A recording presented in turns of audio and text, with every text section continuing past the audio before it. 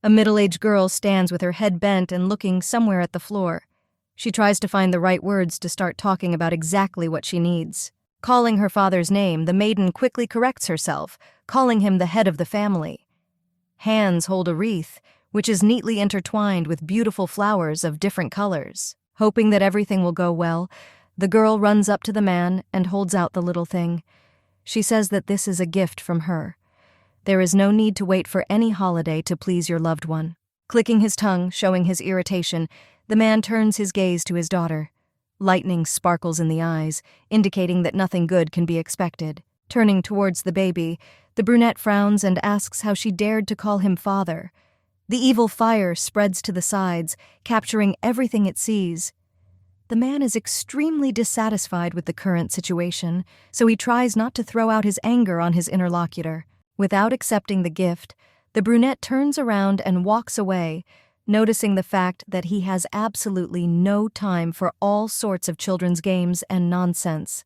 The wreath seems like something too unnecessary, so you can forget about it.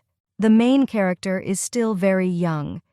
Her name is Leonora Estrella de Hachania, and she is the only daughter of Duke Hachania. Until recently, she was considered someone special, but everyone knows that the maiden is an illegitimate child of the imperial family. The girl just wanted to be loved, because before that, she could not get enough. It really wasn't that bad, but over time, everyone turned away from her.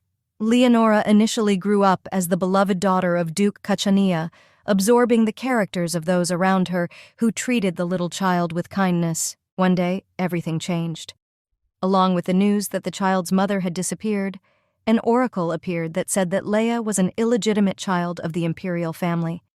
Such news hit the Duke's pride too much, and therefore the man, because of his wife's betrayal, turned away from his daughter and began to neglect her. This attitude remained until the very end of the girl's life, given the fact that the lady died at the age of 19.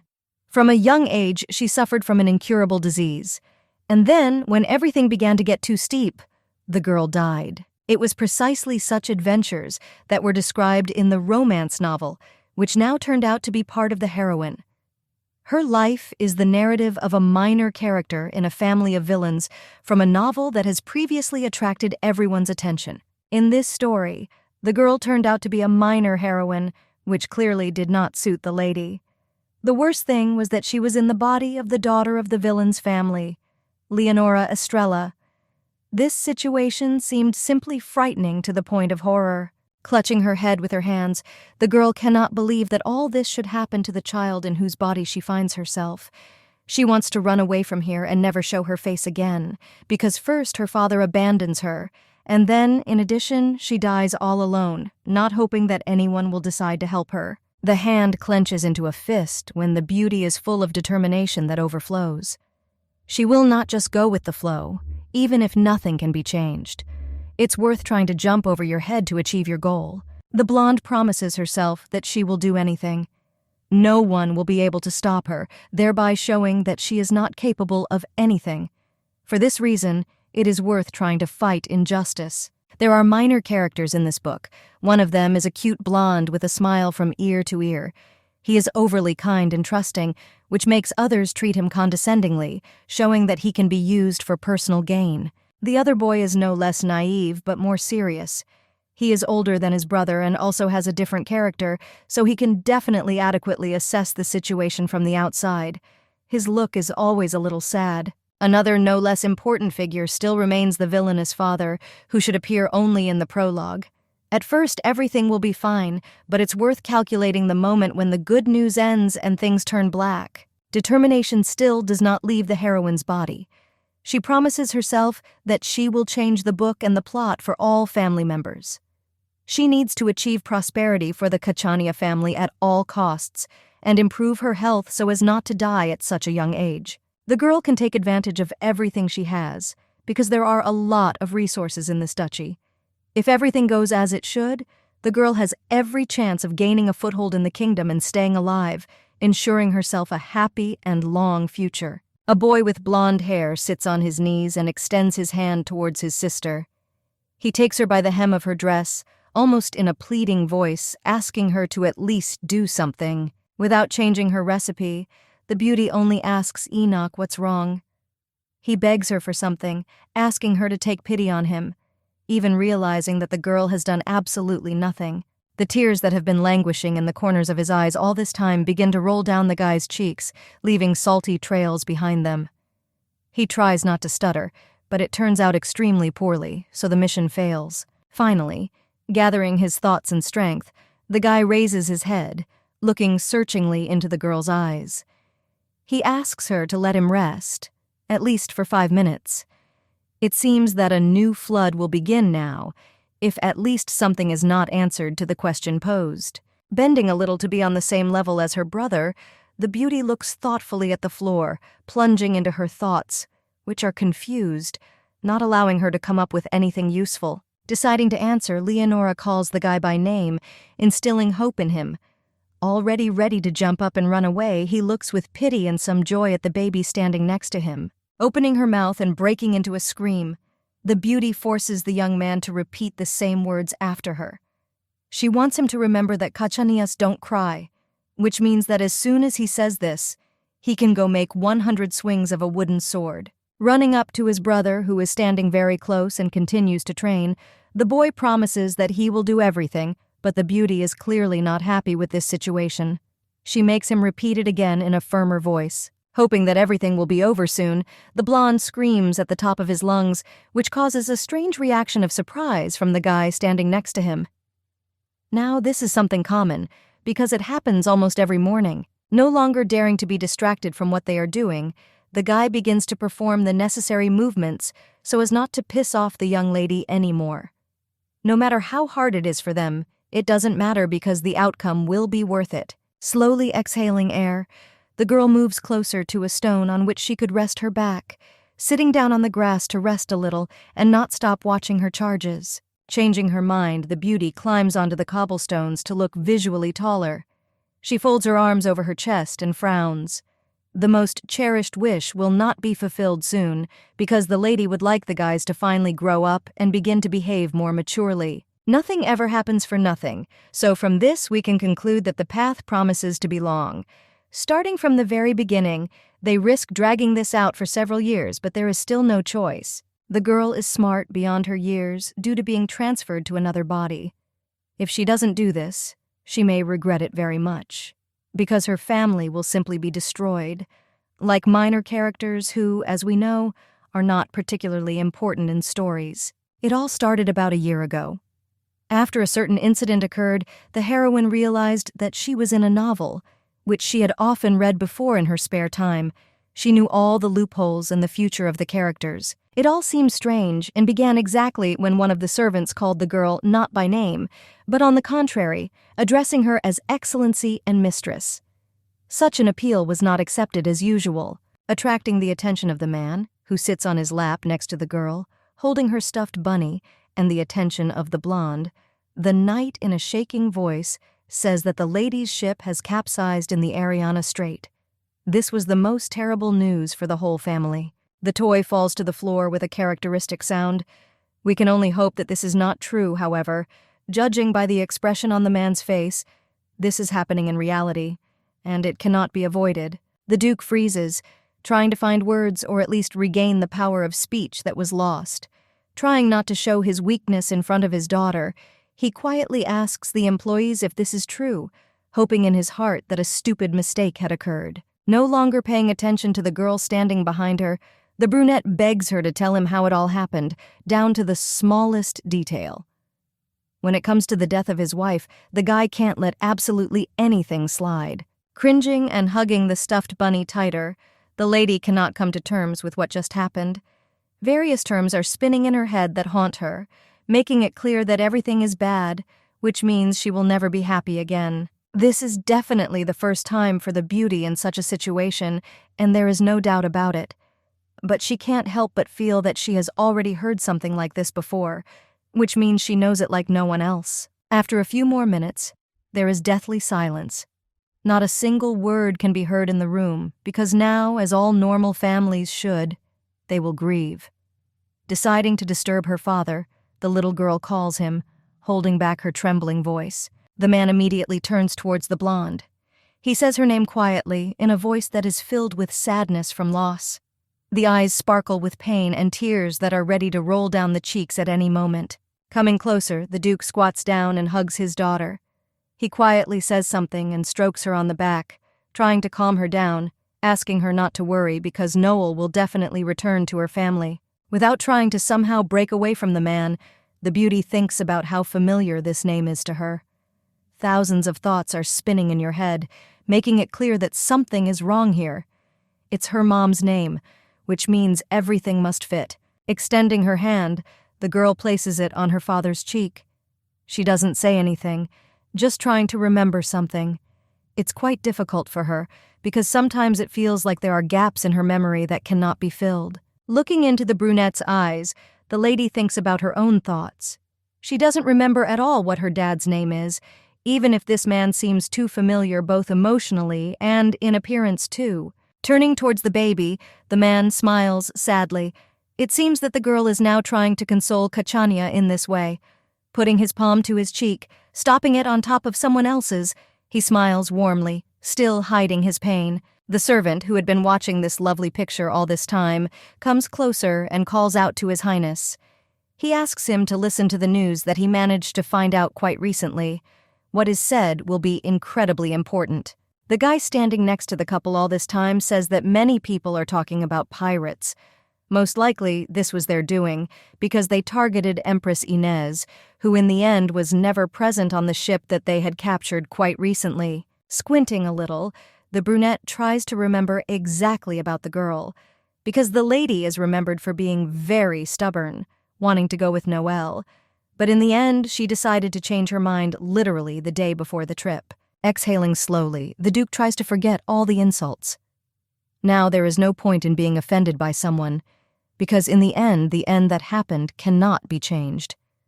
Empress Inez left behind a youngest daughter, who is now also completely alone. Something hits your head, like a heavy stone that lands right at the back of your head. The girl in question seems too familiar, even if the baby has never met her in her life, having been born 3 years ago. Annie's was quite a famous character. Also, being minor, she did not attract too much attention, but played a rather important role in the book, which, as it turned out, became a reality, which terrifies the heroine. At that moment, when the beauty heard the woman's name, her thoughts, which all this time could not get together, trying among themselves, instantly became clear, making it clear that everything was not so simple. Memories from a past life gradually began to return. This was expected, since everything around seemed strange and alien, only because this was not the blonde's home world. She read the story, and that's where she managed to get, even without wanting to. The small hand slowly rises and, stopping near the chest, clenches into a fist. The lips move, not making a single sound, despite the fact that the girl is trying very hard to do everything as best as possible. Coming closer to her father, the little girl, unexpectedly even to herself, grabs her father's jacket, screaming his name. Now it becomes clear why and where this person seemed so familiar, even if it did not inspire any confidence. Without betraying his emotions, the Duke moves away from the child, stroking her head. Everything was mixed up, because the loss of his wife and the good news that the daughter had finally learned her father's name seemed almost incompatible despite the fact that it remained true. Straightening up and standing to his full height, the guy nods his head, because everything turned out to be true. His name really is Gaspard, so it's worth remembering the name and not forgetting it. At that age, it is difficult to say anything, but perhaps a miracle happened.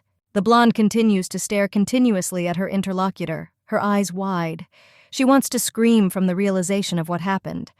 It seems strange that dreams that didn't even exist just came true like that. Falling to her knees, the beauty understands that now there is no point in trying to complain about anything, because it could be worse.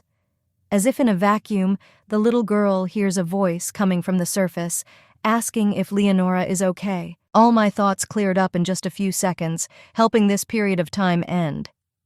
Now it became clear where Leia knew her father's name, and it was also clear what kind of place the young lady lived in. The man was Gaspard Désiré de Hachania, a stern duke who treated everyone coldly, proving himself in battle.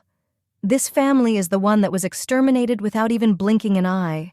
They all resembled a novel that the heroine read in a past life before she died in the most ridiculous way. Even the surname itself is literally translated as insignificant. The family had status, which made the game interesting, but the author decided that everyone except the main characters could die or lose their title under any circumstances, which were not even that important. The eyes mindlessly look to the side, not having the strength to concentrate on anything. The blonde is completely horrified because she has no idea how it happened that she managed to become a minor character. This seems to be the worst thing in this situation, because you don't want to die. The beauty moved a minor villain into the body, who appears only in the prologue. Immediately after it, everything will disappear, and readers will forget the heroine. In her past life, the lady lived quietly and did what she was told. Her adoptive father, the head of national security, chose a path for her that could and should be followed. The woman followed in his footsteps and became a special agent. No one gave her a choice, so she learned everything related to it, trying to do everything as best as possible. Sometimes the training was too difficult and grueling, which made the beauty cry at night, not understanding why the world was so unfair. The girl blindly believed that someday her parent would recognize her and love her as his own daughter. At that moment, it seemed something unattainable. Perhaps if everything came true, the brunette would finally become a happy person. She really missed the warmth of her relatives, but apparently living a normal life with a normal family was something not meant for Leia. It was then that the irreparable happened. The only advantage was a good job, which helped to fully meet my needs, but that's where the list ended. That night, the father betrayed his daughter without recognizing her. Leonora died completely alone, having no friends or acquaintances who could come to the rescue and help save the brunette's life. A sad end always comes to most lonely people. Until now, the baby lived happily as the youngest daughter of the ducal family without remembering her past life.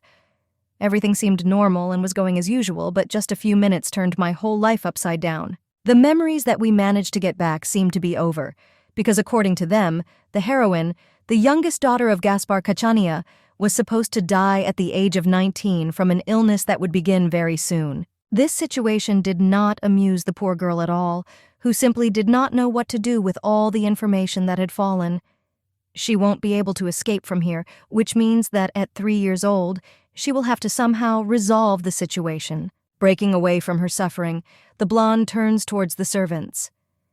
Judging by the plot of the book, very soon another thing will happen that will shock the entire estate. Such moments should not be overlooked, even though they can be avoided. Gaspard, tearing himself away from his daughter, approaches the maid, saying that Leia is not well, judging by the way she is behaving. Doctors, like servants, should pay special attention to this in order to avoid consequences that will be irreparable. Bowing, the brunette promises that everything will be done. If everything continues exactly as it is now, at this rate not only the Duke, but also the entire Cachania family will face a terrible ending filled with pain. Decisiveness has never been a big deal, but it might help now. Leonora must grow up and stop living longing for someone's love, like in her past life.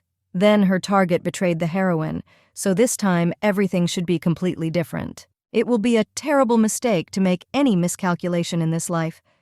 A second chance is given only once and not to everyone, which makes it automatically priceless. The girl is only a minor character, whom her father loves very much. Now that the little girl has remembered everything, she must do everything to prevent this novel from developing according to the plot.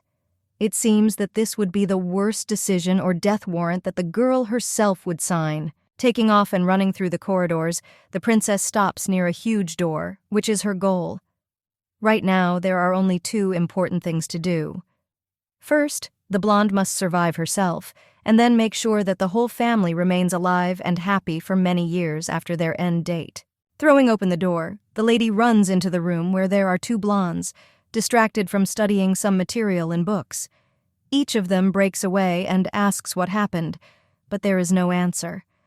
The idea is quite spontaneous but quite workable, so the heroine is going to train her brothers. Freezing and trying to find the right words, the girl realizes that this is too difficult, so she simply calls the couple by name, saying that she really needs their help, because without them, she will never be able to cope alone. Leonora promised herself to change the plot, but all these 3 years, she was just a child who did not pay attention to anything. A fairly decent period of time was lost without a trace. During this time, the beauty realized that finding a solution was not so easy. One of the boys quickly approaches his little sister and sits next to her on the sofa, gently running his hand through her smooth hair. He checks to see if the young lady, who seems out of sorts or just sick, is okay. There is concern in the eyes. Enoch Gwendal de Cachania is the third brother in the estate. His thoughts are always pure, and he himself is sometimes even too naive, realizing that this world is completely different. He can never refuse help to anyone or do anything bad. The second brother is Sylvester Adgard de Cachania. The boy is in no way inferior to the other in his behavior and appearance. They are somewhat similar, although they didn't take much from their father. Caring is also one of the most important, so the guy asks about the main character's well-being. Sitting in the middle of the sofa with my eyes closed and thinking about how to answer such questions.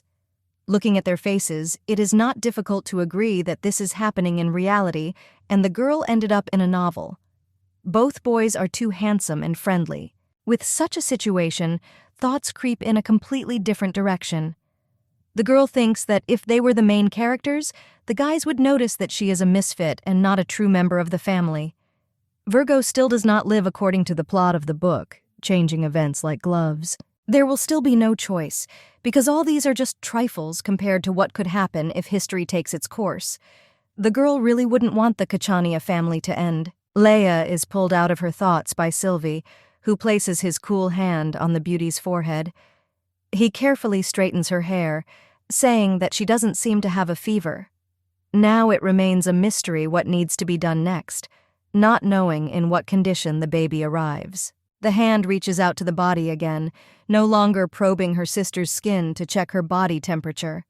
A sad look looks intently at his brother.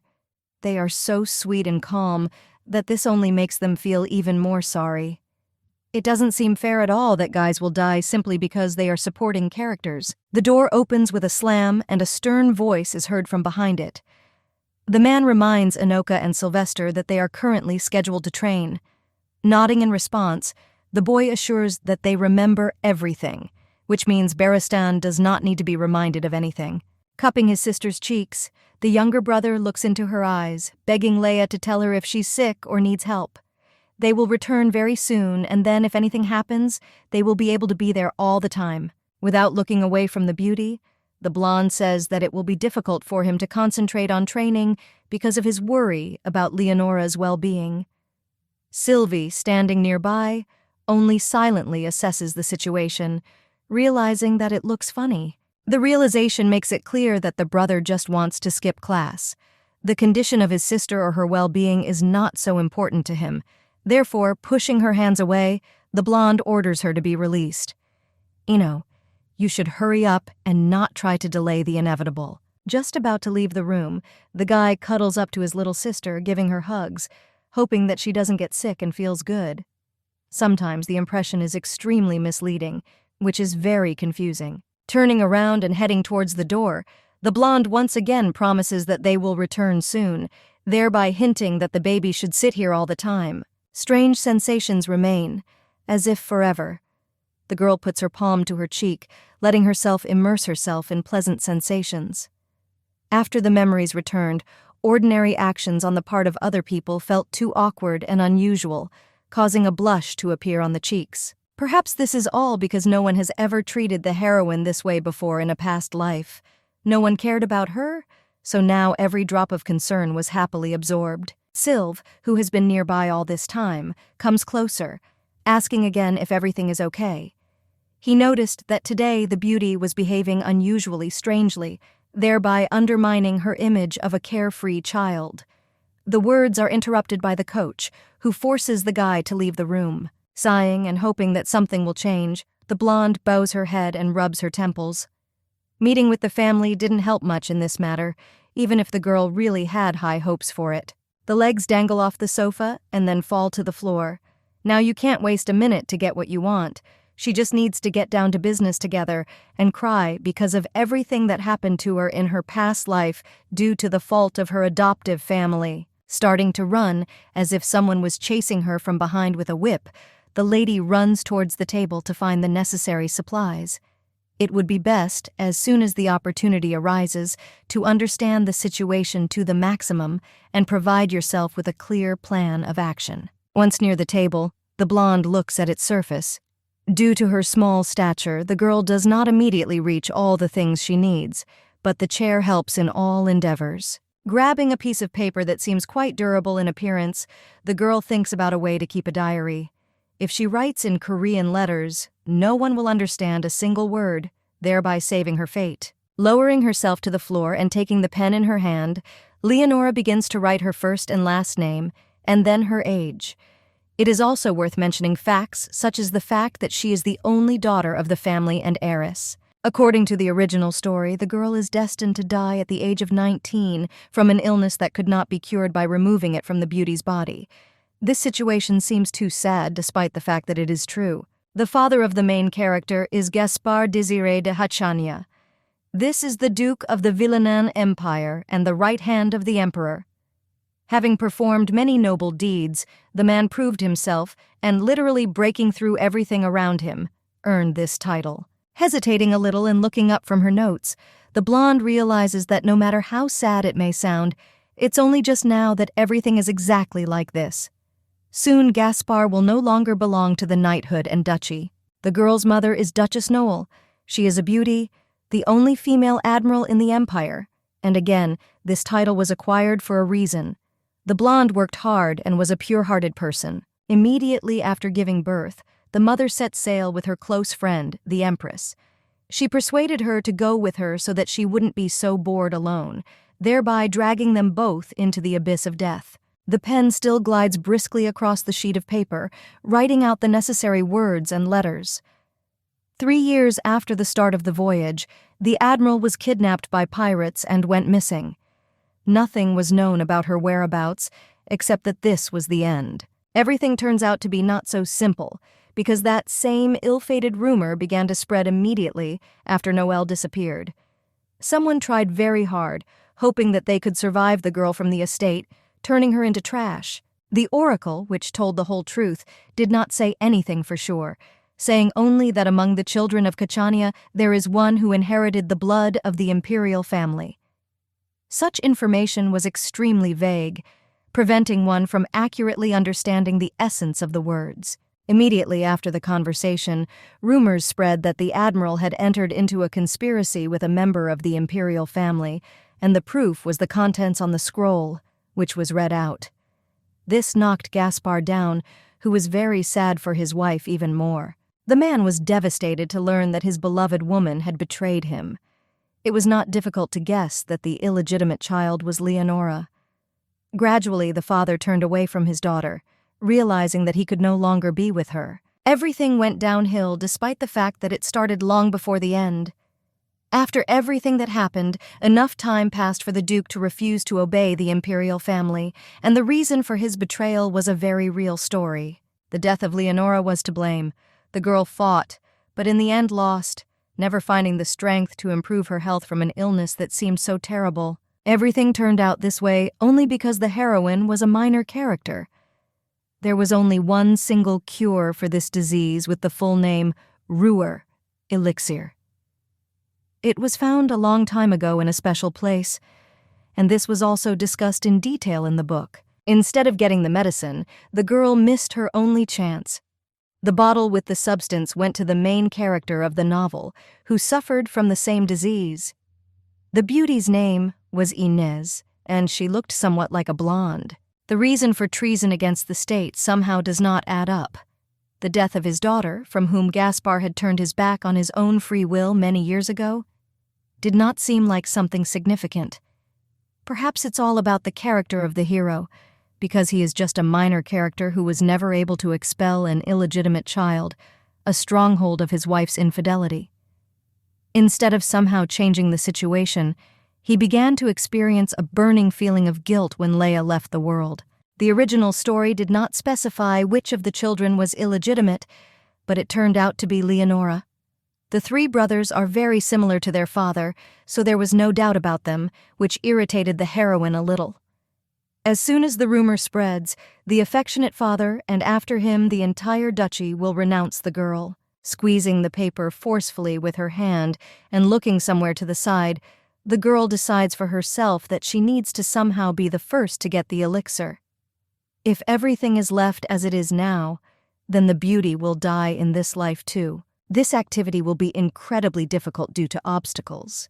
First, you need to overcome the endless desert, followed by the great ocean, and only then find the jar. The girl would never even go there, performing such a feat. The only person who can get the right thing is someone else. Someone unfamiliar. Because this is not the main character, or even His Highness the Emperor, which seems strange at first glance. The person who will be able to help Leonora, pulling her out of this hell, will be none other than the first brother, whose face the baby has never seen. He left the estate a long time ago, so he did not witness the birth of the heroine. The man went traveling, hoping that he would not have to be somewhere near his family. He had a peculiar character that made itself felt, forcing him to constantly run away from himself and everyone around who wants to help.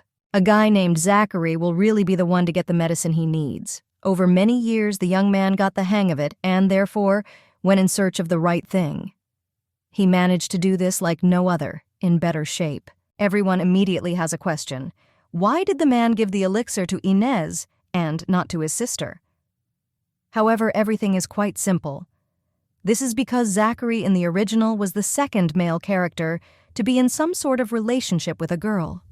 It was unbearable for him to see her suffering. Forgetting about Leonora, the guy committed this act, making his choice. The suffering of his beloved was absolutely incomparable to his dying younger sister, whom he did not even know that well. In each book, the plot is the same, because the main character is an ordinary fool who sees nothing but love, which blinds him. Squeezing her eyes shut and grunting her teeth in anger, the blonde sighs in annoyance. This situation clearly does not suit her, even if it could be attributed to the fact that Zachary did not understand what he was doing, not fully realizing the importance of the situation. Falling to the floor and spreading her arms to the sides, the baby sighs, closing her eyes resentfully after blinking numerous times. Everything would have been simpler if her brother had given the elixir to Leia. The likelihood that he will do this is practically zero. The goal of changing the course of history will be difficult. Looking around, the beauty is ready to cry, because after she remembered her past life, the headache only intensified, trying to take over the beauty. The body instantly became heavy, as if someone had chained several head-sized stones to it. A click on the front door distracts me from my thoughts. The girl begins to get nervous, realizing what a strange position she is in now. Surely these are brothers or servants who came to check on the princess. The predictions turned out to be correct because two maids entered the room. One of them was called Lulu, and the second was Lala. They were blood sisters, although they were not very similar to each other. The brunette says that it's time for a snack, which means you need to sit down at the table where they will put the tray. Approaching closer to the beauty, the maid leans a little, asking what the young lady was so busy with that she didn't even hear the knock on the door. The heroine, of course, has no answer, because no one should know her truth or anything about her past life. Picking up the piece of paper from the floor, Lala examines the written letters in surprise. There is slight surprise on her face when the girl tries to object, shouting that there is absolutely nothing special there. It is impossible for the maid to understand that these are letters and not simple scribbles. After a few seconds, the girl breaks into a kind smile. She thought that the girl was studying, but it turned out that she was just drawing. Touched by this activity, the brunette says that even the mistress's doodles turn out simply beautiful. Now you can relax, because the mystery remains unsolved. The girl is lucky that she is just a child, which means that everything is perceived as the actions of a child incapable of normal things. A tray is placed on the table, on which there are 2 rivers and a glass of water. A bunch of beautiful and sweet-smelling roses from the garden make you feel even better, while Lulu wishes the princess bon appétit. Grabbing hold of one cookie that was sitting on top of another, the blonde opens her mouth and begins to reach out to start eating. However, she is interrupted by a voice that wants to say something, not wanting to upset the baby too much. The brunette frowns and says that Chef Roberti couldn't make his favorite juice because some ingredients were simply missing. He was really apologetic and hoped it wouldn't be too much of a problem. Continuing to apologize, the maid asks to be patient today and remain without a drink, but tomorrow it will definitely be served for breakfast as soon as the new ingredients needed for this arrive. Nodding to let everyone around her know that there is no problem, the beauty continues to chew slowly while the maids around her wail. In their opinion, the baby was offended and now looks away upset, even if the cook promised that everything would be fine tomorrow. Deciding not to interrupt the conversation, the beauty just turns away. No one knows that she is upset, not because of this at all. Virgo just wants to eat while she can, because as soon as rumors about an illegitimate child from the imperial family spread, there will be no choice in food. The estate is exposed to rain and hail. The weather in the evening turned out to be simply terrible, spoiling absolutely everything for everyone around, making it clear that something terrible was already very close, just around the corner. The baby is standing in the corridor in only socks and a dress, looking somewhere out the window. She is scared, and before, when it was raining, the father always stayed and was next to his daughter so that she would not be so scared. Now she is completely alone, not knowing what to do next. Turning towards the empty room, the beauty sighs quietly. He didn't come today, so the living room was completely empty. It was frustrating because before that everything was different, and the memories remained in my head. Catching herself in such thoughts, the beauty quickly shakes her head. Perhaps it will be even better because around now, the man should find out that Leia is not his own daughter. Cringing, the girl wipes away the tears that are running down her cheeks for no reason. The realization comes immediately. It seems as if the whole world has turned upside down. I don't want to admit how lonely the little girl was. She was not used to this, even if her past life was a complete horror without friends and interests. Slowly sinking to the cold floor, Leonora looks away, realizing that she is starting to go crazy. Everything happens as if in slow motion, not allowing you to think about anything and weigh the pros and cons in order to make a decision. Small hands nervously squeeze the hem of the dress, which is already completely wrinkled due to the nerves that continue to overtake the beauty. She is frightened by the very thought that Kachania is simply absent, even if most likely the oracle has not yet had time to tell the news that will mix all the colors, turning everything black. It seems that once the body became a child, then awareness began to adapt to it, allowing everything to be ruined. Now it becomes clear that what is happening is a mind game played against the heroine. In her past life, she experienced great loneliness, so it's strange that now even a small detail or trifle seems so much worse. It is much more difficult for a child to understand why certain things happen, even if the brain understands what is what. The time that the baby spent with her father is just one moment, even if the happiness flowed for 3 years. The girl was not to blame for cheating on her mother, who could not restrain herself. Even if there is still time, the blonde already misses the warmth of the Duke. The man always made sure that his daughter was the happiest person on earth, even if he did not know how everything would turn out. The toys sit sadly against the wall, as if they are also anticipating what is about to happen very soon, spoiling the whole outcome for the heroine.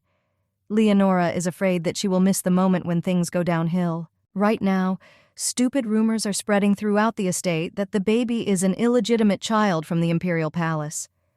Over time, everything will change, even if such a shock takes a few days. Even Lulu and Lala will no longer look in the direction of their favorite. Horror is again reflected in the girl's eyes. She became weak, and that's why she became so emotional.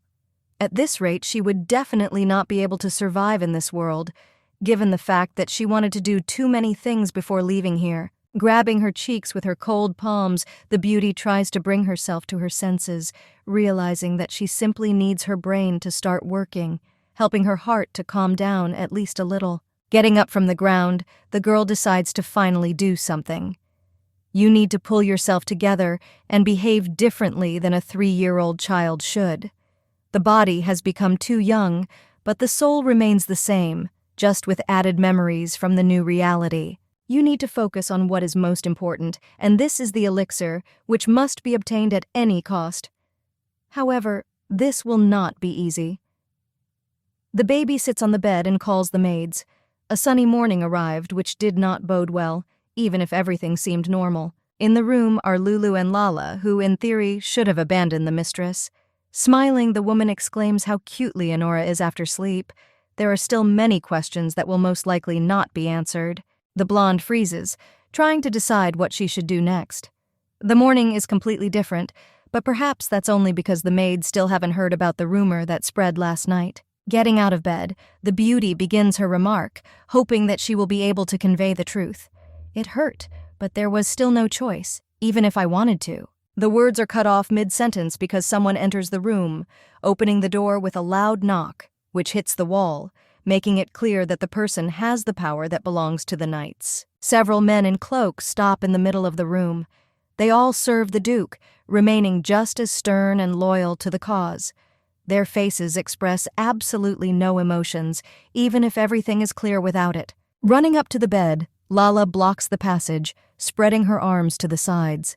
The face shows misunderstanding mixed with anger at everyone around. She asks what the knights forgot in the little lady's room. They had no right to enter here without permission, which was not obtained. The blonde young man turns towards the baby, examining her and looking into her eyes.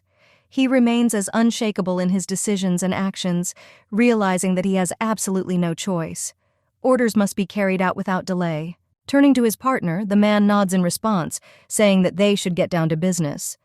Silence no longer fills the space, making it clear that this is the end of a joyful life. The blonde doesn't dare say or object. Slowly getting off the soft bed, she heads to the side to get ready.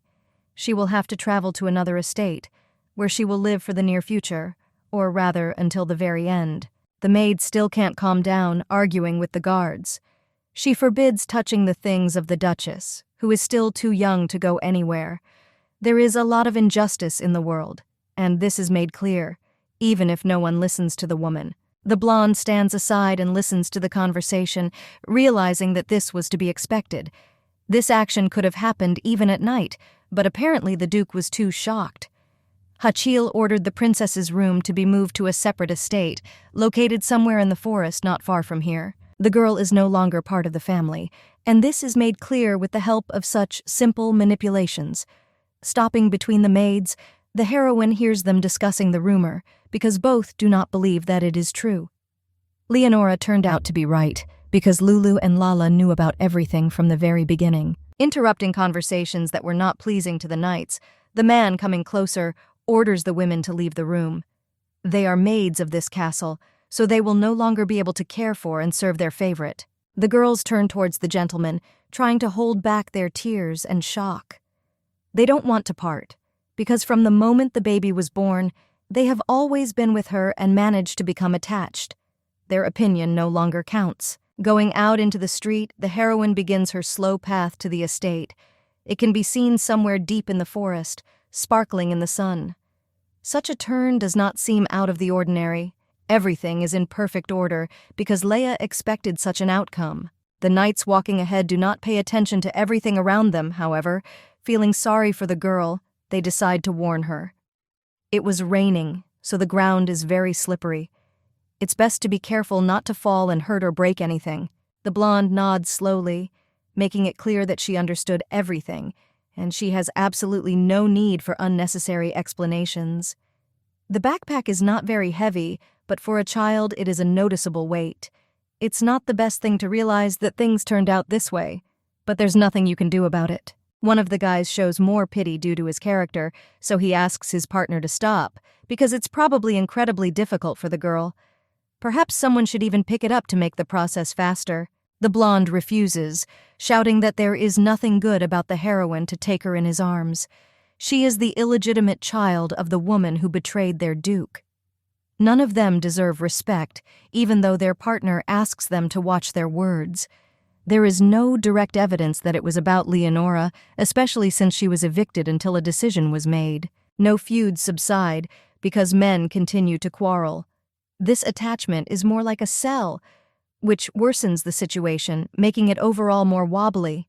The little girl smiles friendly, pretending that everything is fine, even if inside she's very angry. The knights do not watch their words at all in the presence of a child, And if this had happened in a past life, they simply would not have gotten away with it because of the character of the brunette, who is very tough. Trying to restrain herself, the little girl still smiles, while she literally feels cold. One of the guys shrinks and tells his companion that he felt something, to which he simply agrees. The separate building turns out to be much smaller than the one in which Leia previously lived with her family. It didn't make it any worse or downright terrible, because the estate was still spacious and beautiful. Stopping, the blonde begins to swallow air. After everything that happened, they finally reached the house, and now it seemed like a bad dream. There was not enough strength for anything, and this was precisely a huge minus in the child's body. Short legs and poor endurance did not change themselves. The guy comes closer and puts down a box of things, turning to Mrs. Nora, saying that they delivered the girl and her things. The name that just left the knight's lips is incredibly frightening because it is quite familiar. Smiling an evil smile and trying to hide her motives, the woman nods, saying that she can take care of the rest. She didn't need more information because she knew perfectly well about all the rumors and other gossip. The blonde slowly turns towards Teacher Nora. The lady was a sadly familiar character who also had a separate page in the book. Not much has been written about it, but it also paid off.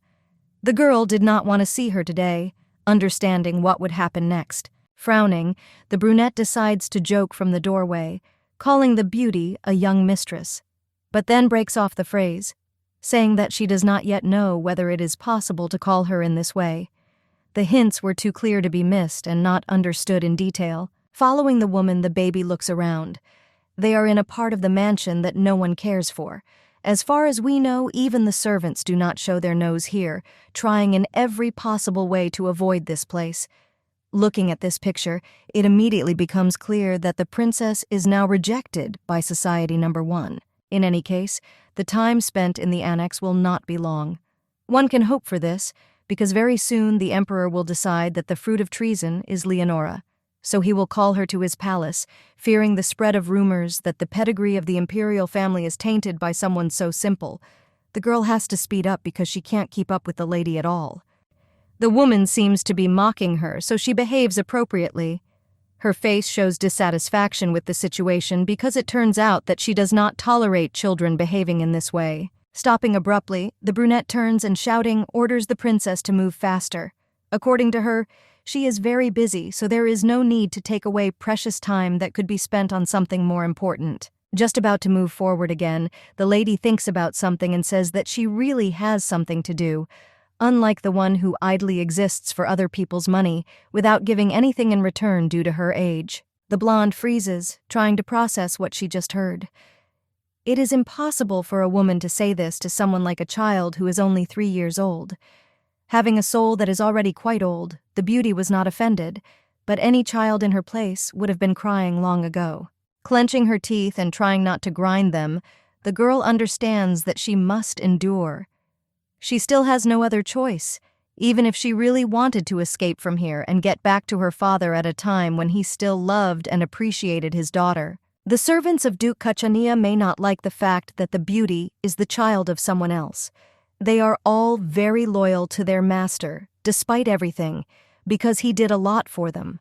This becomes clear after numerous moments when the servant saved the man, helping him with literally everything.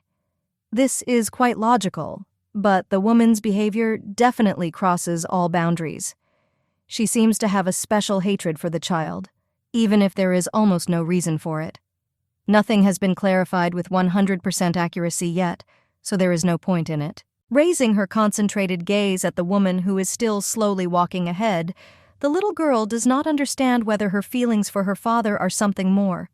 Perhaps the teacher felt something stronger than just devotion, which, however, was none of her business.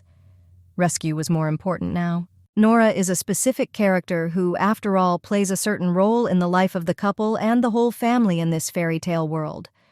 Much more could be written about her, but she is an extremely secretive person who experiences extreme discomfort when she is being watched. Walking down the corridor and slowing down a little, the lady stops near a door. Slowly opening the entrance, the brunette points her hand inside. This is where the heroine will live, because this room is intended for her by the Duke himself, which is definitely kept silent. Turning her gaze to the room, the little girl freezes.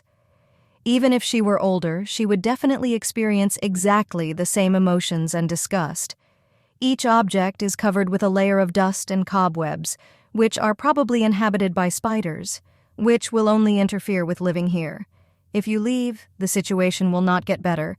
It will only worsen the situation. Tilting her head to the side, trying to appear friendly, the brunette says that if something is not clear, you need to ask now, because after that, the woman will simply go about her business, leaving the girl completely alone to do what she wants. Deciding on an important step, the blonde asks about the line she said earlier. After all, the maid mentioned someone who exists idly. No one specified who exactly they were talking about, but it would be nice to understand what exactly and why. Freezing and turning to the side to say something, Nora grins disgustingly. She definitely decided to test Leonora's nerves, not knowing what the girl is capable of when she is angry over trifles, distracting her from her plans. Turning and pointing her finger towards the sky, the brunette talks about the Duke's dead wife.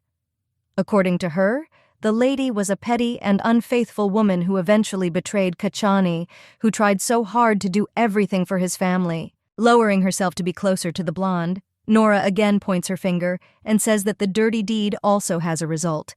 And this is Gaspar's youngest daughter, who is standing right now a meter away from the lady. Frowning and trying to swallow anger and resentment, the heroine does not understand why all the servants in this estate are like this.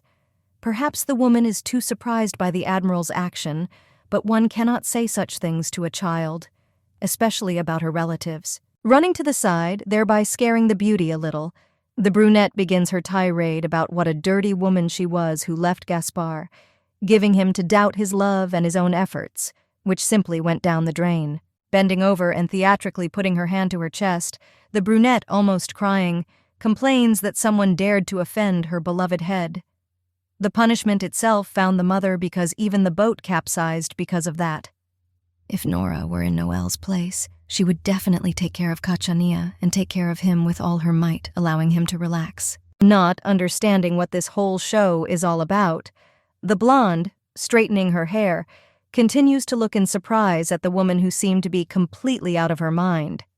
I would like to say that this is too inappropriate for a servant, but now the princess also has no say. The mother, whom the baby doesn't even remember now, is being insulted, and something needs to be done about it.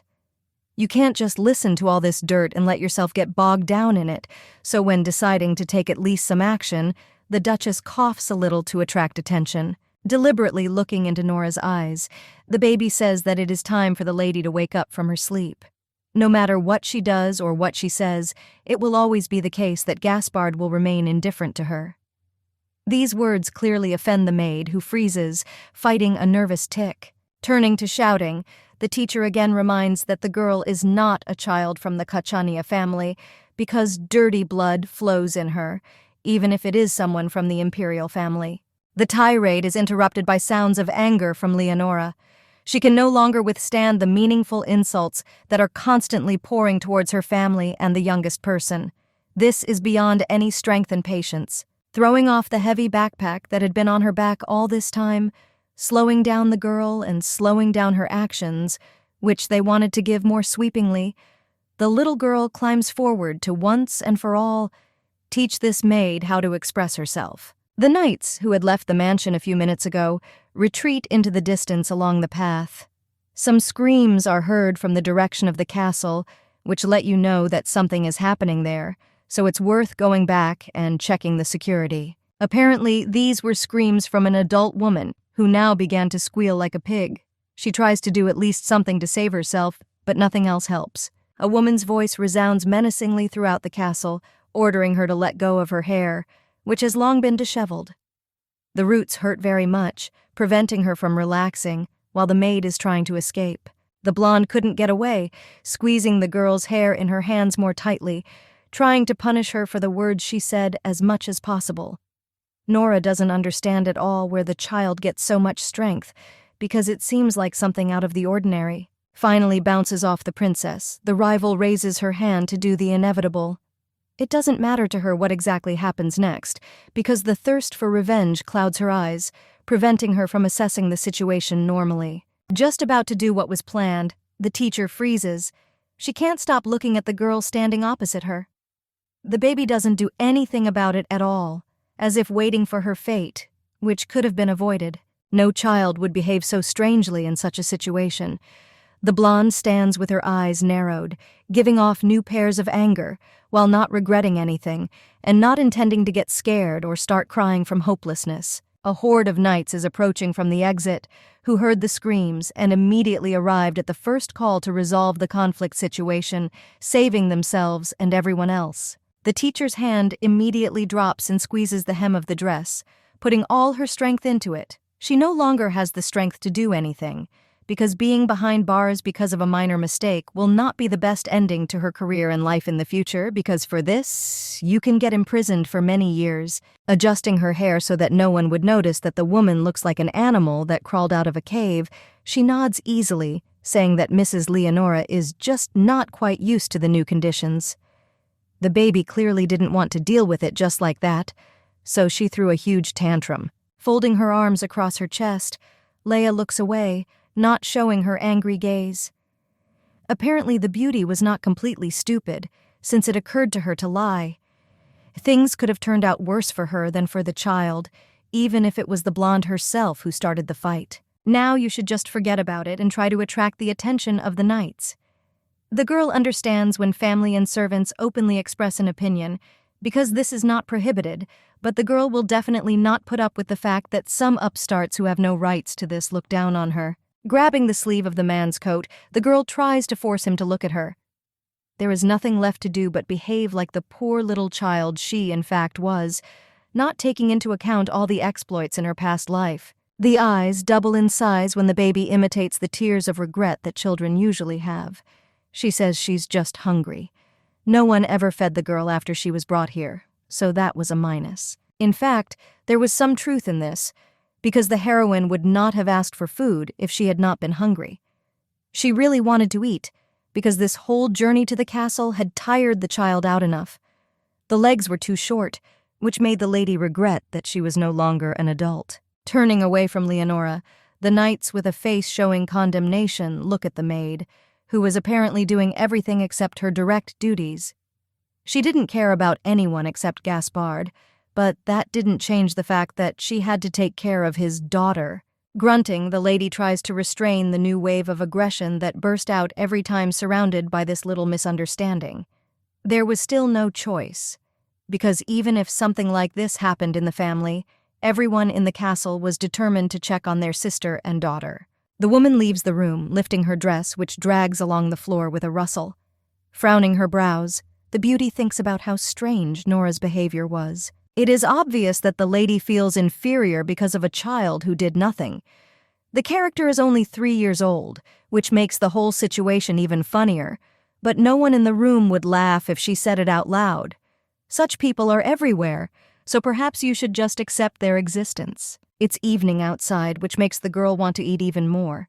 She did not even have breakfast, because the arriving guards immediately sent the princess to another place intended for the residence of Her Highness. Sitting on the balcony, Leonora carefully examines her hands. After the incident, the little girl became seriously interested in the forces that were hidden in the young body. It seemed like there was something similar to mana in Leia's body that made it more beautiful. Smiling, the beauty looks as if spellbound at her hands, which now look completely different. It will be possible to find a way to live with this, after all the hype around her person finally subsides. Approaching closer to the edge, the blonde looks at the sunset, when the sun slowly but surely continues to set behind the mountains. It will be necessary to try different ways of receiving mana, because it is possible that the girl will be able to learn to control it using the plot of the novel. Attention is drawn to sounds coming from behind the door. The girl does not quite understand what is happening, because she was more than sure that there was no one there, and she was left completely alone, even without servants. Looking to the side with interest, the heroine thinks about who it could be. There was no one who would want to come to her, unless it was Nora, who after sunset decided on revenge served cold. The doors slowly open and a green bow tie appears. From it, you can immediately identify the person who arrived to the princess because he is well known to her. Freezing, the blonde smiles in surprise. She is incredibly happy about this turn, because this is the cook Roberti, who always prepared the best for the lady when she lived in the old castle with her family. He cared deeply about the health of everyone around him, so he took the job. Smiling in response, the man is glad that the girl remembered such a low-born person. He is always too kind, and is always afraid to say the wrong thing so as not to offend anyone or hurt another person. Beauty freezes, but then realizes that it seems almost impossible. The guy simply could not be here, especially since recently this has been prohibited. He had no motive, and simply coming to visit the heroine seemed an even more absurd idea.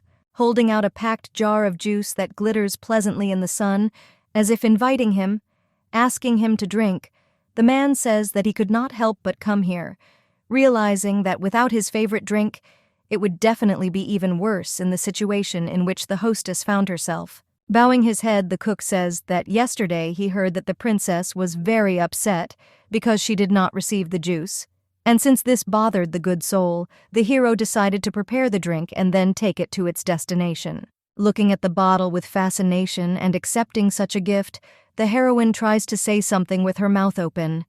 A quiet "thank you" becomes the only thing that can be said, despite the fact that this is more than enough for the humble servant and employee. Turning her head, the beauty freezes.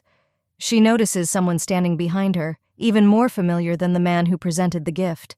The blonde seems upset, even if his face is not entirely readable without seeing all the emotions. Sylvie, who has been nearby all this time, quietly asks what it was.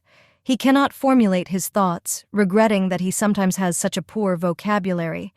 He seems disappointed, although there is nothing wrong with this, because his sister is only 3 years old. Quickly apologizing and trying to argue something, the cook tries to find an excuse. Leonora, not understanding what is happening, slowly bows her head. It will be necessary to find out what her brother forgot here, who, like everyone else, turned away from her even when the news about the dirty blood became known. The young master does not want to listen to anything at all. With his hands folded on his chest, the guy glares at the couple with a gaze that is ready to freeze anyone. You can understand that he does not like what is happening. Still not moving, the blonde repeats his question again. A man who is a servant is obliged to answer it and say what and why he just gave Leonora. She doesn't even deserve this, but of course, this won't be said out loud. The brunette takes off his chef's hat and bows his head respectfully. You can see regret on his face, even though he hasn't committed any crime. It seems that he is unable to compose himself, so he simply mumbles words of apology. Trying to transfer her spirit to another, the blonde seems to be begging Robert with her eyes not to be afraid of the child.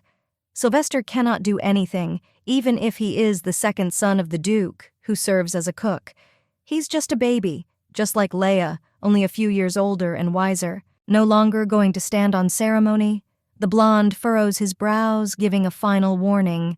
He no longer intends to wait for an answer, and if nothing is said within a minute, it will become unbearably difficult for him to control himself and his anger with character. Deciding to take this step, Roberti almost shouts that he has arrived to give the lady the juice that she was unable to get yesterday at dinner and snacks. The boy still remains unshakable, not intending to pay attention to the frightened expression on his face. The eyes sparkle, terrifying everyone around. An icy voice pierces bones and skin when the guy asks if the cook has received permission from the Duke himself. After what happened, this is mandatory, despite the fact that the servants sometimes disobey this. The brunette, no longer able to bear it all, bows his head even lower, on the verge of bursting into tears. He does not have permission, and, of course, the Duke knows nothing about this, since he did not consider it necessary to bother the man over such trifles. The blonde standing nearby carefully looks into the eyes of her companion. She wants to somehow console him, or at least somehow help him, saving him from the wrath of her brother, who probably himself does not understand what is happening and why he is doing this. A wave of animal anger rolls over the heroine. Sylvester had no right to show up at the estate like that, and then interfere with the cook, who had not done anything wrong at all. My brother definitely had some problems that could not be explained. Looking at the blonde, the girl just wanted to start screaming. He doesn't seem to have anything better to do, so he came all this way just to swear. The guy doesn't like it when the cook takes care of an illegitimate child, so when he decides to compare injustice, he pisses everyone off. There is no way out because screaming will not help matters, so the princess hands the bottle of juice back, saying that she refuses to drink it. It's best to pretend that she's not on anyone's side, just so that no one gets hurt later. Fingers gently move the jar back when the man refuses to accept it. He brought it especially for the lady just to be drunk. The glass flies to the floor, shattering as it is passed from hand to hand. The brother stops and watches the thing fly, as if in slow motion. Falling to the floor, the fragments scatter into millions of even smaller particles, which are more than sharp. The young man breaks into a scream. The brunette jumps in horror, starting to fuss around the girl. He tries to find out if she is okay, even if he himself sees that things are, to put it mildly, not very good. Everything becomes clear from the facial expression. We are talking about the wound that now takes place on Leonora's body. The eyes of the guy who staged this whole performance grow to enormous sizes, making it clear that he made a huge mistake when he came here, ruining everyone's mood. The scarlet liquid spreads across the floor in small puddles. The smell of berries and lemon balm spreads throughout the room, making it clear that the compote tasted simply wonderful. It was never possible to try it, which was a great loss. The girl looks down at her leg, examining her ankle with interest. It was just a small scratch on my leg, even if in other people's eyes it was completely different. Not allowing his sister to finish her sentence, the guy picks her up in the air so that she no longer tries to do anything or take even a few steps, which could have an extremely bad effect on the condition of the wound as a whole. Walking forward, still holding the child in his arms, the young man asks Roberti to call the doctor to apply a bandage. You cannot waste a minute, because sometimes even a few moments are enough to make it impossible to do anything else. The brunette turns around and breaks into a run when, as the man follows, he asks him to hurry up.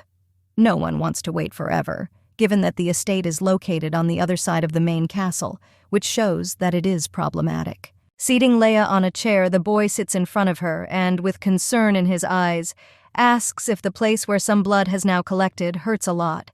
He doesn't want anyone to suffer, especially when it comes to someone close to him. The blonde silently clutches the hem of her dress, not even wanting to look at her interlocutor. He is so worried about a small scratch, although just recently he tried to take away some juice. There is no logic here, which only makes you feel even worse. The brother still silently looks into the eyes of his companion. He no longer says a word, only expressing his sympathy. Even through the mask on his face, you can understand that he regrets what he did. Frowning a little, the little girl thinks about what she should do. It is difficult to understand what Sylvie is thinking, who always walks with a straight face. He came here to say something, but in the end he clearly abandoned his idea. Sylvester never had a friendly personality like Enoch, so he was clumsy in expressing his feelings. Usually he just preferred to sit next to the couple and watch them have fun, distracted by reading a book or something else. The little girl understood that it was not the boy's fault that his care was developed differently. Moreover, no matter what, he still always looked after Leonora, because she was his beloved younger sister. You should forget about this, locking all your feelings. Now the Virgin is no longer a relative to her former brother, so there is no longer any reason left to take care of her, trying to do everything for her in the best possible way. Approaching a few steps, the blonde gently asks Leia if her leg hurts much. The next sentence is even more strange because the guy wants to check and examine the wound to understand how bad it is, but he is interrupted mid-sentence. The hand carefully reaches closer to touch and understand what happened, because perhaps everything is better than they think. There is not enough strength for anything. No longer willing to endure such uncertainty, the girl sharply puts out her arms and pushes her friend away from her with wild squeals. She wants Sylvester to leave as quickly as possible, leaving the place. Freezing and staring at his sister, the blonde asks a question in surprise, trying to find out what's wrong. It seemed to him that he had done nothing wrong, despite the fact that something had happened here. Trying to push her feelings as deep as possible, the beauty swallows noisily. She should stop giving in, because it will be much easier in the future without them. In such an environment, you shouldn't value anyone, because people also most often do not value anyone in return. This is how it should be, and the choice has already been made. Turning again towards the familiar, the process sullenly orders him to leave here and not interfere with her focus on other more important things. The plan will not fulfill itself, so it is worth starting from the first point. Walking away a short distance, Sylvie asks again, not understanding whether they really want to kick him out. He can't believe that Linny wants it to end. Young children tend to behave capriciously, even if they realize it. Trying not to cry, the beauty gathers all her strength into a fist and repeats her request again. She doesn't care about the feelings of people who will never care about her again and consider her a scum of society who was born as a result of a mistake. Not giving up, the blonde asks why everything turned out the way it did and what the reason was. He can't leave just because the girl gets it into her head that she doesn't need anyone else. She's just not in the mood. And that's the truth. Leia, clutching the hem of her dress, ponders the true answer. She doesn't want to repeat the mistake of her past life, no matter how strange it may sound. It's too late, but we need to admit it now so that in the future feelings do not become an obstacle to something great. Perhaps it's all just a dream, but then it's not the most pleasant thing out there. In this dream, the girl just wanted to have a family. They renounced her, causing more pain than if the whole truth had been revealed in the first place. Leonora did not consider herself guilty because she could not monitor her mother to prevent a mistake. The boy interrupts Leia's thoughts by calling out to her again. It is not clear why the Virgin periodically freezes, trying to find words that ultimately will not be spoken. The girl asks not to call her that again, because there is a logical reason for this. The pain accumulates, about to shoot at the most inopportune moment. Bowing her head, the blonde swallows hard, saying that Sylvie is not her brother. There is some truth in this, because by blood, they are absolutely nobody to each other. A little time will pass away, and then it will be possible to even forget about the existence of man. The boy's eyes widen in horror. He expected anything but this, because the words hurt his heart very much, breaking it into thousands of small fragments and leaving it lying somewhere on the floor. The words are unfair. The blonde takes a few steps back, opening his mouth in surprise. The same words echo in my head, making it clear that my sister really meant it. The princess never wastes words, even if she's only 3 years old.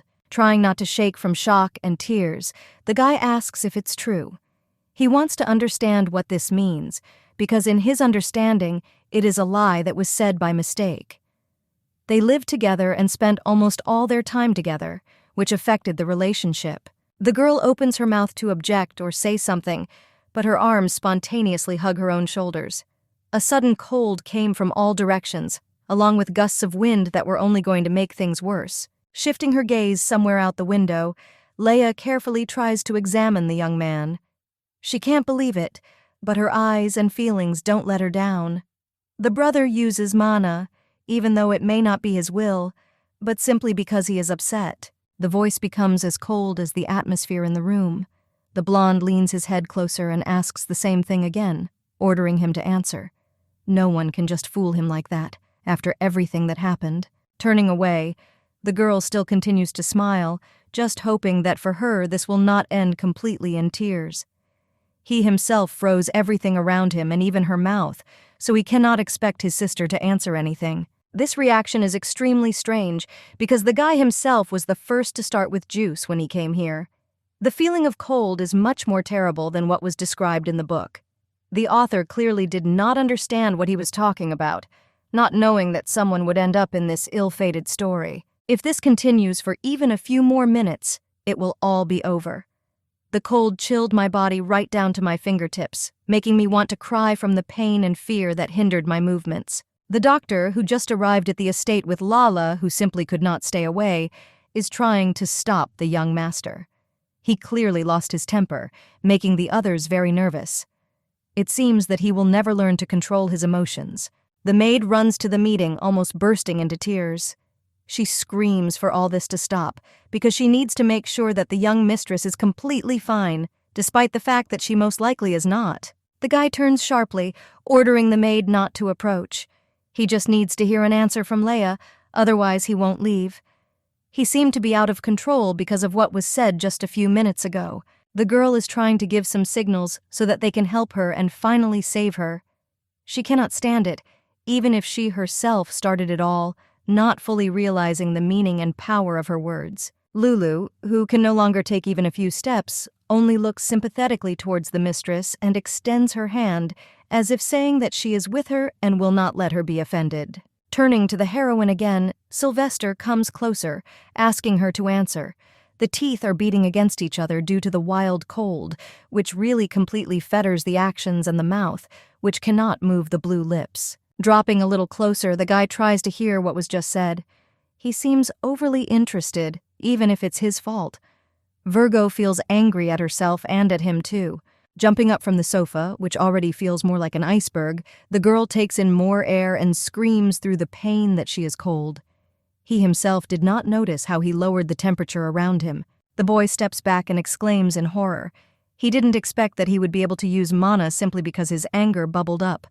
The cold makes your head feel dizzy and hard to think, making it difficult to concentrate. No longer having the strength to understand what is happening and stay on her feet, the beauty falls to the floor. Sylvie runs closer, grabbing onto her, preventing her sister from hitting her. As soon as Leia gets better, she will definitely deal with the young man. The eyes slowly close, remaining only strong enough to look at the interlocutor, who does not move away, trying to calm his nerves, which have finally manifested themselves. The girl will definitely tell everything to her father so that he can do something about it. Looking at her brother for the last time, who is running around her in fear, the princess sadly remembers that she no longer has the right to complain to Gaspar. He doesn't love her anymore, which means he won't even listen to a single word that leaves the beauty's lips. It was evening outside. The girl slowly opens her eyes, not understanding where she is. The father, sitting nearby, notices the movements, realizing that Linny has woken up after everything that happened. The girl wonders what her father is doing in the annex. He could only get here because of his anxiety. Before she has time to say anything, the beauty sneezes. She seems to be quite seriously ill. The boy stands behind the almost transparent curtains, quietly watching his family talk. The man responds, "Sylvester." He is clearly visible, so everyone has long guessed that the young man is hiding there. Looking at her brother in surprise, the little girl only wonders how exactly he got there and how long he has been standing there. Frowning, the brunette asks his son if he wants to say something to his sister.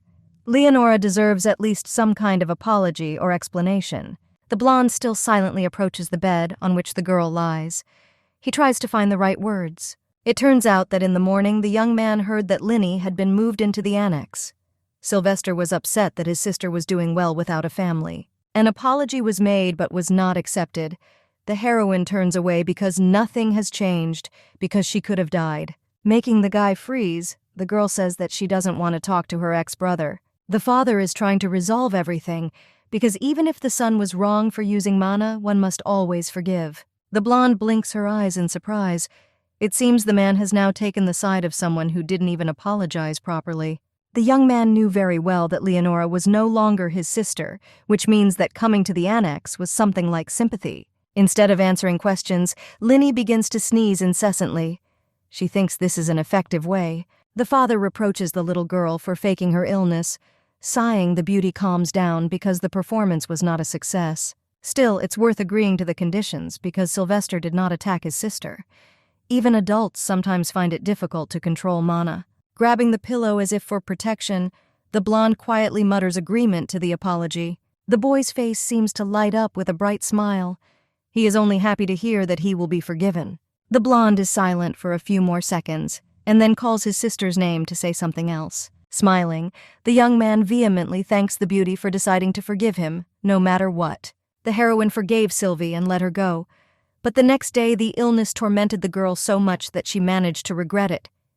She will never forgive him, because she still holds a grudge deep in her heart. In that world, knights who can handle mana are called soul knights.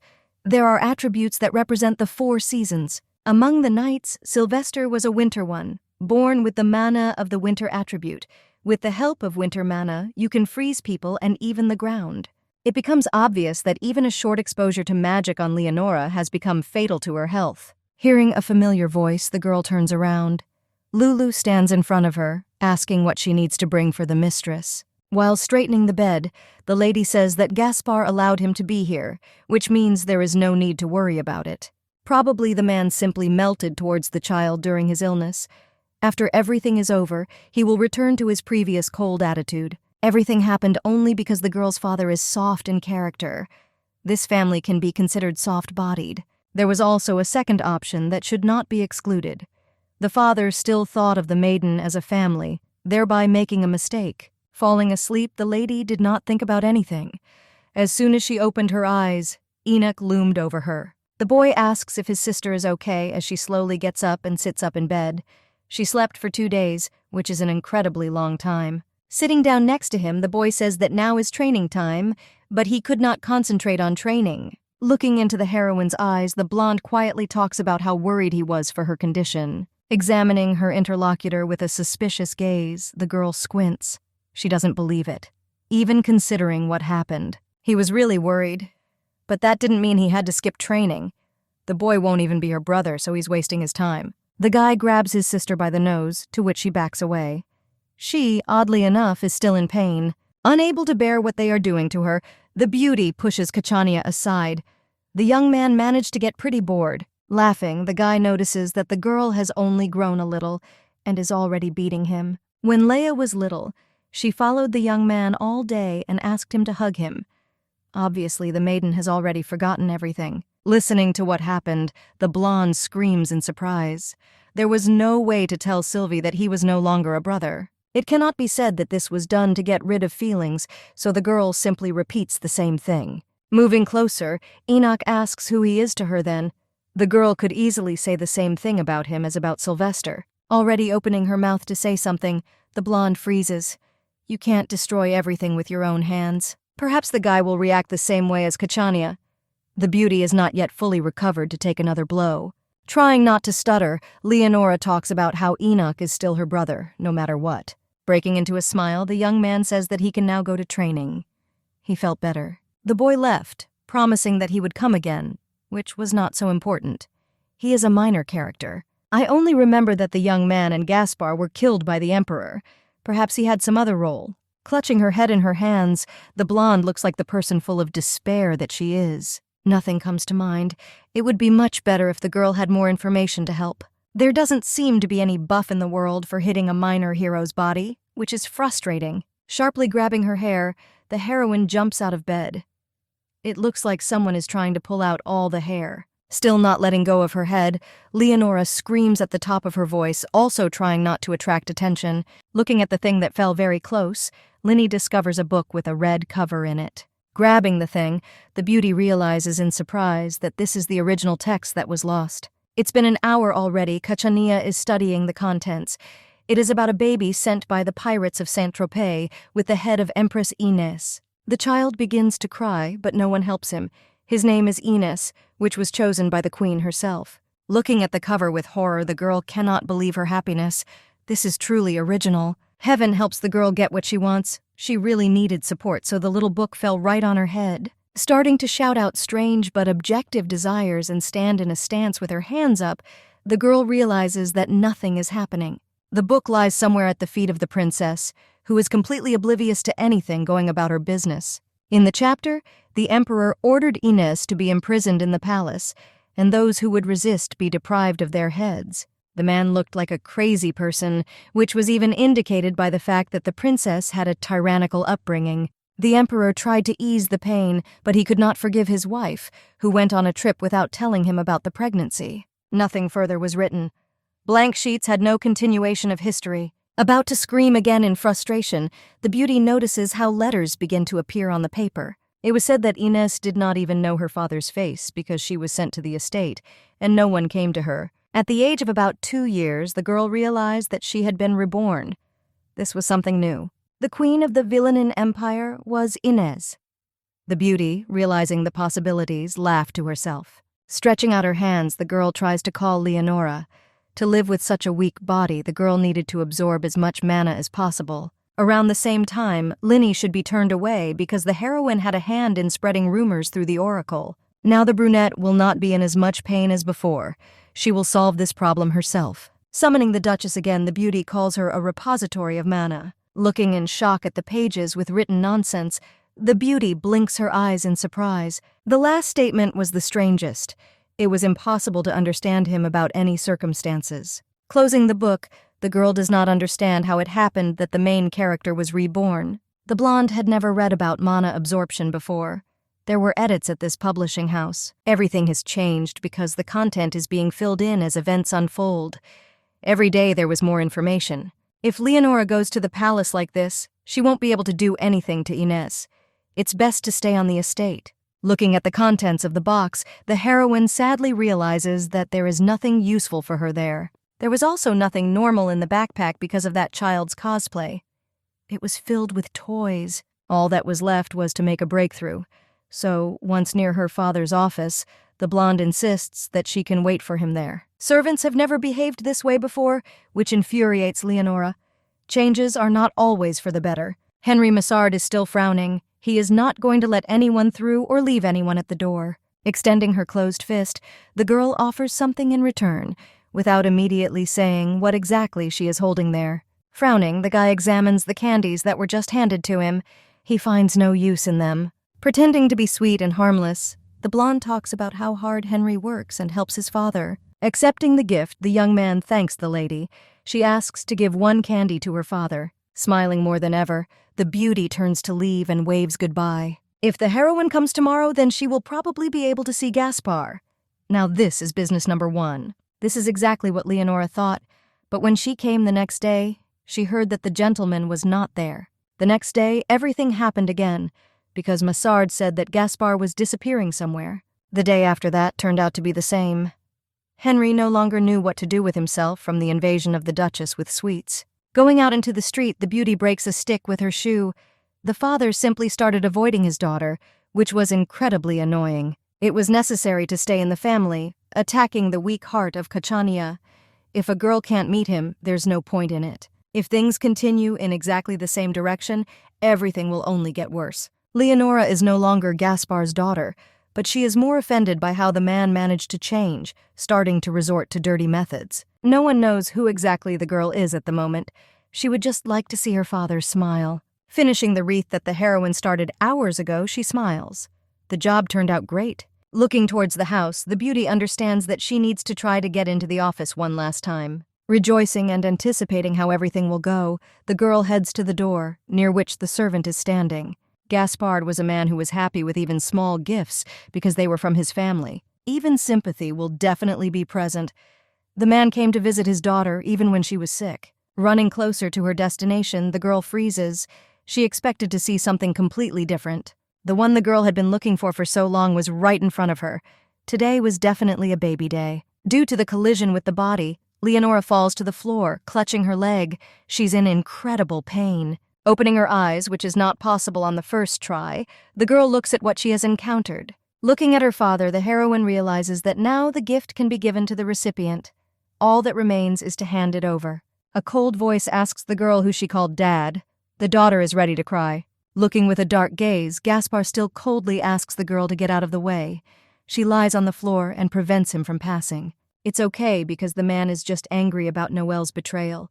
Addressing him as head of the family, the beauty looks at the floor. Running closer, Leia says that she wants to give something away, holding out the wreath she had in her hand. Accepting the gift, the young man makes his daughter's eyes light up. Now everything should definitely work out according to plan. You don't have to worry about anything anymore, because the man has a rather gentle character, which will be a confirmation. All dreams are destroyed as soon as the interlocutor throws the little thing and steps on it with his foot, as if it means nothing. Looking at what is happening with glassy eyes, the blonde tries to hold back her tears. The man chuckles. He didn't quite understand why he was given some unnecessary garbage that was completely unimportant. Once again, ordering his daughter to disappear from his sight, the man asks her not to engage in useless matters. No matter how betrayed Gaspard feels, he would never call his child trash. Something doesn't fit with reality, so the beauty calls out to the young man, who was already leaving for his office. Kachania freezes, never turning around. He doesn't say a word, which makes the situation seem even more ominous. Frowning his brows, the brunette is ready to explode like a bomb. The girl is incredibly annoying to the young man. Without keeping herself waiting and without giving time to think, the blonde takes a running jump on the figure. Not understanding how this happened, the brunette tries to put all the puzzles together. The girl is still just a child, but she has such strength. The man is unable to resist and falls, remaining on the floor while the daughter says that she doesn't care. Pointing her finger forward, the blonde asserts with complete confidence that the man is not her dad. Gaspard freezes, silently looking at his interlocutor, who seems to have revealed the whole truth. It all started 3 years ago. The guy is sleeping, seeing a woman's silhouette through his slumber. The girl, without any intention of standing on ceremony, calls out to Kachania, turning to a light cry.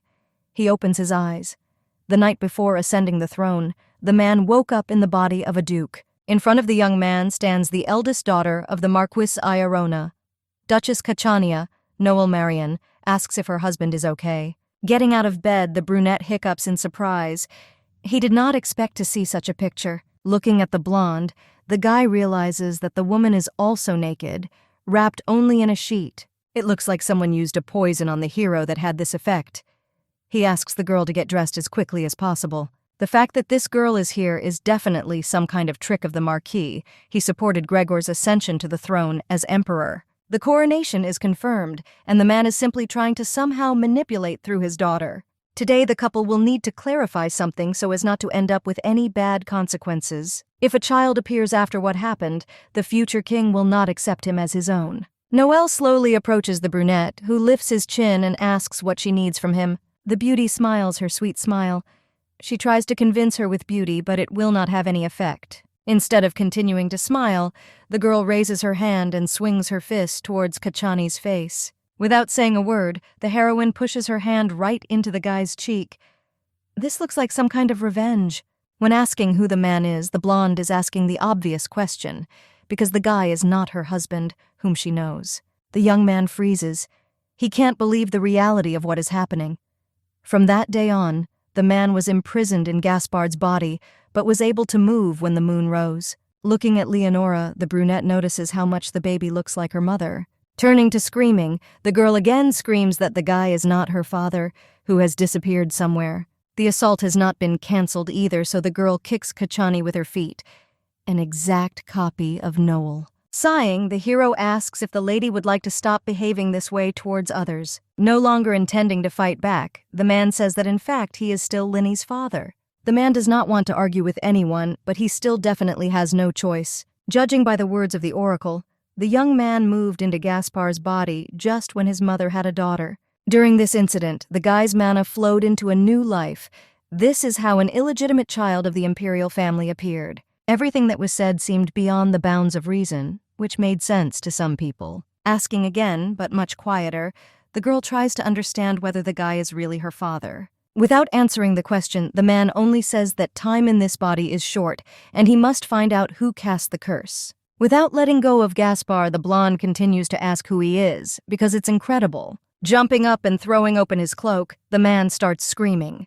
The girl seems to have gone completely deaf or simply wants to die at his hands. The hero doesn't like the fact that the mana has flowed to a new person, so he comes up with a way to absorb everything back. Looking at the outstretched hand, the girl only thinks about whether this will be her real end or not. Sharp pain overtakes the whole body. The feeling as if the heroine's strength is leaving her does not cease to haunt her. Calling out to her father, the little girl screams that she is in pain. Hoping that the words will be heard, the maiden shrinks. The hand drops sharply, making the beauty realize that the pain is subsiding.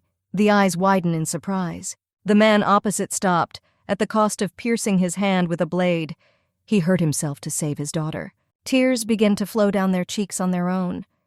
The girl asks if this is really her dad. Trying to hold back as long as possible, the father asks his daughter to run away faster. Grabbing the blade again, which was still in his hands, the man swings it. The weapon is slowly approaching the body, making it clear that very soon the same collision will occur. The princess looks at what is happening with horror. Dad has already returned, but he doesn't do this until the end. Gaspard, in desperation, was about to do something completely irreparable, which made him regret it. Watching the actions, the girl is still in shock and does not realize that the guy stabbed himself. Stretching her hand forward, the lady screams for the man to stop before it's too late. A servant passing by the corridor hears the Duchess's voice. She asks someone to stop what they are doing. Looking into the room, the blonde asks what the young mistress is doing in order to check. The girl sits on her father's knee, saying that she doesn't care about danger. You need to make sure the man doesn't hit himself. Not intending to listen or put up with anyone, the blonde pulls the lady away from the other body. The blade ended up on the floor and the brunette sighs languidly. He doesn't know what to do next. The strength leaves the body, so the Duke falls to the floor, leaving stains behind him. Lowering the Duchess to the ground, the young man asks about her, to which she points to Kachania. Gaspar is bleeding, which makes it clear that first aid from a doctor is needed. Henry carefully examines the body, which no longer moves, but simply lies with its eyes closed. The guy ran away, but misunderstanding was written on his face. Even in this situation, the young lady worries about her father. It looked like Gaspar was going to end it all over losing Noel. His mental health was failing. If the maiden could not feel anything, she would not have noticed anything either. She heard mana and betrayal in character. Kachania, who had taken over the body, looked more like a psycho. What he was talking about was as strange as possible. Even the description itself didn't sound happy. Some guy ended up in the body of the girl's father without saying anything. Thinking, the blonde even admitted that there was some truth in the context, which made everything more complicated. Hugging the man's neck, Linny quietly asks that they come back to her quickly and explain everything. In the castle, as usual, all the rumors quickly spread. The head of the family did not come to his senses after such a radical decision. After rumors spread that the lady was an illegitimate child, he turned away from her without even thinking. The girl still remained kind, so no one except the teacher understood why she still lived separately. Before going to bed, the beauty leafed through the book again. It still contained snow-white sheets. Leonora was ready to give up because days passed and nothing changed. The heroine was interested in what would happen, but as long as Inés is a child, nothing will change in reality either. Strange events keep happening. Virgo knows very well that Leonora has a lot of mana, so she can use it. It would be nice if the novel helped. As far as we know, the meeting between the princess and the magician is still a long way off. Before Inés learned magic, there were still many chapters that needed to be overcome, one by one. The lady was well aware that when they met, she would be in danger. There was definitely magic here. It became clear that there was some kind of mana in Linny's body that was worth unlocking, because the first contender had appeared. The second was the future empress herself. She was just like Gaspar, aimed at the girl and her powers. Morning came unnoticed, so the first decision made was that the girl needed to check on her father's condition. The baby hears someone asking about Lala, but she doesn't have time to answer. The teacher, approaching from behind, scares the heroine, saying that she heard about the gentleman. The man is in this state because of his daughter, and she senselessly dared to harm him against everything. Grabbing the heroine's hand, the woman drags her closer to her, as she screams about how much pain she is in. The brunette feels all of Gaspar's pain, so no one has the right to harm him, and this is the law. It seems the guy has a twin. Beauty cannot use the power as before because of that psycho who tried to suck the power a little earlier. Looking at Leonora with a murderous gaze, the woman chuckles quietly. There's nothing to be done about what she does. Quietly asking what's wrong, Linny hopes that everything will end well. She doesn't know what to expect. Pulling out the whip, the maid assures that bad children need to be punished, even if there is no reason. The blonde watches the actions of her interlocutor with horror. It seems that today will come to an end. Putting her hand to her mouth in an attempt not to burst out laughing, the girl asks for forgiveness. After childhood, which was in a past life, a cane is definitely not something to be scared of, but this did not suit the woman. Someone grabs the girl's shoulder. Gaspar appears as if out of nowhere, menacingly asking what she is doing. Breaking into a smile, the woman rejoices. It's incredible that her lover put his hand on her shoulder. Without reacting to any words, the brunette again repeats the question he posed. Smiling, Nora insists that she only wanted to teach the young lady a lesson in manners. Without listening or believing what was said, the young man raises his hand, around which the power of mana slowly accumulates. The blonde can't believe that the one inside her father decided to use the aura on an ordinary person. Whirling in magic, the brunette tries to ask why they are doing this to her. Confusion is visible on the face. A woman is trying to teach her child something that she herself did not learn at a young age. This is completely absurd. Attempts to pronounce at least a word completely fail miserably. The woman understands that this is the end. With a snap of his finger, the master throws the servant out the door. She doesn't deserve to be in the room. Jumping up, the girl realizes with fear that Nora has simply disappeared, which was unthinkable. Having adjusted her voice so as not to stutter, the girl asks why Dad came today. Looking straight, the young man is silent. The father just came to see his daughter, and there is no need for a reason. Without listening, the blonde screams that there needs to be a reason for this. Nothing happens for nothing. Leonora has already said several times that the man is not her family. He still won't say his name. This time the guy tried and hid his mana, but his aura gave him away. Everyone around notices the changes. The girl's father is completely different. He doesn't treat people in this horrible way. It is stupid and naive to forgive everything to servants who threaten children. Gaspard would simply find a fair punishment. Sighing, the beauty turns away. Oddly enough, she agrees with this man. Thoughts become confused when the blonde realizes that the guy came here for a reason. The brunette came to kill her again. Leonora is ready to resist, just like last time. In the world of the book, mana is equal to life. Claiming that the maiden is talking nonsense, the young man is mistaken. Yesterday he tried to suck out strength, and therefore, life. It turns out that Gaspard was not going to kill a small child, so as not to look bad in other eyes. This thief stole the body of the girl's father, and now, trying to seem good, he changes topics. What is happening cannot but excite me. Everything Linny says irritates the Duke incredibly. The girl wants to confuse the mind in order to win. Restraining himself with all his might, Kachanya asks himself questions. Perhaps, after all, it is worth getting rid of the heroine. Freezing, the maiden falls silent. She didn't know that Gaspard's face could be so angry. The beauty can be calm because she will definitely be useful to the young man. He won't kill her. A man has been in this body for 3 years, even if he can control himself for a short time. The girl, unlike her brothers, quickly noticed someone else's presence. Among other things, the guy's small body contains a huge amount of mana. Gaspard can leave immediately if he is going to talk nonsense about Linny being his child. Mana has nothing to do with it. The Emperor has not yet found out the reason, but he is sure that his strength is in the baby's soul. The body belongs to the Duke and his wife, which means that the mother did not betray Kachania. Everything happened differently. By putting together puzzles, the lady understands everything. She is an illegitimate child. Only a few questions remain. I want to know who the man is and what he forgot in Gaspard's body. The guy is not here because he wanted to be. His name is Lucas Villanen, which is known throughout the area. The little girl tries to understand as quickly as possible where she heard this name. Inez has the same last name. The truth reaches the mind too quickly. This young man is the half-brother of Emperor Gregor. Clenching his fist, the brunette sighs. He was supposed to be the one who would officially take the throne. Before the coronation day, Lucas was ambushed by his brother.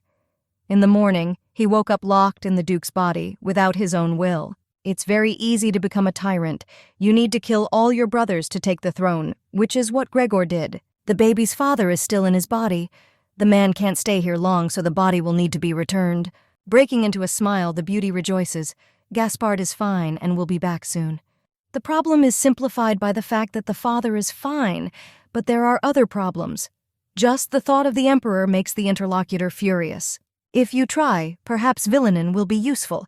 He could have done something or influenced something. As she gets closer, the blonde grabs her pant leg. She gently tugs at the fabric, calling out to Lucas. Quietly offering her plan, the lady asks if the guy wants to get rid of the Emperor with her. Gregor is now a tyrant, but as soon as he one day becomes the father of Inez, he will decide to destroy the Kachania family. The enemy of a girl's enemy is her friend. Earlier, the man said that she might even be useful. Beauty is not an ordinary child. If a guy teams up with her, he will lose absolutely nothing. It was a win-win proposition. The former crown prince could not allow anyone to know about his existence, however. He did not find time at all to lift the curse due to his responsibilities. Nodding, the young man agrees. The heroine can't believe that everything went so easily. Stretching out her finger, the girl asks her to promise that everything will be so. It is impossible not to seal the contract. Grabbing his little finger, the man promises that he will do everything in his power. The two of them can do it.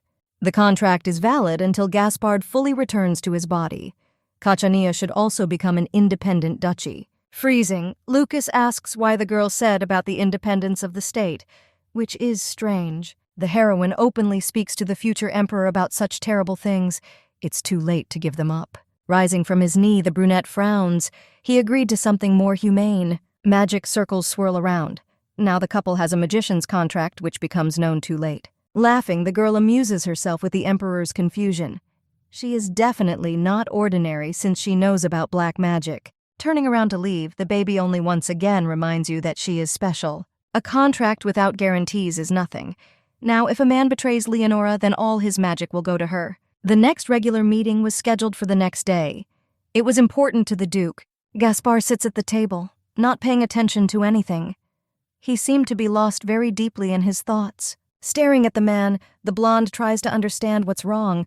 Lucas said he won't be in the body for long. Somehow, things turned out worse than expected. Villainin is still in his father's body even after one day. One day, while walking, the little girl, remembering her past life, decided to ask Gaspar a question. Calling her dad, Leonora makes him sit down next to her. She asks if he loves Leah. Taking the small hands into his own, the young man pauses. The following is a positive answer. Smiling, the young man confirms his words. He loves his daughter more than anyone in the world. The eyes convey the warmth that is contained in the soul and heart of Gaspar. He could never treat Leah differently. Everything is different in this life. The baby doesn't have to try to be loved because they do it just like that. The meeting continues. The Duke coughs quietly and then expresses his condolences for the visiting oracle. Ronald, who is the manager of the Imperial Palace, says that it is not necessary to make drastic decisions. The decision has been made because the Duchess will be taken to the palace. Villainin doesn't seem to like the idea very much. By showing her finger, the girl seems to be asking to correct the situation. Someone dared to make such a strange decision. Without giving anyone a look, the man says that he will not allow this to happen. The baby will remain in the duchy. According to the oracle, the princess is the daughter of Lucas, who disappeared. Until His Highness's whereabouts are established, the maiden will remain in the palace. There are also rumors that the Duke is not on the best terms with Leia. In other words, Gaspar does not believe that the Duchess has the blood of the Emperor. Interrupting, the young man says that they have an excellent relationship. A father loves his daughter more than anything. Rumors have reached us that irritate the head of the family. He slams his fist hard onto the wooden table. Glancing at his interlocutor, the guy repeats his words. They just have a wonderful relationship. Ronald turns away in confusion. The Duke himself evicted Leonora into the annex, and now he's stubborn. Scarlet eyes switch their gaze to Linny, who is sitting very close.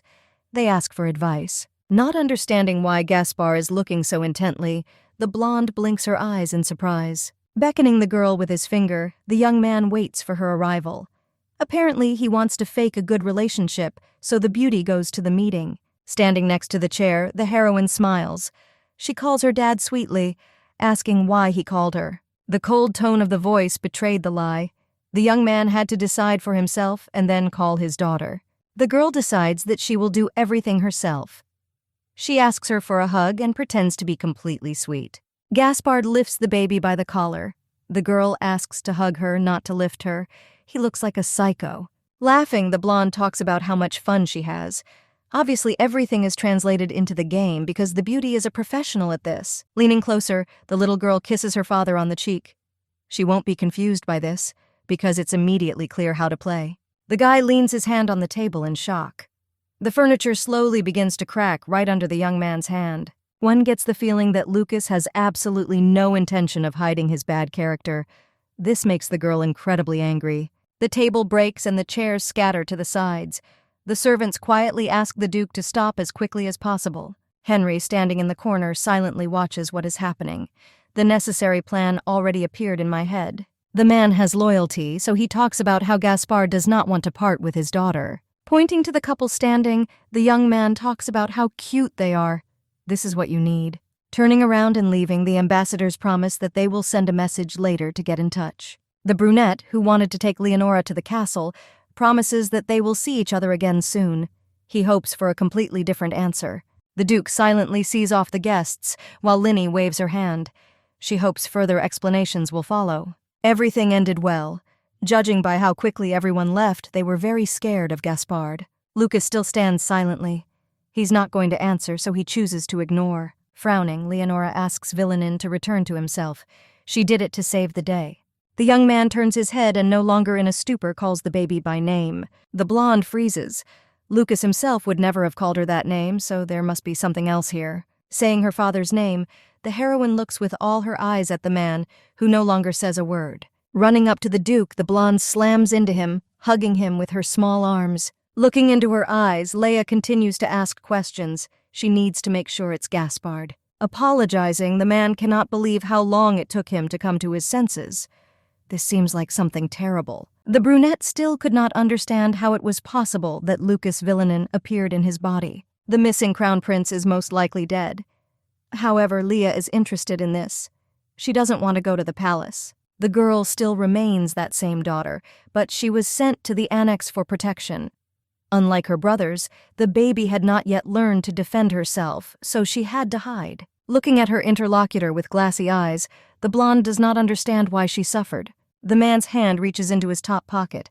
Taking out a piece of paper from there, he asks you to look at it. In front of Leonora is a letter from the temple, where it is written who the illegitimate child is. The next second, Gaspar, with the help of Mana, tears the paper into several pieces. The guy was not going to look at the contents, which brought the beauty into a stupor. Kneeling down, the father explains that everyone in the family is his favorite child. Leonora easily received everything that she had never been able to get in the past, and this happened because the baby was born the daughter of this man. If they continue to insist in the palace, then Kachania will rebel against the emperor and fall. In the original, the whole family died because the father was like that.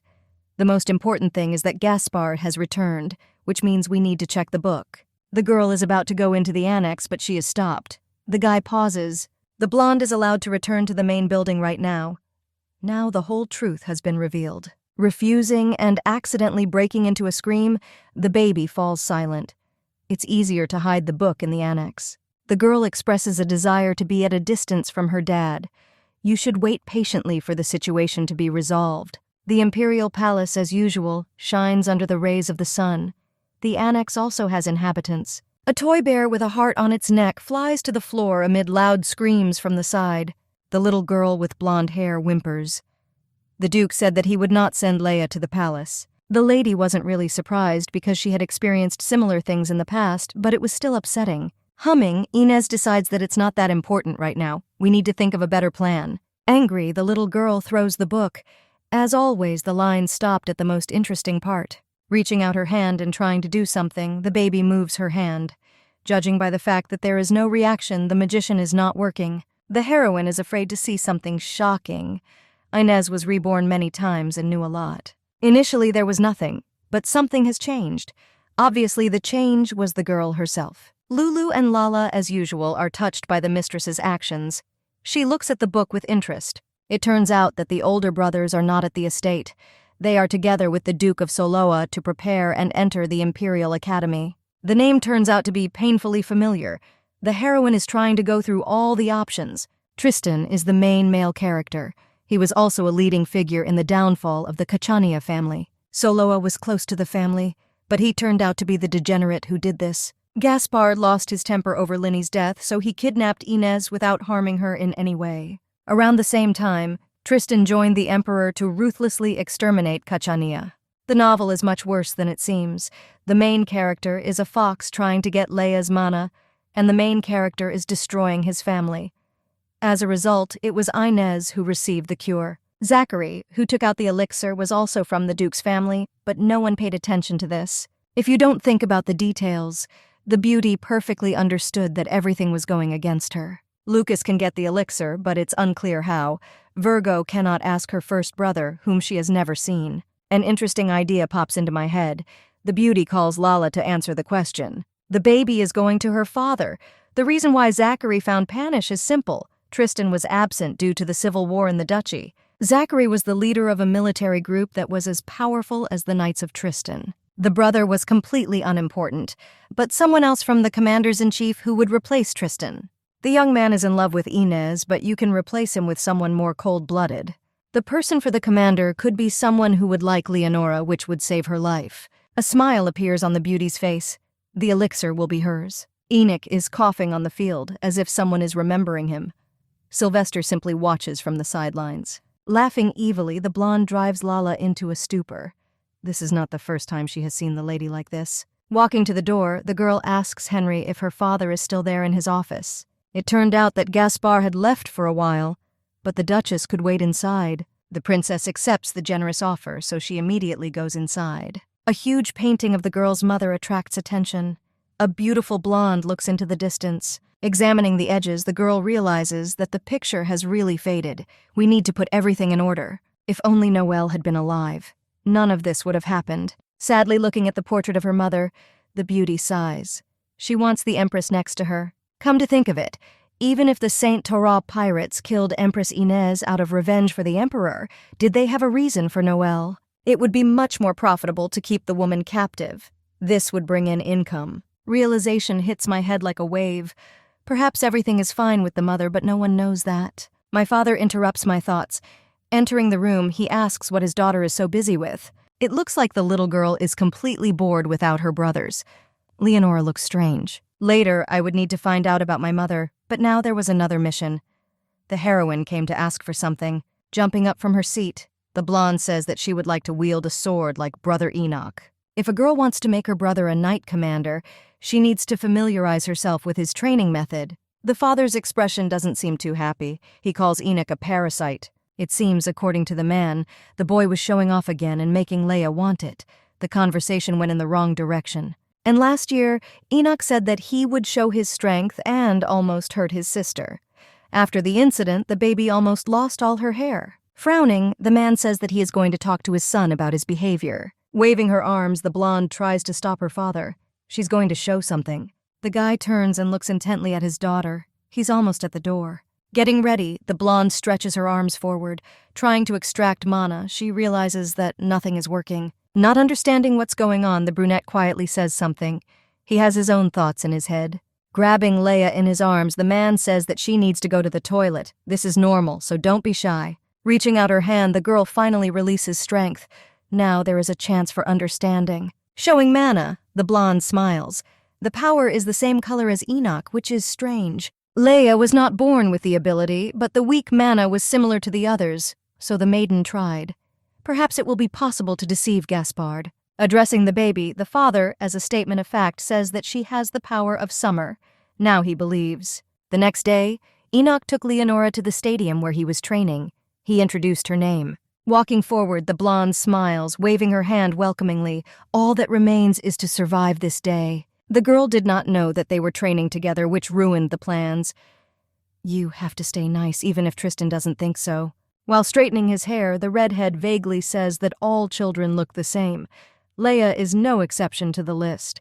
Hugging Leonora, Enoch shouts that not all children look like this. His sister is someone special. The girl is 100 times cuter than everyone else. The brother doesn't even notice how tightly he's squeezing his little sister. Changing the topic of conversation, the red-haired man asks what the beauty is doing during training. Lifting the heroine a little into the air, the blonde says that the baby has the strength of a summer night. If you think about it, such a manifestation is extremely rare. 2 summer manas appeared in 1 generation. The powers turned out to be amazing, so Leia can even become part of the knightly corps. Grunting, Tristan denies the possibility. A knight cannot be a female. The rude man clearly did not choose the right expressions. He just wants to show his superiority. Frowning his eyebrows, the blonde cannot understand whether his friend really dared to neglect Leonora. The guy still doesn't care, but Enoch approaches and grabs him by the collar. In the midst of the discussion, a mentor appears and slowly emerges from the shadows. Barristan calls out to the boy, reminding him that there was no sparring scheduled.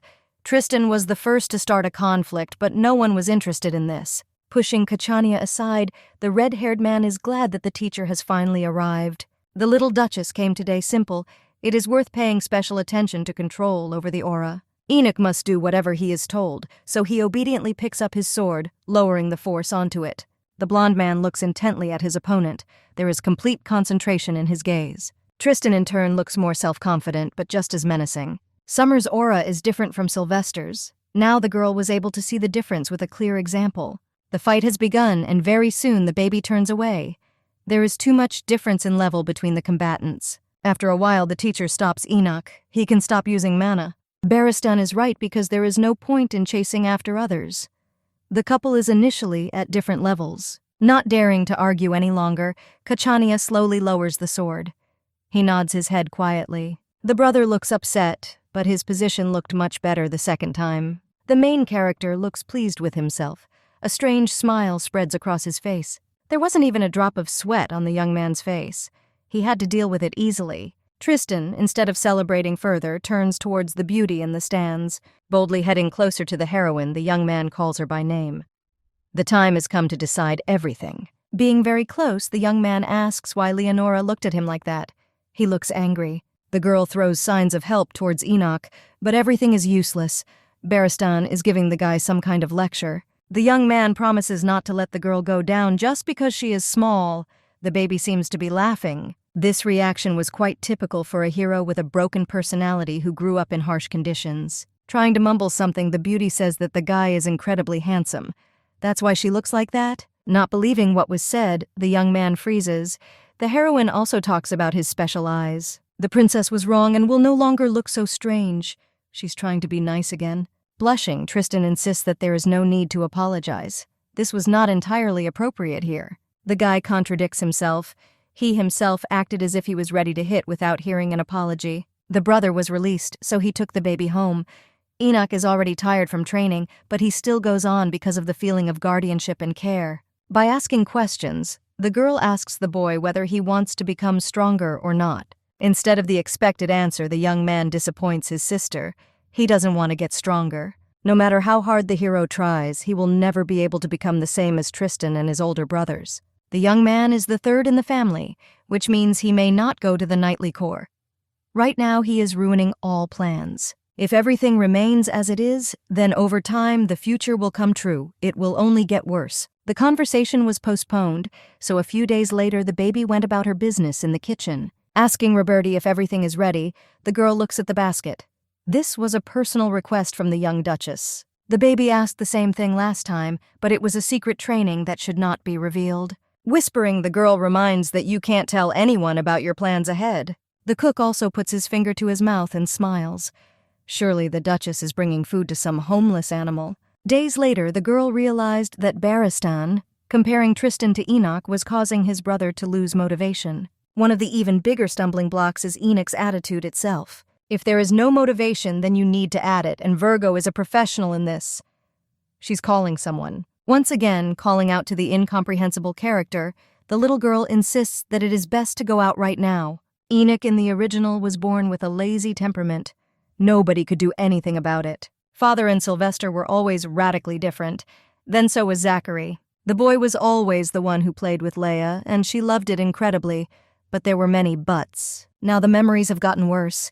The solution to the problem would be if Kachania got hold of the elixir. If everything remains as it is, then the heroine will face a sad end. It cannot be avoided. Screaming again, the maiden orders the grizzly to come out, so he jumps out. She knows what makes a person stronger. Today the bear was furious. The beauty freezes in her tracks. Throwing the beast aside, the heroine clenches her small hand into a fist, as if as a sign of a warning that has been issued. The lady promised that there would be games after training. Next time you should watch your actions. It all started quite recently. The girl found a grizzly bear in the forest that had lost its mother. With time and feeding, the baby began to obey. The plan was to help strengthen Enoch. The lady made the animal do simple things. She always gave him some kind of tasty treat for them. In exchange for completing tasks, the girl brought with her fish marinated in honey. Looking at how appetizingly the baby devoured the continued delicacy, the girl began to think that it was delicious. It is impossible to tame a sufficiently old and strong grizzly bear. This could only be done by Ines, who used mana to tame animals. The blonde used the original recipe from the Empress. Things were moving forward for the better. The bear made contact very quickly and completed almost all assigned tasks. Grizzly bear training was successfully completed. Next in line was none other than Enoch. Actions may be too cruel towards your brother, but you need to understand everything. Virgo beckons the animal to follow her. The blonde, as usual, is studying diligently in his office. He hears sounds outside the window. Looking into the courtyard, the young man notices Leah, who is running, waving her hand. The next second, the lady pretends to fall, spreading her arms and legs to the sides. The guy, of course, couldn't leave Leonora alone, so he's going to go help. A monster emerging from the forest attracts attention. Scarlet eyes glow in the dark. Falling was not part of the blonde's plan, but the grizzly plays out according to training. Enoch runs to help his sister, trying to get her to stand up as quickly as possible. Finding himself next to Leia, The blonde asks if his little sister is okay after the fall. The sounds don't stop, so Kachania grabs a stick, screaming at the monster to leave. Grizzly isn't going to listen because it's not in his script. He just growls menacingly. Knowing the actions in advance, the maiden gave the bear an aura of water attribute as a shield. It would be enough. Waving her hand, the blonde quietly asks the animal to take a few steps back. The grizzly slowly moves closer. He growls and moves further. The plan failed because the animal thought that, on the contrary, it was being asked to come over. Tears accumulate in Enoch's eyes. He is very scared but tries to hold on for his sister. Running closer, the young man hugs Leia tightly. He will be with her all the time. The little girl blinks her eyes in surprise. It seemed that even this outcome was not so bad. The boy says all this despite the fact that he is more scared than anyone else. My brother seems to be shaking a little. Tall boots step onto the ground next to the grizzly bear. It becomes clear to everyone who has appeared. Grunting, Tristan talks about how pathetic the Duke is. He couldn't defeat the little monster. The plan is only getting worse with each passing second. I want to scream so that the young man disappears from sight. The guy puts too much negative aura into his words, hoping to be noticed. Words filled with magic have no effect on the animal. He looks thoughtful. Extending her finger, the blonde quietly commands the grizzly bear to immediately return to the forest. The couple watches the animal go into the forest. He thinks about the fact that he will receive goodies later. It turns out that the red-haired man already knows how to put an aura into words. If it weren't for him, something irreparable could have happened. The funny thing is that the grizzly left on the orders of the Duchess, but Tristan is still expecting something. Deciding to praise the young man, the blonde squeaks with delight. It was the best thing she had seen. Enoch stands quietly to the side, looking at the floor. A sad look makes you understand your feelings even without words. Not really worried about anyone, Tristan calls his opponent to practice. They shouldn't be late. The girl grabs the finger of the departing Enoch. It is also impossible to leave him without a compliment. Looking into her brother's eyes, the blonde quietly says her thanks. This is incredibly important to her. Not understanding why they are thanking him, the young man asks why. He didn't do anything even if he could have. This is all because the guy was able to save his sister. Leia must continue to follow her plan to get everything done. This is exactly how it should be. The blonde wouldn't have done anything differently because he's her older brother. Lowering his hand to his head, the guy gently pats his hair. Caring always comes first. Looking sadly at the floor, the girl is silent. This is not commonplace because in a past life, everything was completely different. Closing his eyes, Enoch raises the stick into the air. He tries to concentrate for training. Squeezing the weapon in his hands, the hero gives instructions to himself. You need to strengthen your aura as much as possible. Apparently, Kachania overdid it, so the thing flies to the side with a loud sound, forcing the young man to fall to the ground.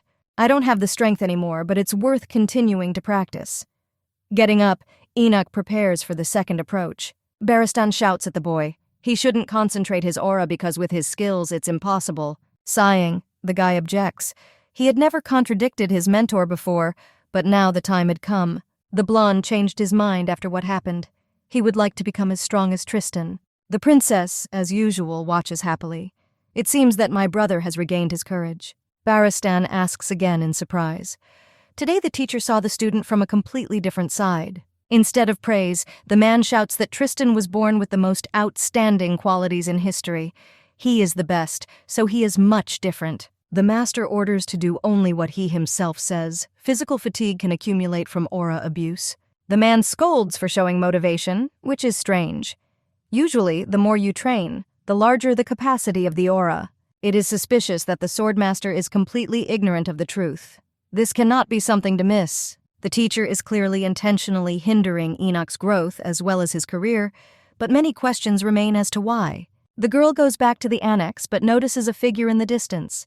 Blonde hair makes it clear who exactly is standing there. Sylvie is standing near a tree. It seems he went out for a walk because there was no other reason. Inviting her brother to go forward to rest, the little girl turns around.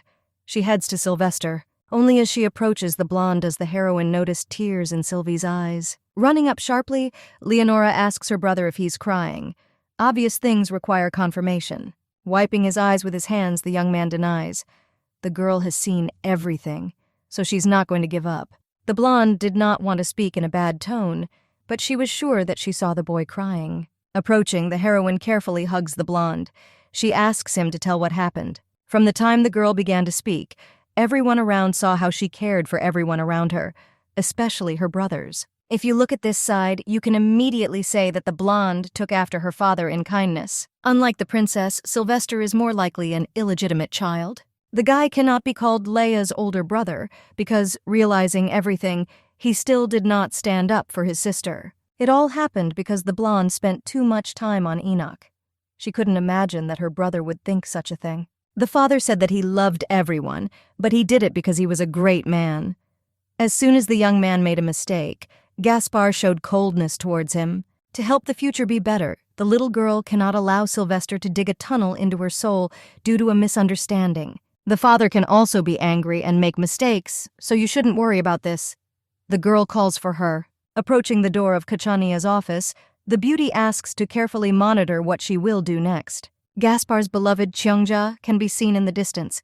It is blue, so it fits perfectly into the design of an office. The brunette, busy with business, hears a strange, loud sound. He turns his head slowly. Rising from the table, the man rushes to the side, calling Leia's name. Picking up the girl in his arms, the man asks if she is okay. Such dirty tricks were not enough to switch him. The heroine was not injured anywhere, but in order to follow the plan, she needed to do something. The little girl clenches her fist and then hits her father's nose with it. There is almost no pain, but questions remain. Sylvester, watching everything that is happening, does not even have time to say anything. There is complete silence in the office.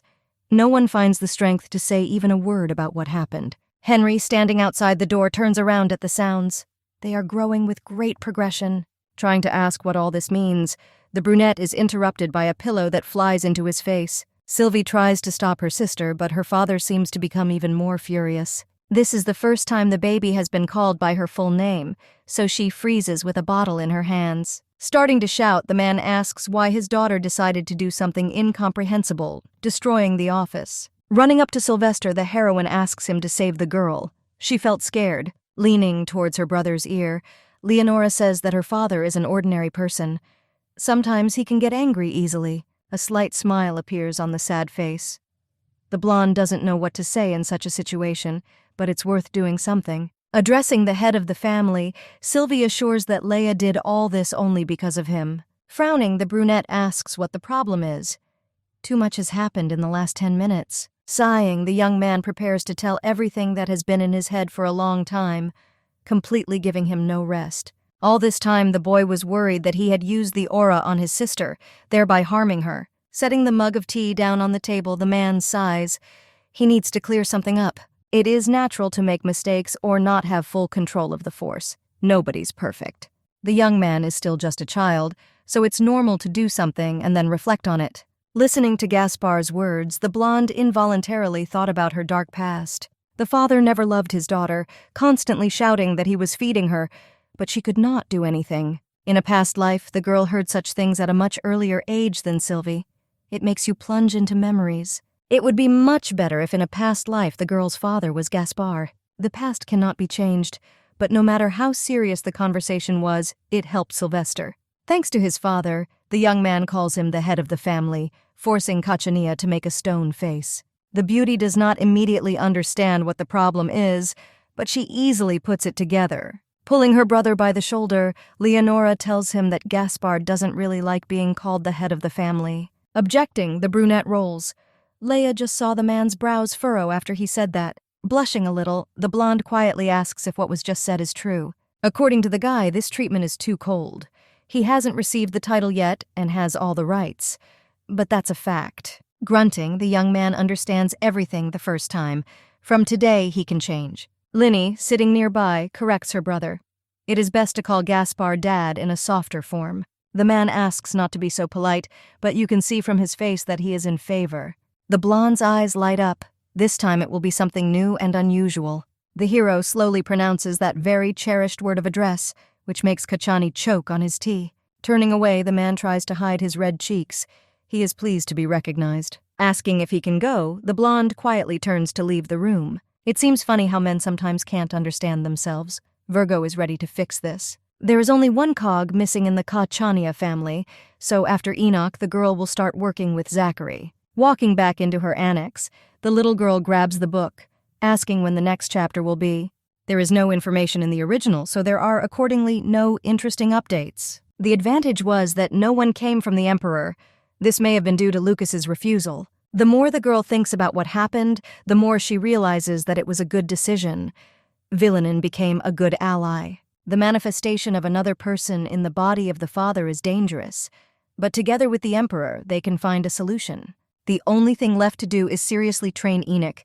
It's worth taking on. Unfortunately, you won't get far with theory alone.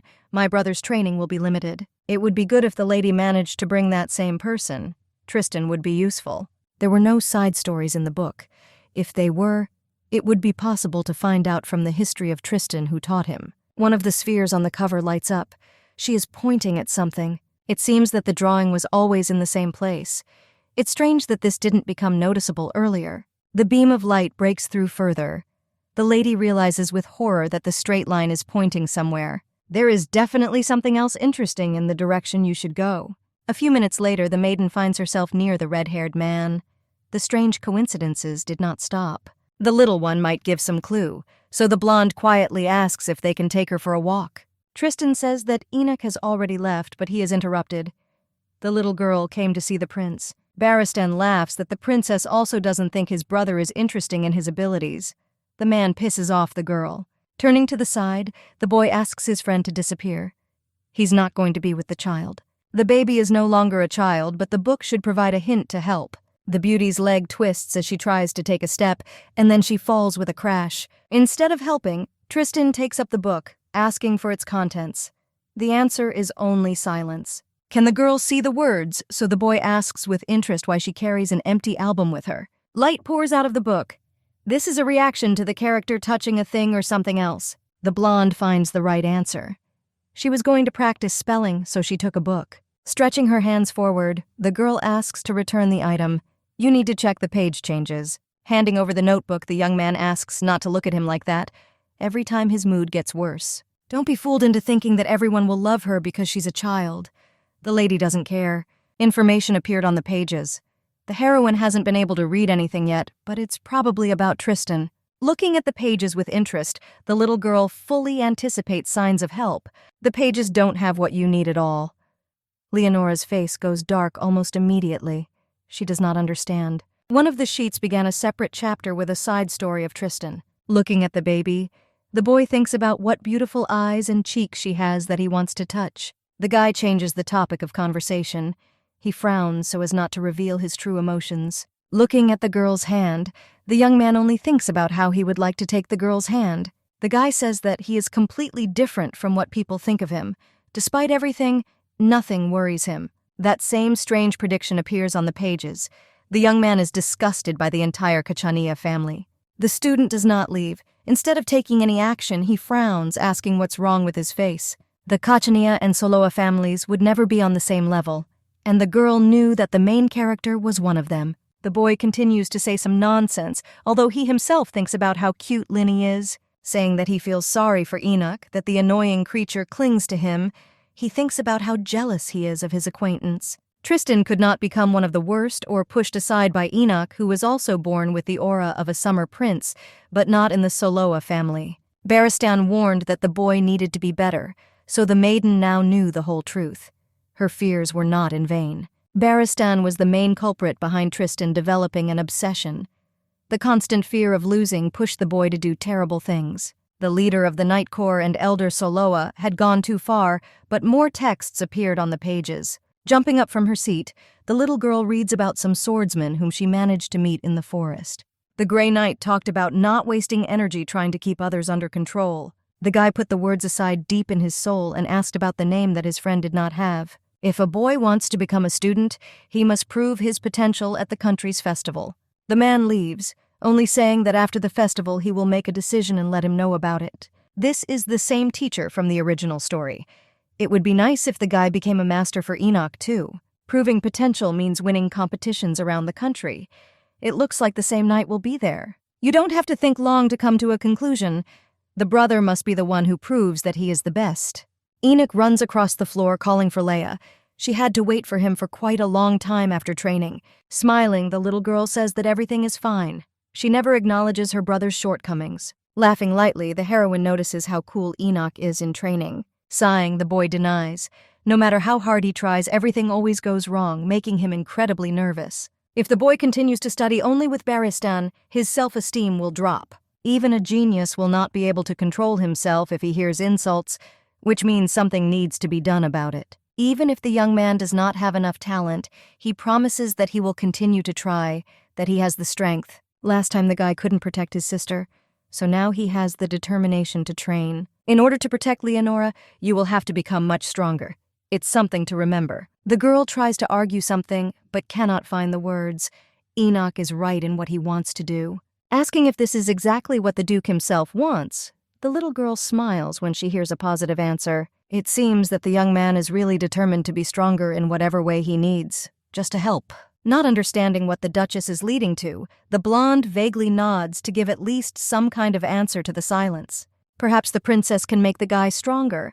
They will see in the future how the training will go further. In fact, the lady was a swordsman in her previous life. The young man does not understand whether she dreamed this in a dream or not. The girl denies it, because it was true. She had many students, and she also climbed back only with a knife after falling from a cliff. Just recently, the baby fell asleep for a long time and remembered everything. At Enoch's age, she received more rigorous training. The young man opens his mouth again to say something, but the girl anticipates every remark. The third brother turned out to be too naive.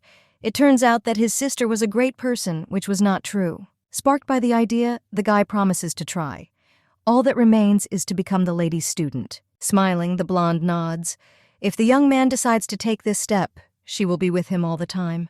To begin with, it was worth changing the place, so the couple went to the mountains. After 30 minutes, a sword falls to the ground. Falling to his knees, the young man talks about how tired he is. The suggestion is to continue tomorrow. Folding her arms across her chest, the girl says that her brother is still not tired, so there is no reason to stop. Baristan Sir always said that one should exercise in moderation. Strength can simply disappear if you overdo it. By putting her hand forward, the blonde says that there is no measure in training. The words are worth remembering, and what past masters said was not true.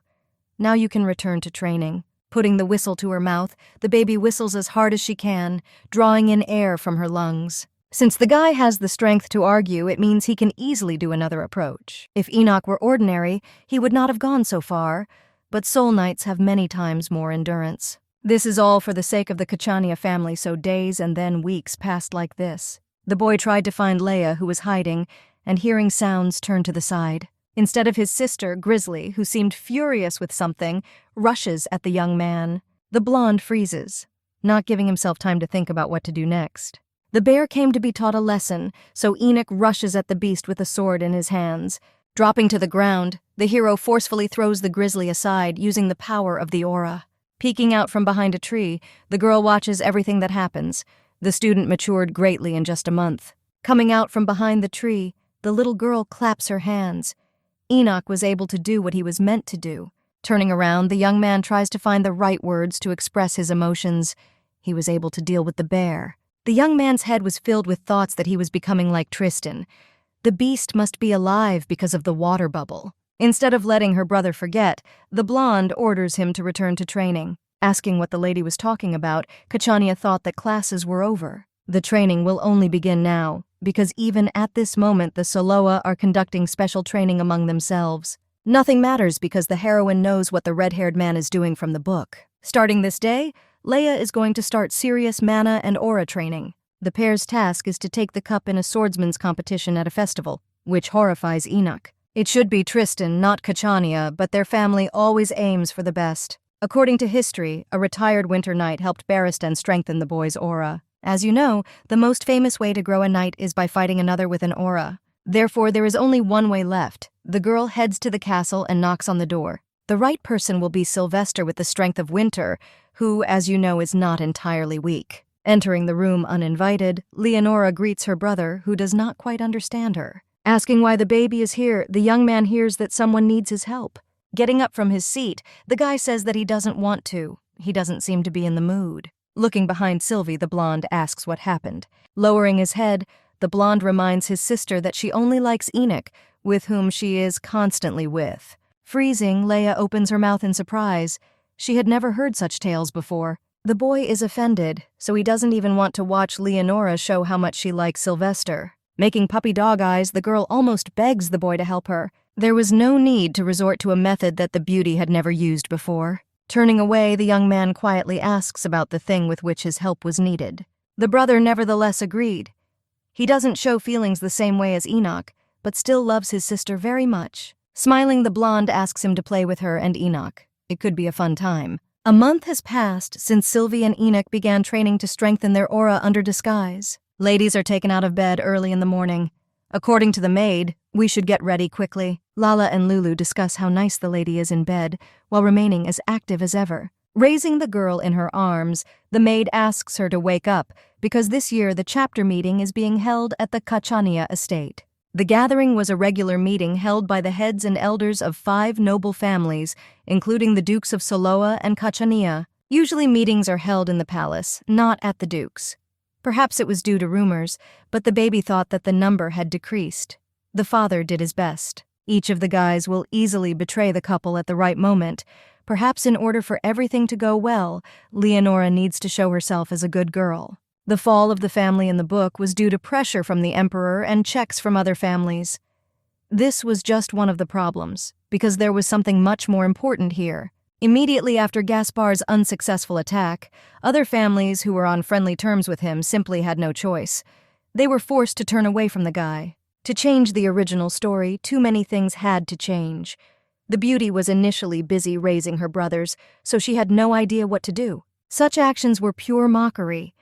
It seemed that everyone wanted not to help the girl, but to do absolutely the opposite. Since the baby has already decided to do anything, she should remain who she is and hold herself in front of anyone. Dying, even in the book, was not the best choice, which was not the case. Turning around, the blonde blinks her eyes. One of the maids calls her to ask her something. Taking the girl out of the room, Lulu leads her along the corridor forward. The first person to stand in the way is none other than Henry. He bows to greet the lady. Smiling, Leia greets the knight, who always treats her kindly, as one should treat an ordinary small child. Sounds are heard from the side. Enoch runs closer to his sister, asking her if everything is okay, not forgetting to tell her how cute she is. This is already commonplace. Examining the blonde from head to toe, the beauty chuckles. My brother also looks very handsome today in his formal suit with a bow on one of the shoulders. Smiling, the young man mutters something condescendingly.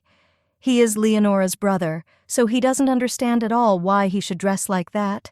Always being beautiful is a gift. The voice of the elder of the Ardell family attracts attention. Some prince asks if the young countess will be at the party.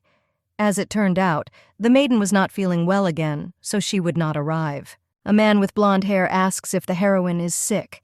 She was born a mage with a water attribute, so she gets sick quite often, which is quite natural. The girl was born with a precious talent that 5 families completely lack.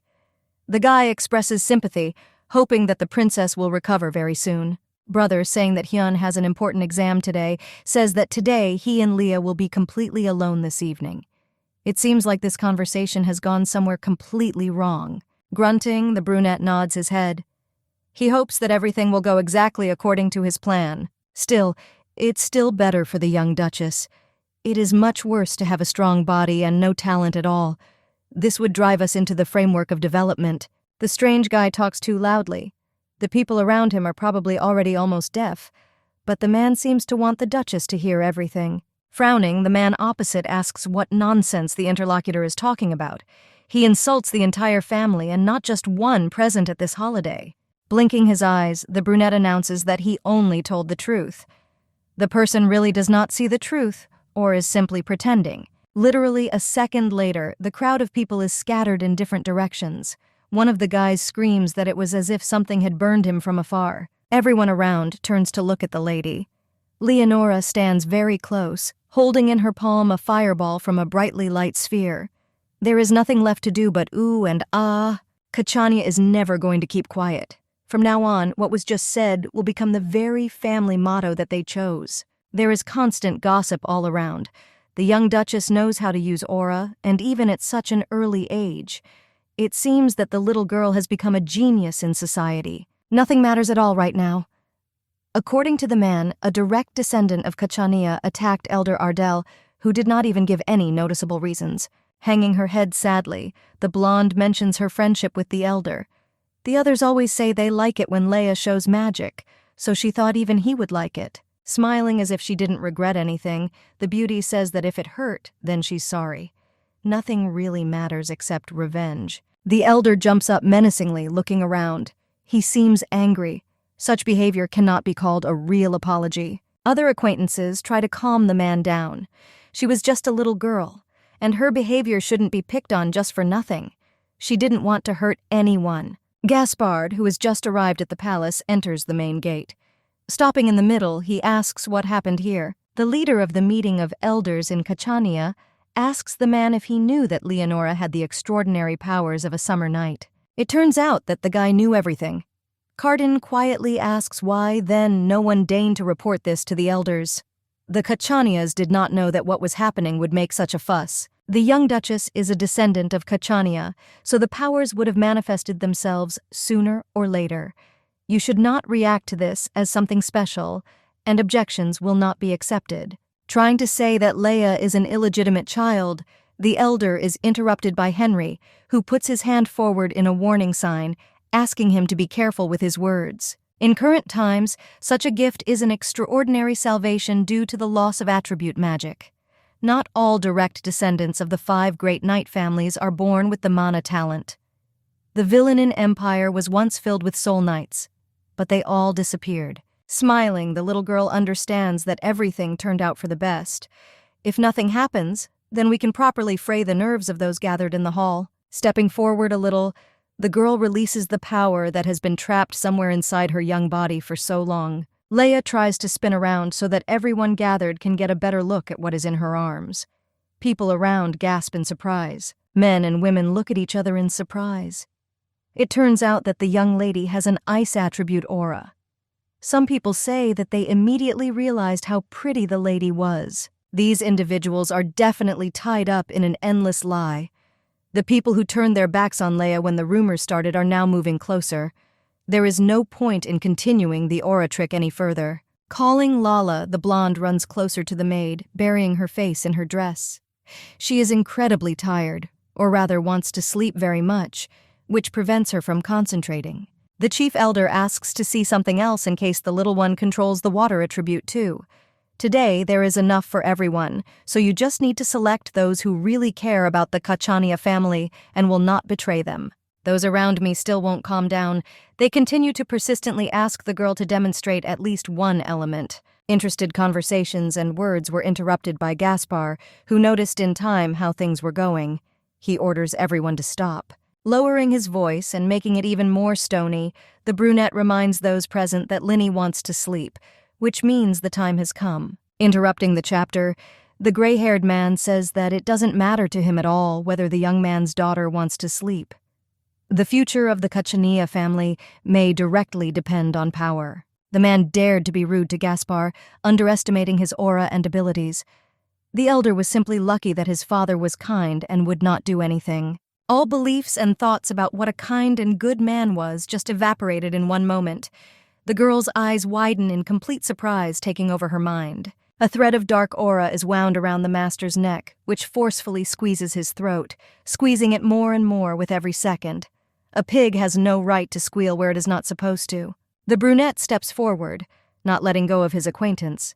The new wave of anger seems stronger than the previous ones, in which some kind of replacement is constantly taking place. Eyes sparkling, Lucas suggests blowing the guy's brains out so he can understand the situation a little better.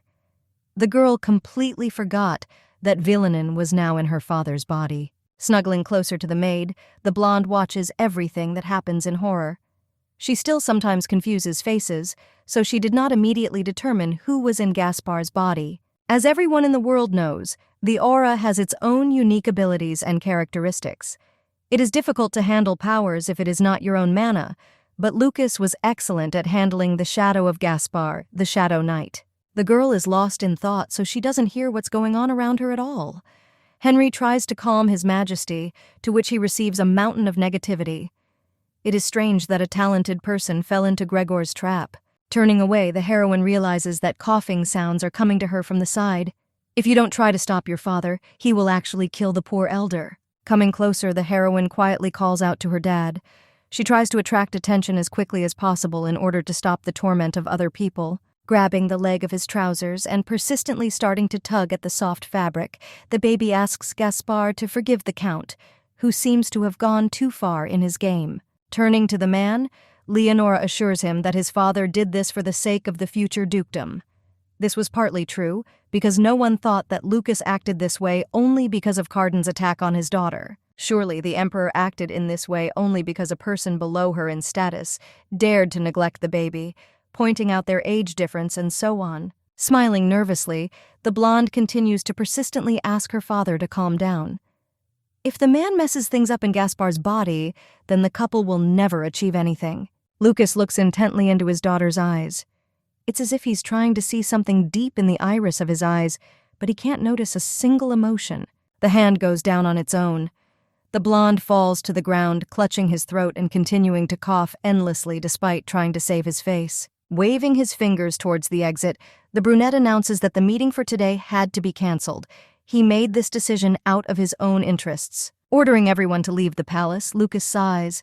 His manner of speech will never become something familiar to the blonde, for whom everything is new. The couple will be left completely alone, so the brunette asks displeasedly what Leia needed at such an inconvenient time. Voicing her grievances, the blonde openly asks if Lucas is okay. He had been hiding for 3 years, and now he suddenly decided to show his character, even if Gaspard would never do that. The girl asks what they are going to do if they get caught, but Villenen doesn't seem interested. If he fails, all he needs to do is get his mana. There is no end to the heroine's indignation. It seems that the man forgot the terms of the deal, which he himself very recently easily agreed to and swore an oath. The partners, in the end, are obliged to find out who put the Emperor's brother Gregor in Gaspard's body. It costs a lot of effort, and not a complete collapse of the plan. Grunting, the brunette thinks about something of his own, speaking about his thoughts out loud, but only in some fragments that do not represent any valuable importance. If you think about it this way, the girl looks a little like her mother. When the couple is alone, the blonde never calls Lucas father. The guy has such a character as if he hates all the children in the world, which is strange, but the heroine still says the cherished word. The man doesn't react at all. His face seems to remain as stone as if nothing had happened, hoping for at least some kind of reaction, in order to at least understand what needs to be done next. The girl says the same word again, looking into the eyes of her interlocutor. Lucas's expression does not change at all. On the contrary, it only becomes more gloomy. Perhaps the guy wanted to say that he didn't like it. Turning towards the door, the blonde waves goodbye.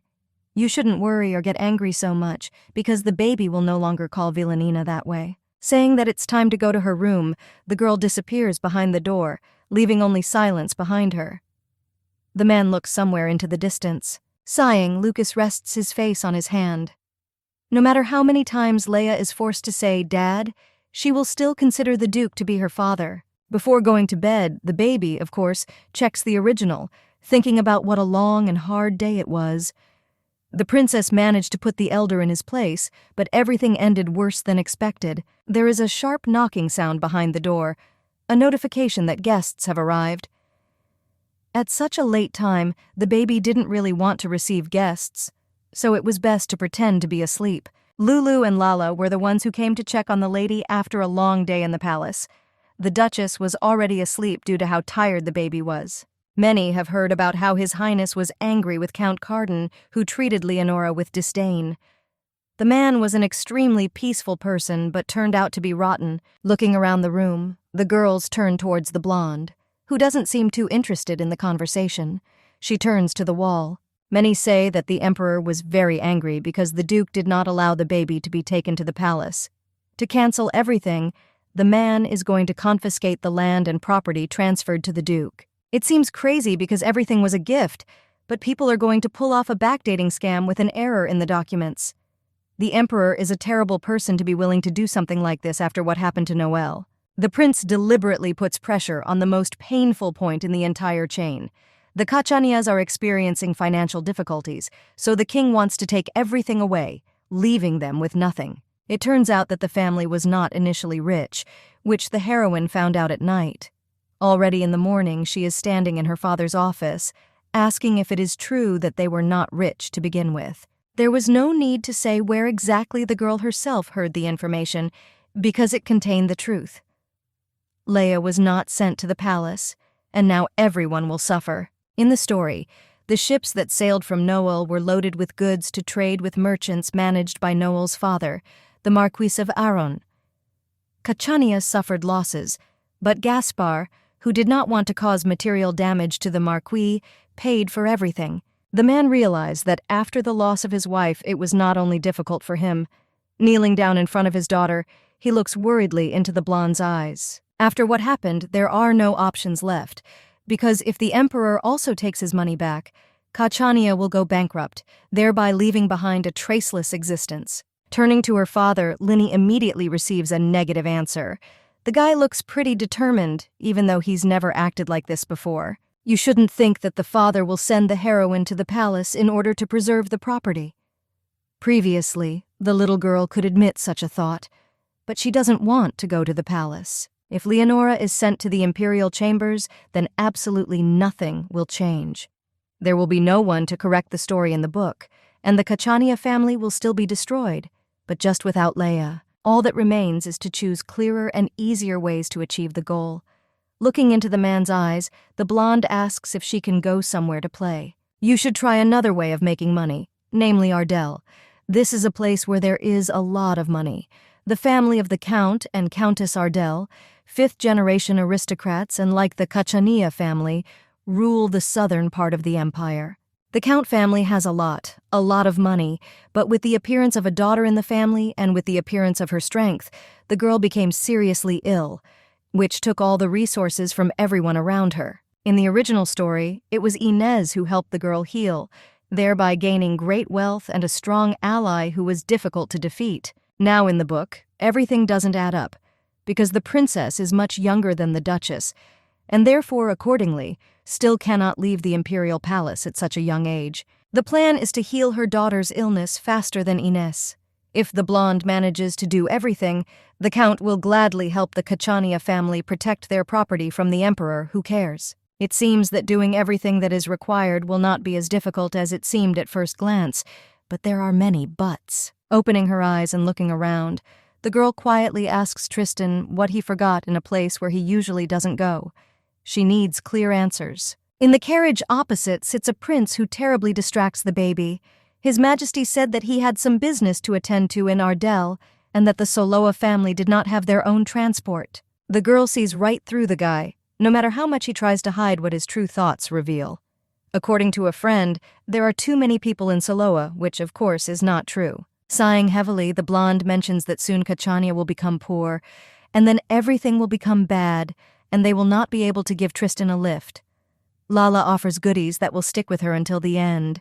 Concentratingly looking at everything around him, Tristan asks with interest whether it is said that His Majesty demands his return of the property that he donated. The young man clearly follows the rumors, since the first time he was able to understand what was being said. Not everyone knew about everything and everyone at once, so it was surprising but annoying. Taking a cookie to change her mind, the blonde sighs quietly. She would now like money more than goodies, of which there was a dump so far. Tristan, with eyes full of delight, examines Leonora. Sometimes the boy thought that even the baby's breathing was incredibly sweet. Turning away, the young man tries to hide a slight smile. The girl likes money, which was a plus, because the young man had a lot of money. The carriage stops right near their destination when the coachman helpfully opens the door, saying that they have finally arrived at their destination. Standing right in front of the castle, which could be seen very close, the blonde examines each column, which is incredibly majestic. Looking around, the blonde realizes that there is a lot of good aura around. This is exactly what money smells like here, which you can just get for beautiful eyes. Noticing how touched the young companion was, the young man holds out a neat white scarf in her direction. It seems that the girl is completely unaccustomed to the smell of the sea, although as far as we know, the Duchy of Kachania also has several seashores. It will become a little easier to endure change if the blonde covers her nose to save herself. The girl quietly says, "Thank you." In fact, she is simply inspired by the smell of money. Turning away, the heroine puts the thing to her nose, and then accidentally notices Enoch, who is rushing towards his little sister at full speed as quickly as possible. The princess had finally arrived, so the brother was incredibly happy, but as he approaches, the boy notices something and freezes, as if rooted to the spot. Pointing his finger at the fabric, the young man asks the obvious question about what it is. Shrugging her shoulders, the girl says that it is just a scarf. The words about Tristan, who gave this little thing to the younger duchess, certainly did not inspire Kachani. He looks quite disappointed, or even angry. Quickly mentioning that he also has a scarf, the guy throws the gift onto the dusty road, promising that they won't need it anymore. Looking at the ground in horror, the young lady asks why it was necessary to throw away a good thing. There was nothing wrong with Soloa giving it to him. Rummaging through his pocket and then dropping to one knee, the boy looks into the blonde's eyes. Giving a handkerchief to a younger sister is something like an elder brother's duty. Looking at the thing, the lady doesn't know what to say. No thoughts came to mind, although after a while, looking at it, I remembered a completely different meaning. In the original, Tristan gives Inez a handkerchief, confessing his love and loyalty, which was confirmed on his part. He wanted to get the Empress's heart. A smile of its own makes its way onto the heroine's face. The boy is still very young, so he gave the cloth to the girl, not because he feels love for her, but still something good. Enoch, in turn, turns away and menacingly glares at the young man with a look that does not bode well at all. He has his own scores to settle with Tristan. Just about to say something, Kachania is stopped by the princess. Soloa shouldn't have to hear a lot of insults that would just ruin everything. Perhaps it was Leonora's imagination, but before the youngest was too kind, never showing the bad side of his character, which began to appear in the last month. The villa, located on the seashore in Adel, was specially prepared for the arriving guests. Everyone in the duchy revered other dynasties, so they could not pass by. Frowning, the little girl tries to reconstruct the chain of events in order to figure out exactly what happened to Soloa, as well as what she should do next. Tristan, after arriving at the palace, seemed to be in a worse mood than ever before, which made the girl think about what she should do. As far as the Duchess knows, the Duke of Soloa also arrived in Ardell, so perhaps this was the reason for the souring mood, or the boy did not want to see him. The girl was still bothered by something, so she decided to check the original story. The book was shrunk using magic, so it easily fit into a purse. Now begins a story in which one could find out why Tristan came with his father to Ardell. First of all, Baristan is seen instead of anyone else. The teacher looks at the boy lying on the ground without any kindness or sympathy, only ordering him to get up as quickly as possible. The young man's hands were calloused and bloody from having swung his sword more than 1,000 times in the past few hours, but Baristan was completely unfazed by any of this. The mentor continued to push the guy, although he no longer felt that he could rise. Raising his leg, he kicks the student. Asking not to pretend anymore, the brunette asks Tristan to get up as quickly as possible. The Duke came to see them, which means there was no point in disappointing him. Duke Soloa, no longer able to bear what is happening, orders Baristan to stop. It wasn't in his best interest to watch something like that at the moment. Red-haired, who had almost risen from the ground, freezes at his father's words. It seems that the sight is so pitiful that it is disgusting to even look at it. The father had heard that Zachary Hakanaya, at his son's age, could easily create an aura sword. It seems that the young man is going to disgrace the whole family with his incompetence. The guy lowers his head, looking shyly at the ground. They humiliate him in every possible way and compare him with others, still leaving no chance for protest on his part. The little girl reads with horror line after line, which only become more gloomy each time. It immediately becomes clear who the main character is in the book and why he is. It is impossible not to traumatize the psyche in such an environment of vile people. The guy's terrible upbringing and company is all a cliché that the main character has to go through before developing his real story. Sometimes a girl just wants not to think about anything and just turn away so as not to see any more problems of this kind.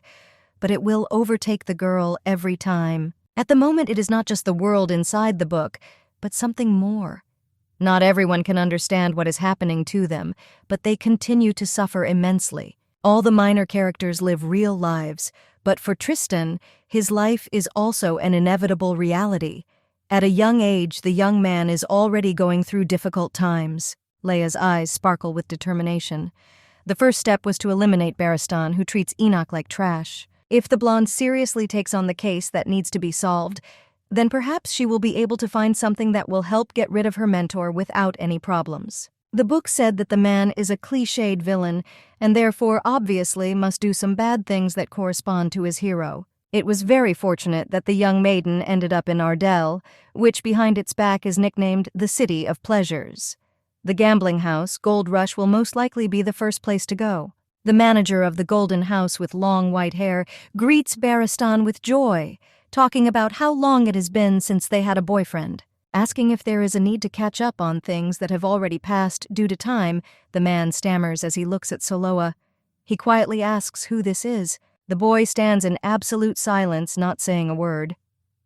Looking to the side as if into oblivion, the red-haired man cannot concentrate on objects or faces around him. Laughing, Baristan says that he is a direct descendant of Duke Soloa.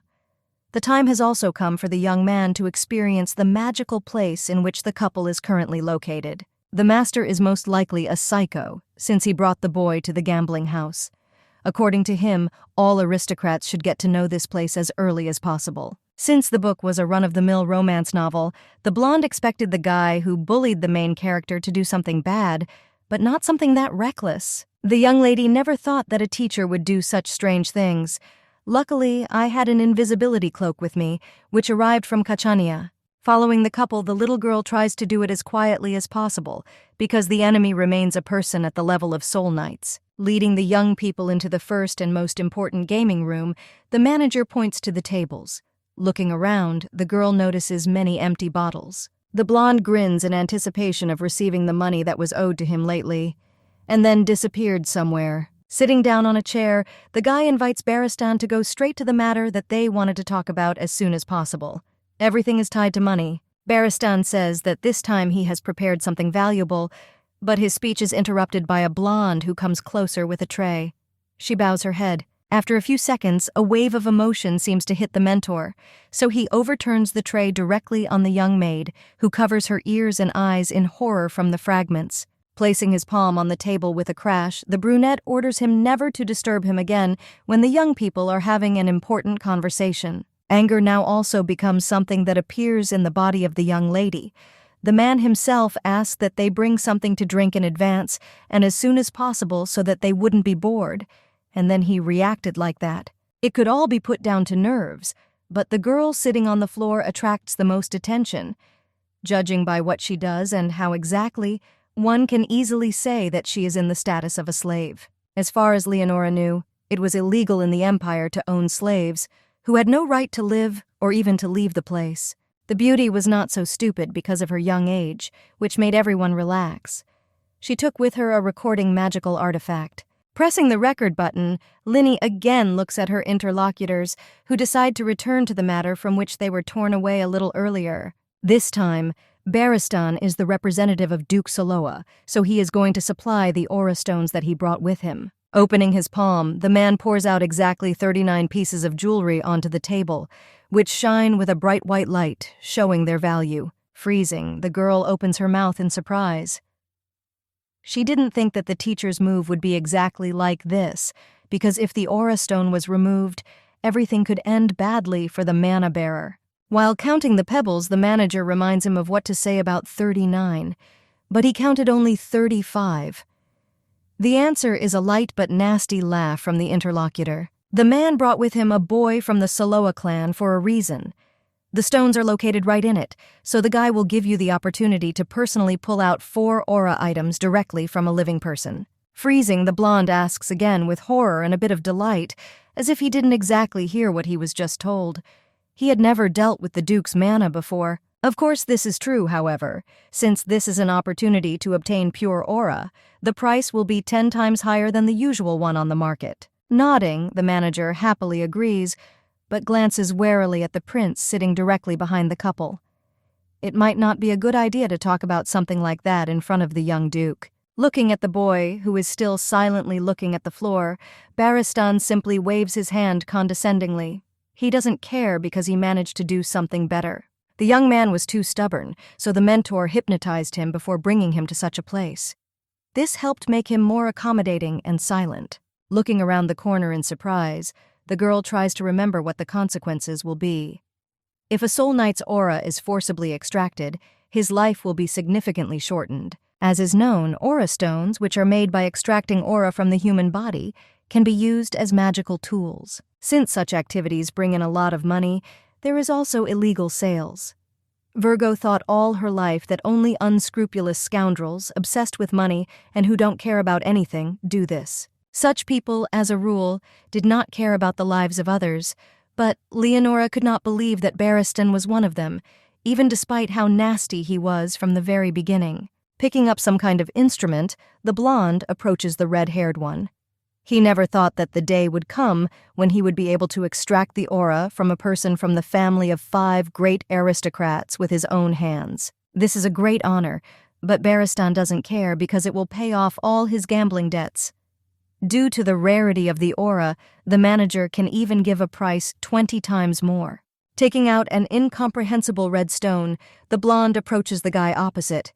The time has come to finally begin extraction. The little thing turns out to be attached to the forehead of the young man, who is still unconsciously looking somewhere at the wall, not understanding what is actually being done to him. Now the man seems to be extracting his aura, or at least getting ready to. The girl wrote everything down, so now there will be direct evidence. Running out of the shelter, the baby hurries forward. Tristan will be one of those who in the original will lead Kachania to the fall, but he is still just a child, so the maiden is obliged to protect him. Heading towards the chairs, Leia thinks only about what she should do in order to wake the guy up from such deep hypnosis, which was most likely imposed by a professional. Kneeling down next to her leg under the table, the girl is about to fill her teeth with mana. With the help of force, the beauty will be able to bite so hard that the young man will feel pain, and he will come out of hypnosis. Gathering her strength and calling on her aura, the blonde bites Tristan's leg with all her strength near the ankle, where one of the most painful places is located. The boy screams sharply from the sharp pain that takes over his entire body, but thereby helps him wake up from hypnosis, which was still working perfectly. The men standing opposite jump away in shock. It seems that it is already becoming clear to them in advance what will happen to the plan they have conceived. Looking around, the young Duke asks a million questions, trying to understand where exactly he is and why he was brought here without any consent, because the road was washed away. Raising his hand in the air, the young man feels something incomprehensible and strange to the touch on his forehead. He asks what it is and why it is needed. Anger takes over the mind, so the young Duke can no longer restrain himself, no matter how much he needs it. Barristan was definitely going to do something, and it wasn't the best thing. Stepping aside, the blonde sighs in frustration. Turning to Sir, he asks if he could apply hypnosis again, which might help him continue what he started. This is impossible. Sighing, the man says that it was not he who imposed hypnosis, so he cannot do anything. Stepping forward, the young man asks what we are talking about. The man said that it was a meditation practice. Speaking about what a strange guy, the mentor reminds that practice and hypnosis are the same thing. Looking at the table, the hero realizes in horror that in front of him lie stones for extracting aura, and in front of the master lies the already extracted aura. The palm hits the wooden surface with a loud thud as Barristan bursts out screaming. He can't believe that a student could suspect him of something. The boy, frozen, listens to the attacks in his direction, not understanding what he is accused of. He never wanted to let anyone down. Tristan has been told more than once that there must be a trusting relationship between teacher and student. The young man's mistrust will one day bring even more problems. The blonde can't hold back because it's completely absurd. In order for a person to be believed, he must try his best to do everything possible for this. Anyone would be as confused as Saloa. Quietly asking for forgiveness, the guy is trying to show his point of view. He does not want to suspect his mentor, but the situation is ambiguous. Grunting, the man folds his arms over his chest. Touching on the most painful topic, he says that because of the guy's mistrust, his mother abandoned him at a young age, leaving him alone. Tristan freezes, as if he were frozen, not daring to move. Painful memories replay in his head and haunt him. The young man's hand clenches into a fist. It seems that the teacher still touched that very sore point that they tried to hide for so long somewhere deep in the heart, away from prying eyes. The original story clearly explained what happened in a separate chapter. The Duchess was kicked out of the duchy without even giving her any right to protest or voice. It all happened because the Duke was tired of the woman and wanted to put another girl in the Duchess's place, who was much younger and more attractive. Tristan did not know all the details of the quarrel, as well as the true reason for his mother's departure, so he always thought that she had simply left him. Quite a long time passed before Inez, like a virtuous girl, found the boy's mother and brought her to him to resolve the terrible misunderstanding. Poking his finger at the guy, the mentor asks him to trust someone, because if he doesn't want to be abandoned again, he must do so. You need to try not to close yourself off. Lowering his sad gaze, Tristan quietly agrees with everything he is told. He seems depressed, but cannot continue to argue without any proof. Beristan really turned out to be that crazy. In order to pay for his entertainment, he traumatized the child in every possible way, allowing him to remember everything that had happened to him before. Leonora no longer had the strength to endure the disgrace that was happening in the gambling house. Throwing the recording device forward, the maiden allows it to turn on. From somewhere a sound begins to be heard, in which the voices of interlocutors are recorded, discussing the Duke's aura and the price for it. This confuses men. Looking down, the young guy looks somewhere at the little thing, which was not immediately discovered due to the commotion that rose sharply after the start of the show. The thing lay right next to the feet of the young man, who listened carefully to how they talked about the price that would be given for the aura stones of the descendant of Soloa. Raising his fist in the air, Beristan swings as his anger is more powerful. The boy dared to carry an artifact with him to record conversations because he doubted the teacher. Picking up the device, the young man turns pale. Nothing else matters at all, because the extraction of stones from the guy's body under hypnosis was true. Looking into the eyes of his interlocutor, the red-haired man asks what will happen if His Highness finds out about what just happened here. It's definitely not going to be good for everyone there. In fact, from what Beristan is trying to say, it was for the greater good. It's worth explaining everything, but obviously no one will listen to the deceiver. Turning around and heading out, the guy says that he no longer wants to hear a word from the man. Waiting for trial will be what the mentor deserves. The door slammed, and only then the blonde remembered that she, too, needed to get out of there as quickly as possible in order to be on the street away from the bad atmosphere. Getting up and starting to run circles from side to side, the man begins to lament how tired he is of the boy who ruins everything. Excessive greed was at work. Forcing the manager to shut up, the man blames him because the guy was the one who allowed him to gamble. He can pay the entry fee to the game to make it easier for Beristan. This concludes the conversation, so the mentor can reflect in silence on what he will do next. The man calls Celia to follow him. Nodding her head, the woman moves forward without any obstacles directly behind the master, who does not tolerate any of his subordinates making him wait. Passing by one of the chairs, the blonde stops. She looks with interest at something to the side, although to others it seems that there is nothing there. Leonora thinks that the girl is looking right at her. I can't believe that she sees the Duchess, even under the guise of being invisible, because otherwise the story wouldn't come together. Stopping, the manager asks what happened. In response, he only hears that there is someone's leg there, which he managed to notice. The red shoe that the young lady wore this morning actually peeks out from under the robe. Touched by what she saw, Celia laughs lightly, because it was a cute little leg of a child who, out of nowhere, came from a gambling house.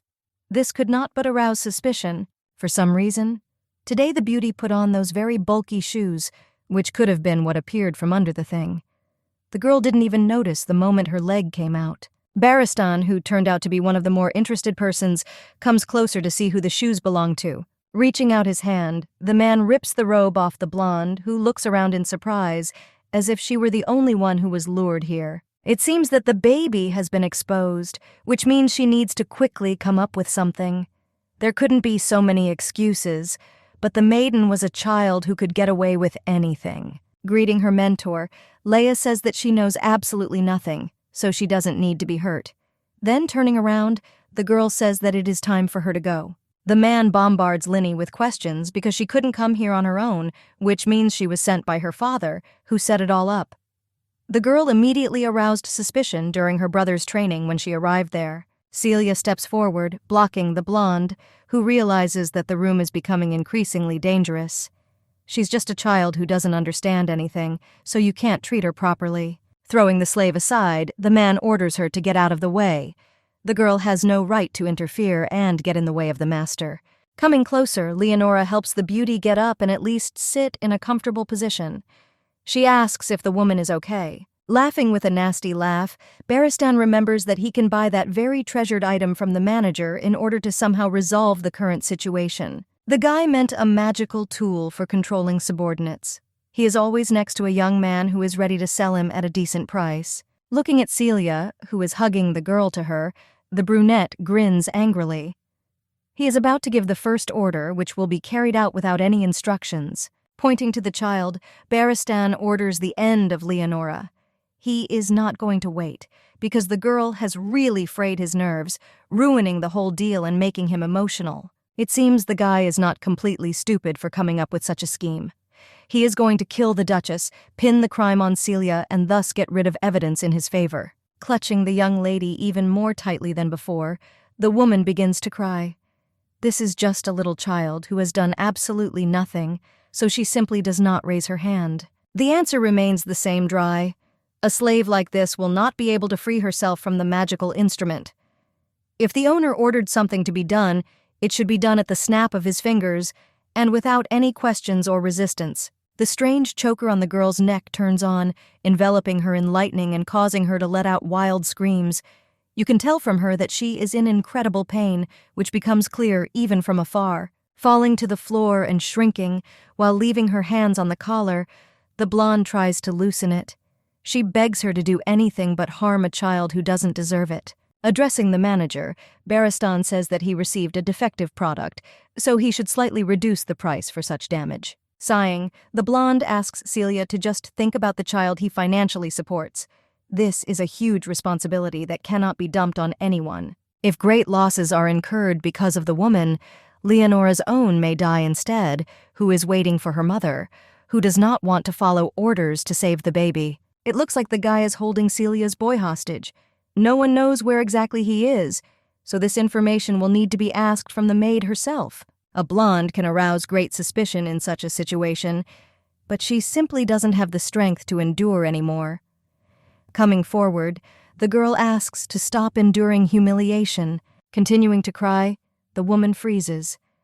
She looks back at the young Duchess, asking her what exactly she meant when she said her line. Taking a few more steps forward, the little one begins to gather her mana in order to deliver a blow that will turn out to be something deserved. Jumping, the girl swings her foot across Baristan's cheek, who did not expect that the blow would fall on him, and not on the blonde man standing very close. Falling to the ground, no longer able to stand on his feet, the man screams about how much pain he is in.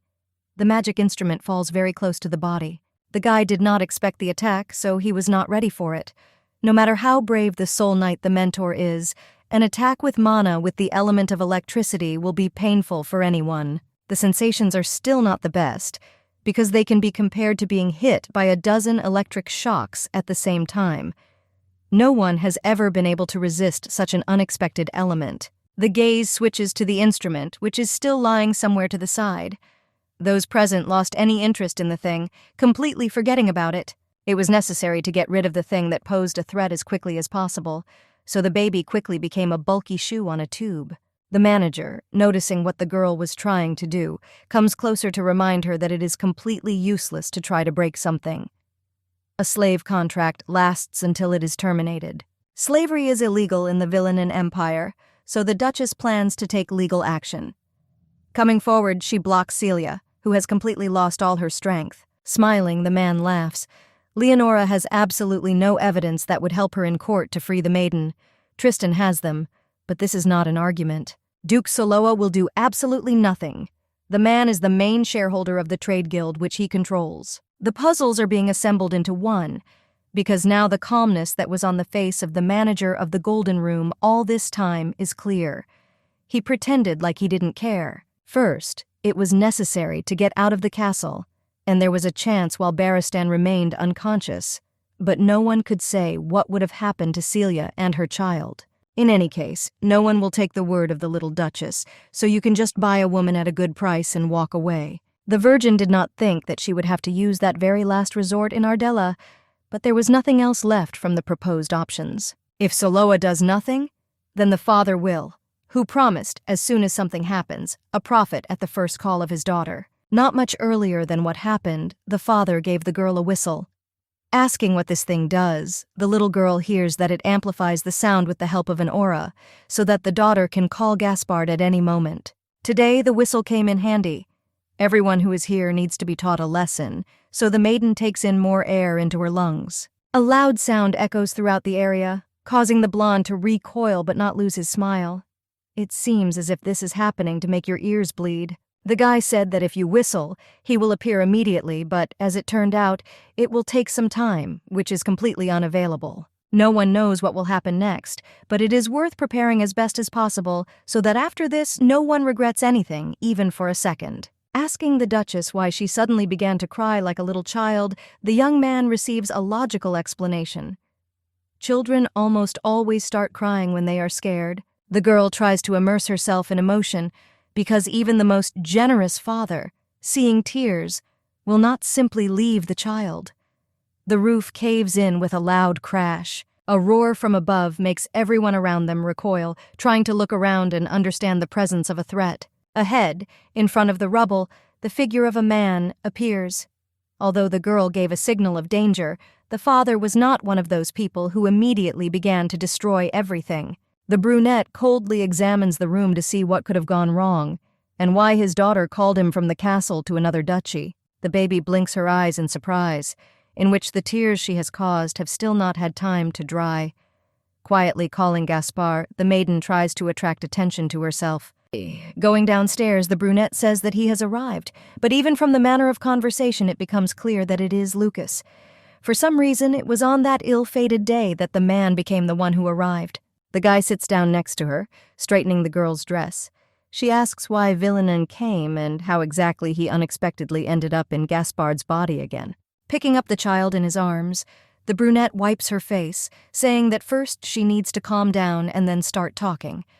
What happened isn't the most important thing right now. Others still perceive Lucas as Gaspard because only one duchess knows the true inside. This is what she needed to get. The man seems too gloomy, even if people around him express only fear as the only emotion. Today, the guy doesn't look like himself even more. Looking around everything that was destroyed around, the brunette realizes that they are in a gambling house, which was completely wrecked along with the players. Looking menacingly at the manager, the young man asks the reason why his daughter is crying in the midst of such terrible chaos, which seemed to have captured everyone around her. The Virgin asks the blonde to tell him everything he said before the Duke arrived, but he begins to mumble. He makes excuses, saying that this is just a misunderstanding. The young Duchess got lost, so the young man was just about to take her home.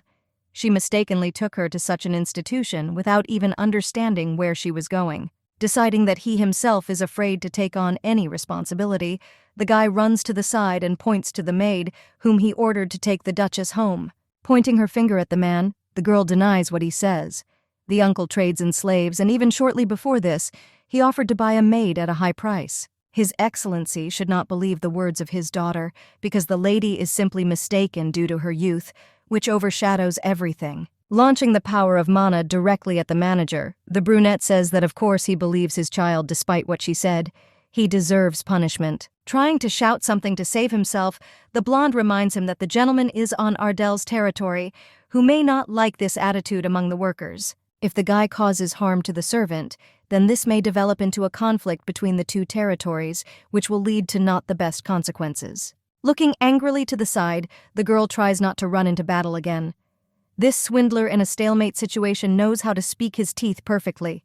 If things continue like this, the couple will not be able to punish him. Without stopping the flow of magic, the man says that he doesn't care. The girl agrees, because war is war, but she realizes in time that this is not a solution. Turning to her father, the blonde blinks her eyes in surprise, trying to ask what the problem is and why he is behaving this way. Grabbing the Duke's hand, Leonora tries to stop him, because this will not be the best solution to the situation they are in.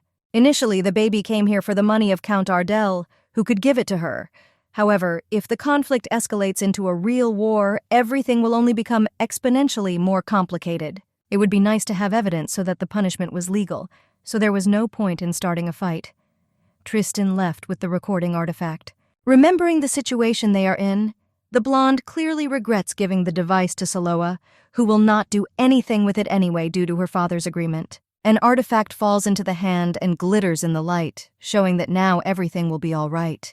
Before she can open her mouth, the heroine understands what happened. It was not a fake, because in the palm of the beauty lay the true thing that could save them all from the war and resolve the situation. Not understanding how or why, the girl slowly looks up, looking at who has arrived.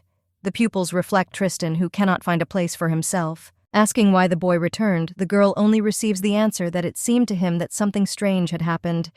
He returned just in time. When leaving, the guy examined his leg, which continued to tingle slightly, and found a teeth mark from a bite near his ankle. Perhaps someone at least once in the young man's entire life wanted to help him, but this seems like an extremely crazy idea, because everyone hated the young man, even his own parents. Changing the topic, the guy decides to talk about something more important. They are still on the verge of collapse, so the situation urgently needs to be saved on their own. Addressing the Duke, the hero says that there is evidence, so passing a verdict will not be a big problem in court. Drawing mana into his palm again, the brunette is about to pronounce his judgment right now because of what happened. A war will not start just because of an artifact. A few minutes later, screams are heard throughout the hall, and then everyone is thrown to the sides. Lucas is ruthless, so the lady is lucky that he is on her side in this battle. Just about to leave, the blonde freezes. Now she remembered the very detail that she had accidentally missed a little earlier, even if she didn't want to. Celia remained in the same place, sitting in fear. Everyone forgot about her presence as well as about her story, which they had heard a little earlier. Starting to cry, the girl explains that her child is in the Brene orphanage, and now that the manager is away, he is in terrible danger, because no one can take care of him as he should. Turning away, the girl thinks about where she heard about the shelter that was mentioned a few minutes ago. This location was one of the worst background settings in the original story. No one would want to go there, because the things that happened there could not be described in words. A fake orphanage where the imperial family, aristocrats, and slave traders conspire to create various magical stones using poor children who have absolutely nowhere to go. From somewhere, information leaked to the people that there in the tower, there was one of the most powerful weapons in the world, which was almost impossible to get. In any case, it is worth visiting the place before the maiden leaves Ardell. Extending her hand, the beauty invites Celia to leave here together. The blonde does not immediately understand where they are going, but the princess offers to save the woman's child so that he does not suffer anymore. The lady does this for her own benefit too, but at the same time, the secondary characters who have just begun to appear do not need to know about this. The Duke leans down and asks why he needs to take a maid with him. Perhaps Lucas cannot accept the maiden because of his background, which is not the best. Jumping up and wiping away the tears that are still flowing down her cheeks, the beauty assures that she can take good care of the Lord and will be faithful to her. Now the lady is a slave, but long before that she worked as a nomad in the Empire and also knows how to speak 2 foreign languages. Celia is a very capable girl, and this is noticeable even to the naked eye. The daughter makes a sweet expression and begs her father to take the maid with her. Going into a counterattack, the maid says that someone like her is not good enough to serve the young lady, because the gentlemen are sweet, beautiful, and insanely kind. The lady knows little about the magician, but feels that the man exudes a noble and warm aura. Gaspard frowns. Smiling, the man confirms the words, because even he cannot argue with what was said. His daughter is the kindest person in the world. Lucas is not as simple as he seems, so he agrees, saying that another maid would definitely not hurt for the young duchess. The blonde is distracted from the touching moment, which seems suspicious because she remembers Tristan, who is still somewhere nearby. The guy looks at the girl even more angrily than before. One gets the feeling that he has some kind of score of his own, or a blacklist, where, if Leia... The questions don't keep you waiting too long. The young man asks why Leonora helped him, because it is not profitable for Kachania to support Saloa. Tristan did not understand how it was possible to help such a useless creature like him, but so it is. He thought Leia looked like an angel, but it looks like she's kind on the inside too. In addition to good thoughts, some of the most terrible ones also pop into your head. A girl who is not even 10 years old could not easily enter a gambling house, and even with an artifact. It seems that Tristan began to suspect too many things. It was urgent to do something before it was too late to try to do anything. The baby is a child, so at least sometimes it's worth living up to your status. Coming closer, the girl talks about how much she likes the guy. Freezing, the red-haired one quietly asks again to make sure that he heard everything correctly. No one had ever said anything like that to him. Grabbing the guy's clothes, the Duchess continues her tirade about how much she likes Soloa Jr., that she followed him. Lai sympathizes with the Duke too much, so he simply couldn't find the strength to leave him without help. Even a small child had his own aces up his sleeve. Jumping, the girl clings to Tristan's waist, not letting him go more than a few steps. Everything is going according to the plan that was planned 5 minutes ago. Soloa seems too surprised to say a word. The cheeks are covered with purple spots, showing the boy's embarrassment. Celia looks on in confusion as the Duke looks like he's been shown something incredibly disgusting. After this, the Gold Rush building turned into ruins. There was silence in the estate of Count Ardell, which dragged on a little. Clearing his throat, the man asks, as if to confirm, whether the couple really wiped out Gold Rush. The large gambling hall, located in the central part, really no longer existed, and all this was due to the culprits of the event, who were sitting opposite the man, as if nothing had happened. Everything is clear, except for the only strange detail. Never before has anyone been able to pulverize an entire building with an aura. Sighing, Lucas realizes that he will have to somehow explain what happened to him, even if it will be incredibly difficult. Leonora suddenly grabs her pant leg and starts screaming at the top of her lungs. The Duke, on the contrary, jumps up worriedly and asks if something hurts. The man turns, asking what the little girl is doing, to which she simply shrugs. My father's legs were numb, so it seems that this was a salvation. The girl asks the guy to speak more politely. Gaspar is a duke, but the Count of Ardell also belongs to the aristocrats of 5 generations. Deciding to listen to Leonora, the man promises that he will compensate for all the damage and asks to forgive him. For some reason, even when he uses a polite tone, his arrogance still comes through. Offering to forget about what happened, the man assures that everything is fine. A gambling house where people were being trafficked was something that needed to be taken care of as quickly as possible. Gaspar should be thanked for doing all the troublesome work. This is not the most important thing, but it also has some significance. The girl does not pay attention to the conversation, only looking at the shelves. Since there is a lot of information about the disease, and I will also provide the medications themselves, anyone can see that the young countess is seriously ill. Lucas also glances at the shelves briefly, turning again to the Count. He talks about what he heard about his daughter's illness. Sadly lowering her head, the little girl sighs. She really wanted to meet Laureline and play, so now all that remains is the desire to cry. Smiling, the hero assures that this will be possible. The young lady is feeling a little better today, so it's worth trying to visit her for tea. The girl would never miss the opportunity to meet the Countess, so she walks into the distance onto the veranda on which the girl sits, looking into the distance. Hearing footsteps heading straight towards her, the heroine turns and smiles to greet the young Duchess who has arrived at their estate. Introducing her first and last name, the beauty talks about what an honor it is for her to personally meet a lady about whom all high society has probably already heard. Waving as all little children do, the blonde introduces herself simply as Leah. She had been waiting for this meeting for quite a long time. In the future, the child will become a great magician, so much so that the Emperor will grant her the title Laureline Aquamarine.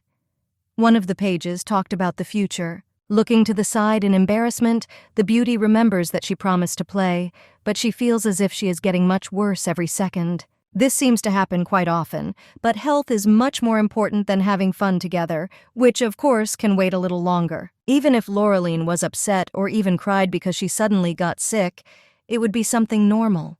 Don't worry so much about what happened. The girl looks into the beauty's eyes, as if not understanding how such a young duchess has such wisdom, which she shows with her actions. The blonde was led to a table and then seated on a chair opposite Ardell. There are a lot of pastries and, of course, tea on the table. While accepting the baked goods, the beauty eats carefully, thinking only about how long it has been since she had such free days. It seemed that a peaceful tea party was the best. From the very beginning, when the maiden realized that she had found herself in a world that was a book that had previously been read in another dimension, everything did not go as desired. Then, over time, everything only became more complicated because the heroine completely lost herself in the problem of Lucas, who seemed to have fallen on her head. My head was also filled with training with Enoch and Sylvester, who could not miss even one day in order to eventually become perfect. In order to manage everything, the maiden needed at least 10 copies of herself. It was necessary to change fate, save the Duke, and save the dying Countess. For now, one could simply enjoy the peace, but coughing, on the other hand, interrupts Nirvana. The girl asks if Lorelaine is okay. Apologizing to the Duchess, the little girl wipes her face with a handkerchief. Her complexion became noticeably paler than it had been before. The blonde sadly looks at the floor. She always feels sorry for people, but recently this feeling has developed even more, especially towards others. The reason why Ardell is sick is due to a disease called mana leak. The disease has a negative effect on the body, since the innate wave of mana is vast and crude.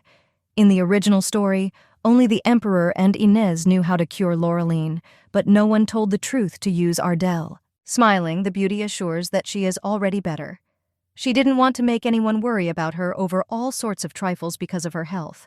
The blonde initially planned everything completely differently. She wanted to monitor the situation and suggest how to cope with the disease, but something went wrong. Lowering her hand onto the table, the girl clasps her fingers. It seems that the Duchess has become softer, like her father, because she can no longer watch others suffer. The heroine wants the girl to get better as soon as possible, and it's not even about the plan or the money. Opening her mouth, the blonde is about to tell her plan, but she is interrupted. The voice of the Marquis of Brunei interrupts the Duchess. He smiles, talking about how long it has been since he and Ardell have seen each other. The same owner of the orphanage, Brunei, and the main villain of the novel, walks forward to Lorelaine, asking how she is feeling. He's trying to be friendly. Turning to the Duchess, the man wonders who this little lady is. He had never seen her before, but he was already interested. Smiling a weak smile in response, the lady points to the scowling child. She is from the Kachania family, who just recently arrived at the estate. Looking at the girl with interest, the blonde chuckles. This is the same lady who was rumored to have shown the strength of the summer night. Apparently, the man became interested in false power. But according to the plot of the book, he sees in the lady only a means of making money, just like his father in a past life. Scratching his chin, the man remembers something. According to him, the magic stones of the summer nights are very beautiful, so they are worth looking at. The eyes light up with a manic fire, reminiscent of a predator.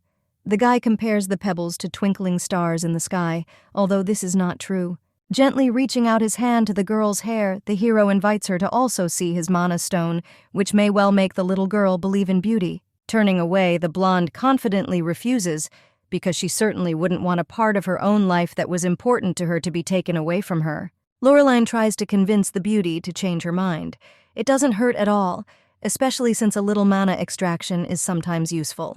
Freezing, the Duchess slowly turns to her interlocutor. She has too many questions after hearing this. There was nothing like that in the book, but the girl has been doing this since childhood, and to her joy, it doesn't hurt at all, even if at first she thought it would be like this because of her illness. The Marquis of Bryken spoke about the method of treatment, who generously decided to help with the illness of the young countess, for whom nothing else helped. The guy makes stones from the maiden's mana under the pretext of treatment, in order to simply get as much money as possible, as if what the count pays is not enough for him. Standing up on the table, the girl reaches out with her hands to the blonde's hair and grabs onto him with no intention of letting go anywhere. She pulls down with great force. Finally, after all the unsuccessful attempts, the guy manages to unhook from the lady, who, it seems, was not going to fall behind so easily. She looked furious. Holding a few pieces of hair in his hands, the child smiles friendly, saying that there was too much hair on his head to leave everything as it is. Lorelaine laughs a little, realizing that it is the dust that resembles the color of the Marquis's hair for the young lady who did this. Adjusting his hair, which is no longer scary, the man looks sternly at the Duchess. They begin extracting mana. Lifting the same suitcase that was brought quite recently onto the table, the girl sees a strange thing in gold. The thing looks suspiciously similar to the one Barristan and the manager used when they were going to get the stones from Tristan. Since the girl is a small child, she can take advantage of her status. The beauty grabs the thing and screams that she likes the new toy. The baby wants to play, so she deliberately shakes it in her hands in order to quickly drop it to the ground. The collector shatters with a loud thud. Grabbing his head with his hands, the Marquis makes a terrible sound. The bottle, which was purchased for 3,000 zlotys to collect mana, was broken and could no longer be glued back together. Looking down at the fragments that can only be collected, the blonde sighs with fake pity. She thought everything would go better. Covering her face with her small hand, the heroine smiles unnoticed by everyone. The plan goes well because Brene doesn't deserve the mana stones. Loreline looks at everything that is happening with interest. It seems that something is not clean here, but the time has not yet come for asking questions. Grabbing the girl's dress, the man lifts her into the air, asking how she dared to break such an expensive thing by taking it without asking. For some reason, every villain does not consider children to be normal people at all, without intending to pay them any special attention.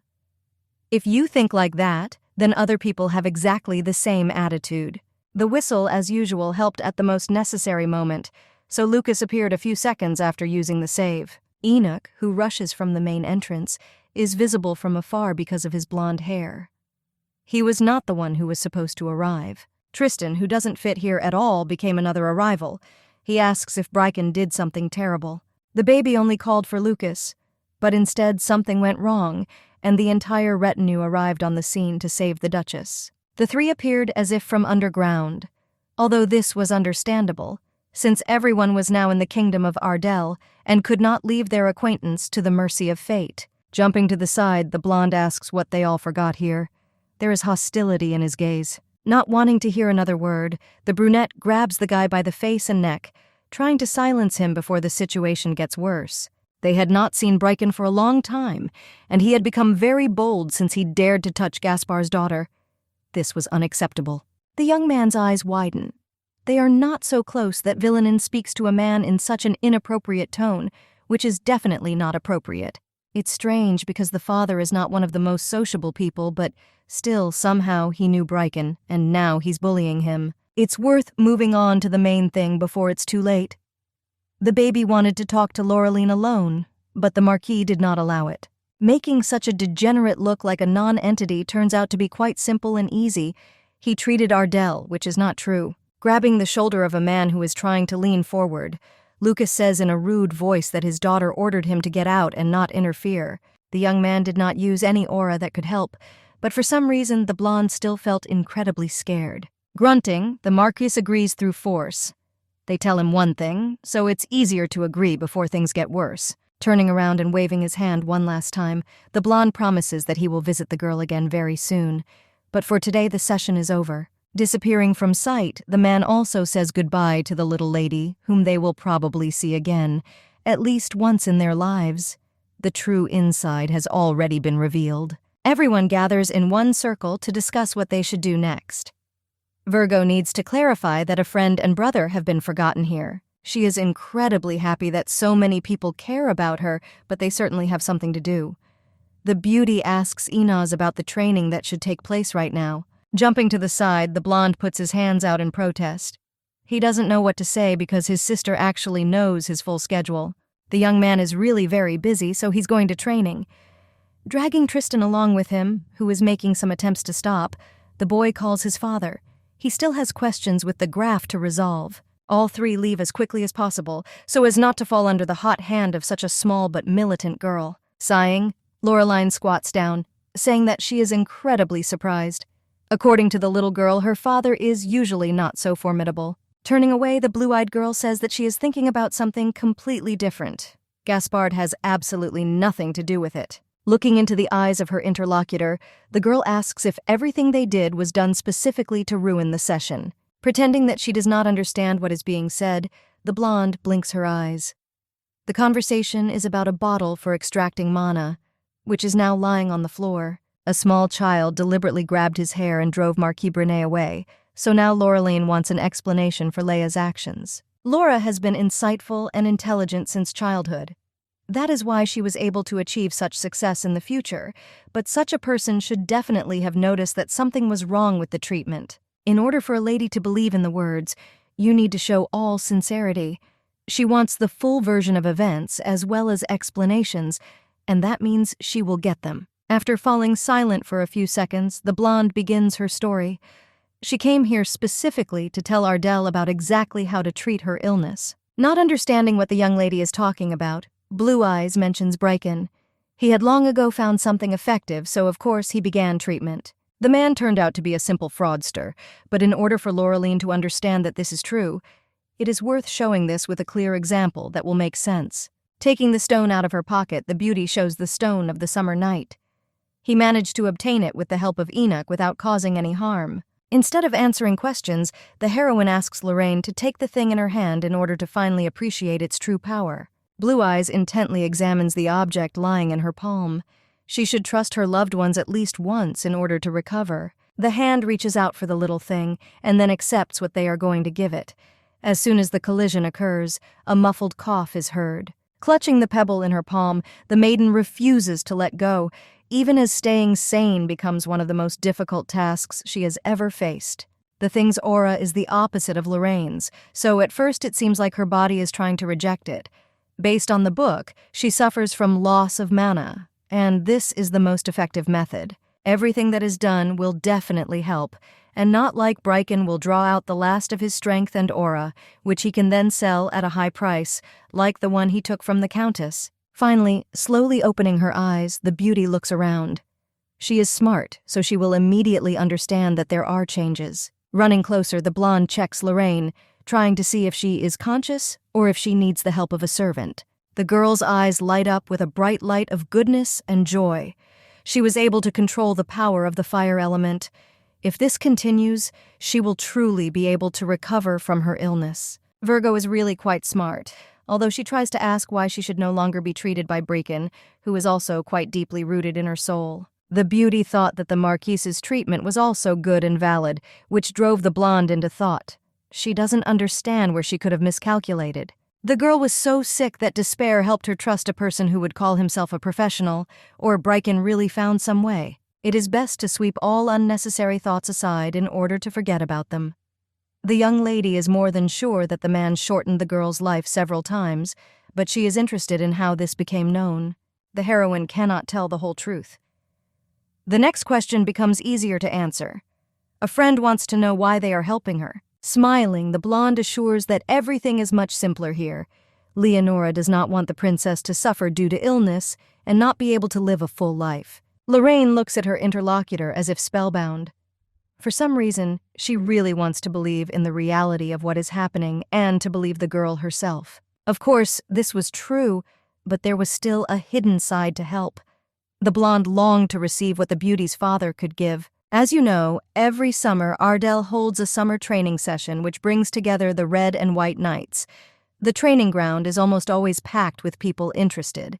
Today, it will be announced that the fencing tournament will take place. The mistress could not wait any longer, so the joy that had been building up inside finally bursts out. Baristan enters the estate, causing the princess to frown. This crazy guy is back in the ranks coaching or running competitions. A loud scream echoes throughout the hall and stands. Those who wish to take part in the tournament are required to come forward and then sign up in a separate room. Now it becomes clear that Duke Saloa does not really love his son, since this man again turned out to be the one who will continue to train Tristan. Tristan, Gray, and Joshua step forward. Obviously, this is everyone who is interested, because the organizers quickly begin to write something down on pieces of paper. Grunting, the blonde looks around. She doesn't see Enoch, who seems to have evaporated and wiped himself off the face of the earth, hiding somewhere. The maid standing nearby recalls seeing the young master as he walked towards the backyard just 10 minutes ago. Perhaps the young man simply mixed up the gathering place because he simply could not escape. Since the morning, he couldn't find a place for Joy, so he should quickly find his brother.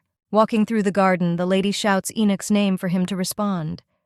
In response, all that is heard is a killing silence, which puts pressure on the eardrums and makes you worry. Passing by one of the bushes, the Duchess notices white hair and someone's top, which is very difficult to notice. Passing behind a tree, the beauty sits down next to an acquaintance, asking what he forgot here.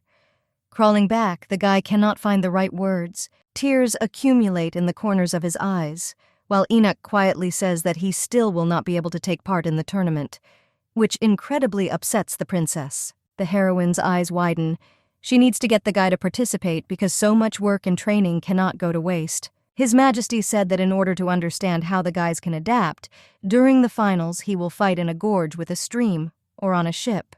There is nothing special about this, but this is only at first glance. The blonde still has a terrible fear of water that he cannot overcome. Turning away, the blonde says to hit herself in the face. She had completely forgotten about this little thing, and now she managed to remember. Enoch's role in the plot was one of the most important, also before he was killed. There was also one incident that happened between the guy and Inez in adulthood. The hero's fear of water is so strong that one day a girl, in order to punish the little villain, poured a cup of tea on his head, which turned out to be too wet. Maybe the young man is not the best character in the future, but it would have been impossible to think of pouring tea on a person. Something had to be done urgently about this. To begin with, the decision was made. The couple must calm down, and then Enoch listens to what his sister has to say, who as usual is going to save the whole situation. The beauty assures the guy that everything will be fine. She will definitely be able to find a way to cope with what will happen, so she just needs to take part in the tournament. The hero's eyes light up with hope, which was recently extinguished.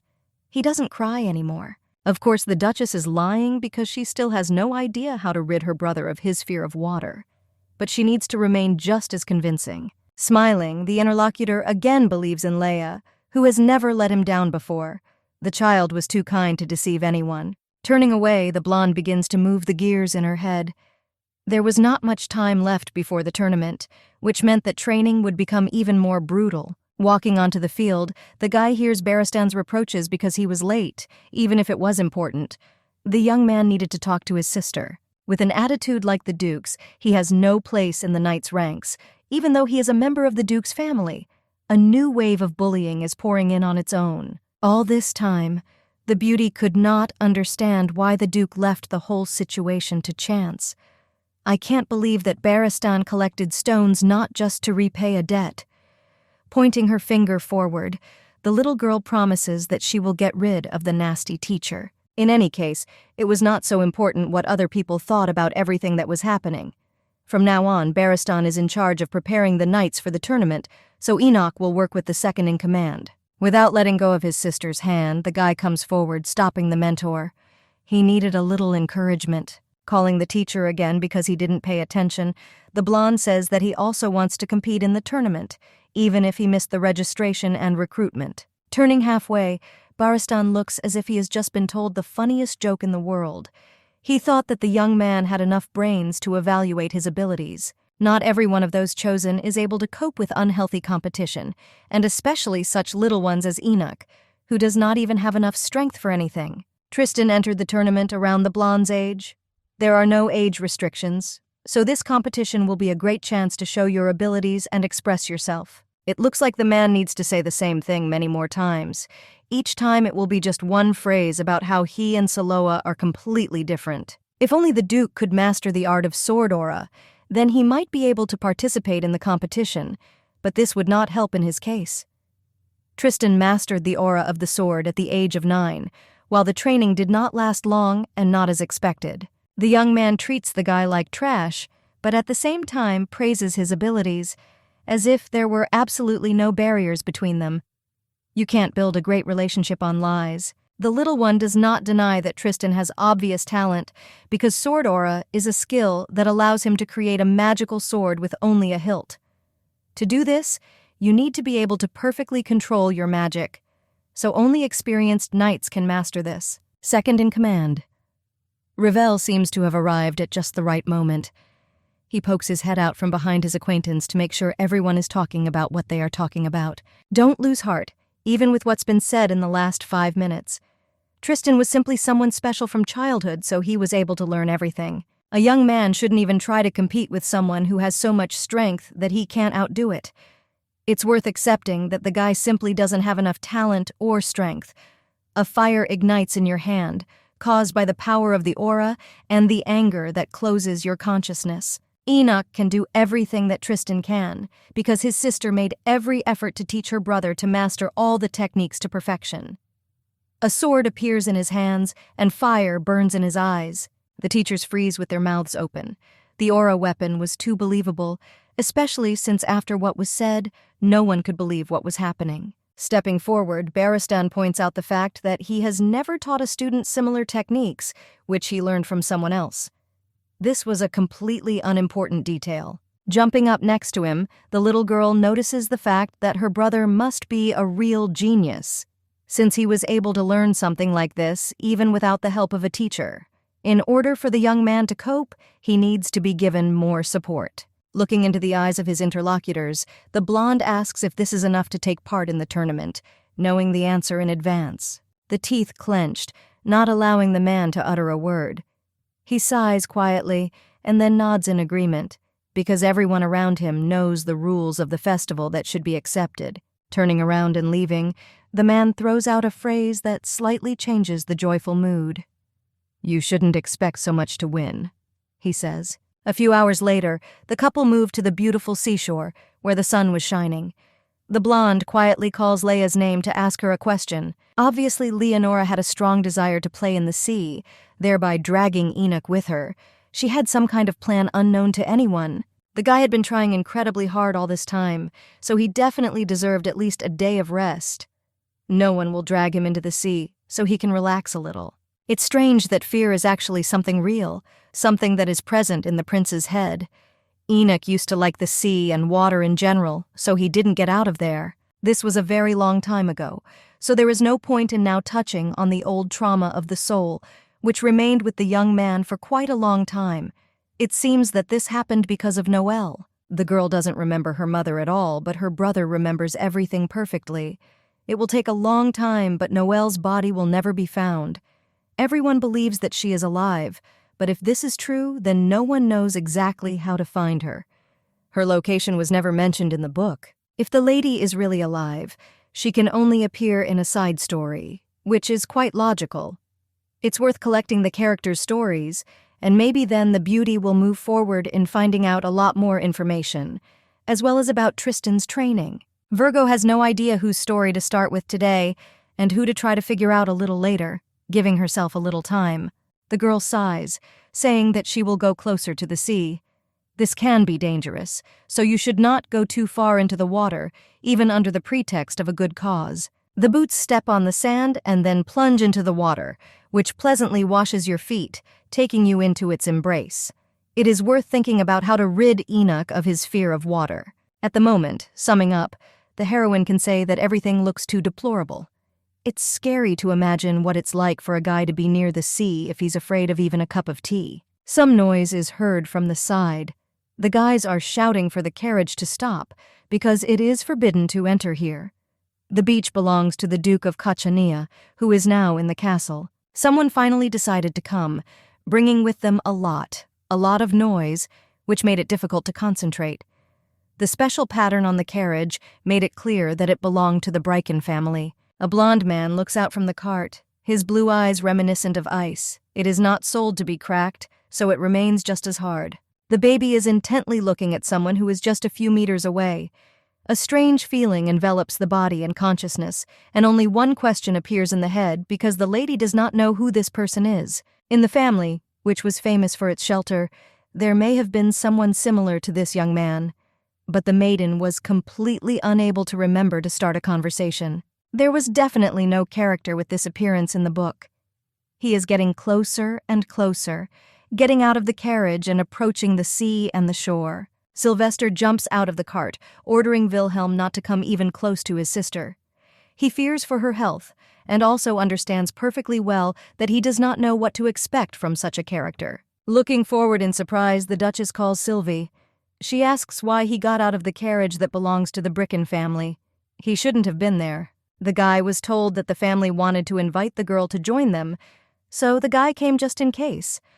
Obviously, the young man came here for control, although he had absolutely no intention of going anywhere. Wilhelm heads into the water, and being only a meter away from the lady, greets Leonora. He doesn't look friendly, but rather more tired and exhausted after everything that happened to him. Looking into the eyes of the young man who made his hair move, the heroine tries to keep her face.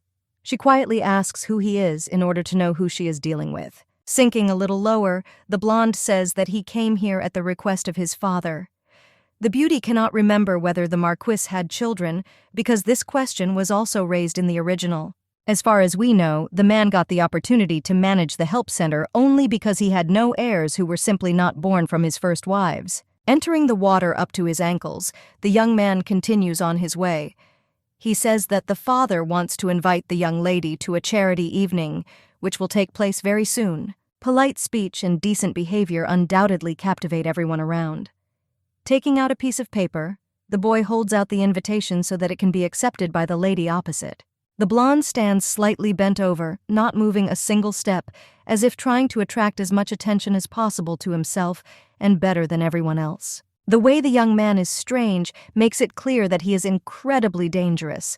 So a second later, Enoch rushes to the side, asking how the girl ended up so far away and even in the water. The baby falls due to another wave, which tries to drag the beauty somewhere to the bottom. She extends her hand as a sign of help, but Wilhelm doesn't even move. The blonde looks somewhere to the side with his icy gaze.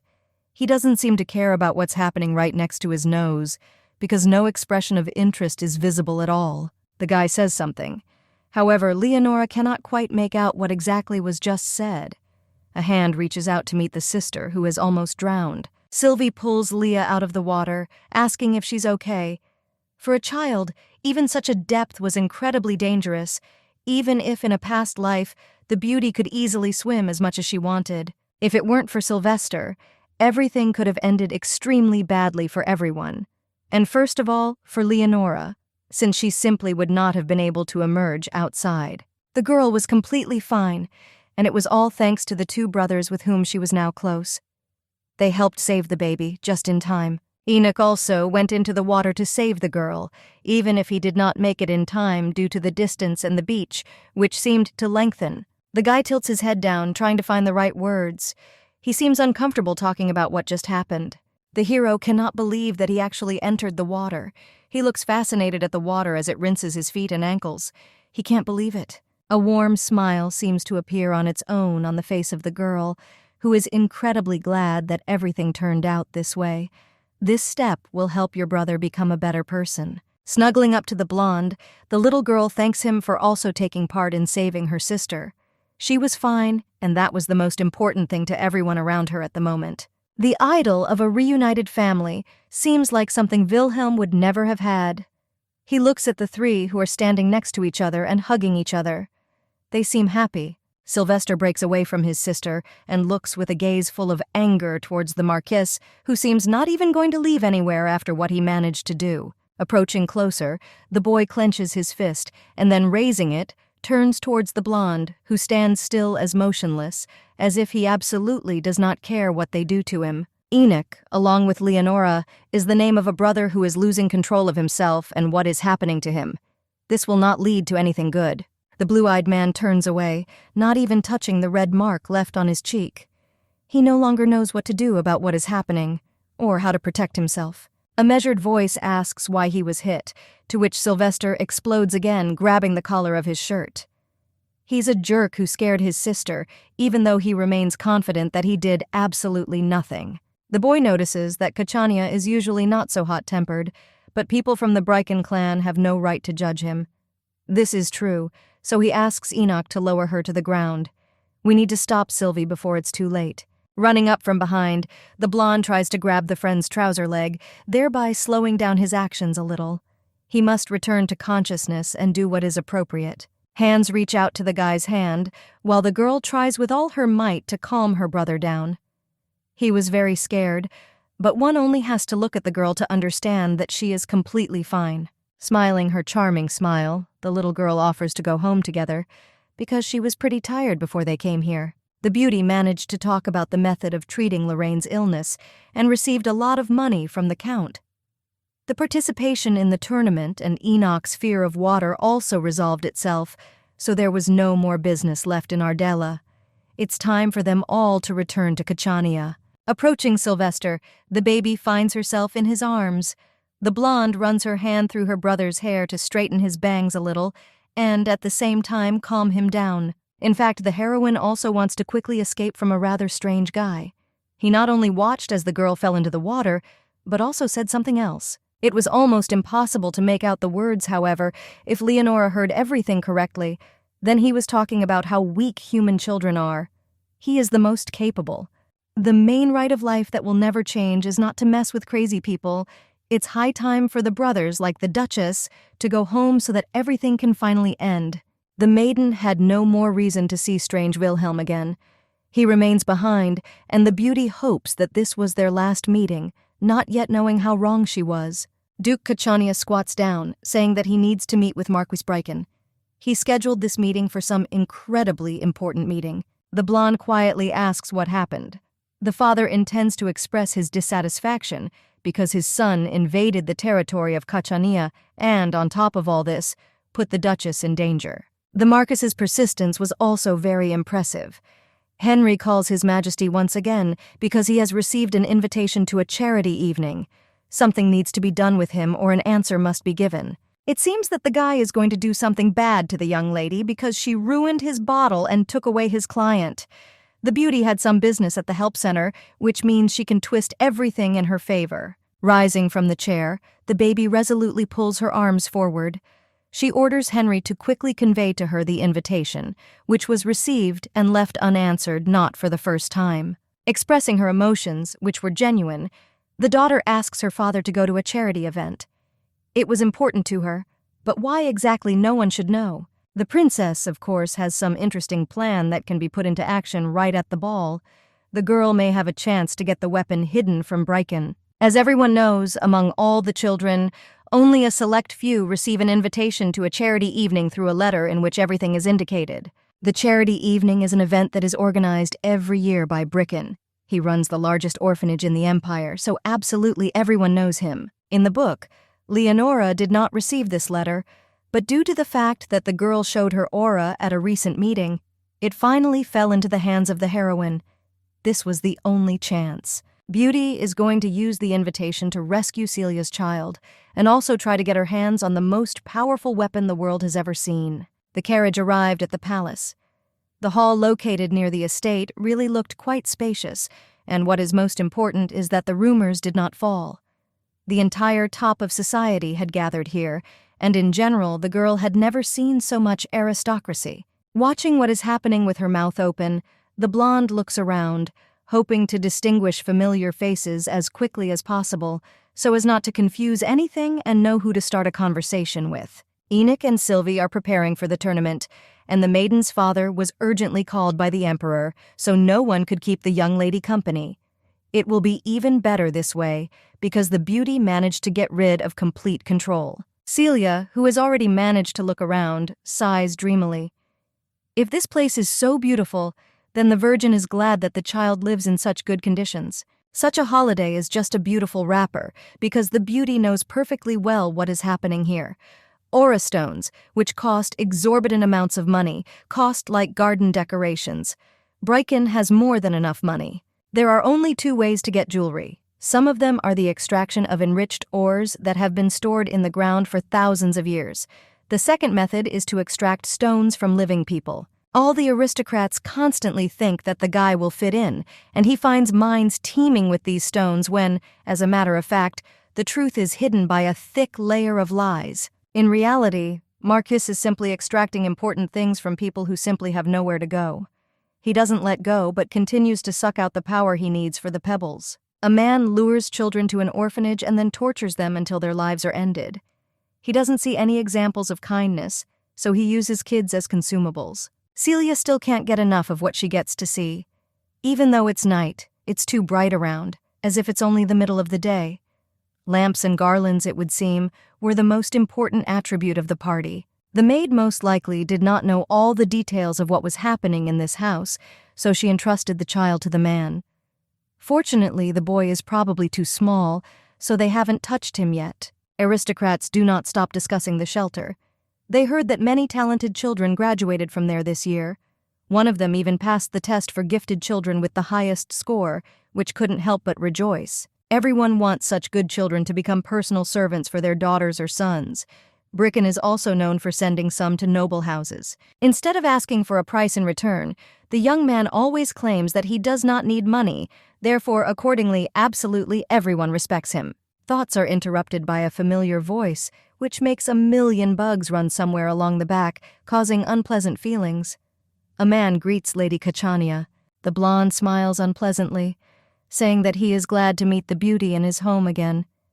He promised her that they would meet at least once again after everything that happened in Ardell. Greeting the Marquis, the blonde smiles back, trying to show how kind she is. This guy is too suspicious to maintain any contact with. Everything will not end in the best way, thereby interfering. Today the guy is too friendly, as if he forgot how the girl pulled out his hair. Leaning over, the man asks if the little lady likes to read. He, like everyone else before, managed to notice a book nearby and, of course, decided to ask what it was about. Nodding, the baby tries to confirm her words, and then hides the thing from which the wild light emanates behind her back. The book responded the same way it did with Tristan, who became a hero. Perhaps the beauty will be lucky and get a side story from the Marquis, even if it was not even hoped for. It would be nice to get a lot of explanation about what happened in the man's past. The Marquis leaves, hoping that the little lady will be able to enjoy the evening at the estate. The beam points in a completely different direction, which means it is someone else. Virgo doesn't know who it is, but he's definitely somewhere nearby. Most likely, this hero was somehow connected with one of the main characters in the book. The Marquis probably knew about that very person, but it became clear that he definitely would not have spread the word. First, you should follow the people around, and then perhaps this will lead the lady to that very hero. The ladies are invited to go further because Celia can no longer wait to look around. There is tea drinking at a table in one of the gazebos next to the estate. There are only a few people there, but they seem to be the only ones interested in what is happening. Lorraine jumps up from her chair, calling Lady Leonora closer. She exclaims in surprise because she did not expect the girl to find out the location of her new friend. She finds the first idea she comes across, and all this is because she was walking nearby and noticed familiar faces. The other girls get up and introduce themselves as Minen, Damia, and Fenia Raconde. These are most likely friends or close acquaintances of Ardell, who was finally able to come with them to the meeting. The light no longer points in any direction, so the girl realizes that it was not one of them. Sitting down in a curtsy, the beauty shows honor to all those who have arrived. Turning around, the little girl runs away, saying that she still has some things to do. She leaves only admiring faces behind her, because everyone, as one, thinks how sweet the young lady is. Running past one of the rooms, the beauty freezes. She noticed something attractive inside, so she simply cannot pass by and forever lose the opportunity to see the side story. Panoramic windows reveal a huge room, allowing you to enjoy the view of the beautiful interior and the figure that is located somewhere in the depths. A girl with long blonde hair is sitting at a table, apparently drinking tea that was poured into her cup. She doesn't pay attention to anyone around her or to extraneous sounds. Turning around, the heroine makes it clear how beautiful she is. Long hair hangs over her shoulders and clothing, while her snow-white skin complements her bright green eyes. A side story usually comes from a character who played an important role in the original book, like Tristan. For some reason, the little girl can't remember that there was someone with that appearance in the book. Walking closer, the beauty bows in a curtsy, imagining Bellucci as Bryken.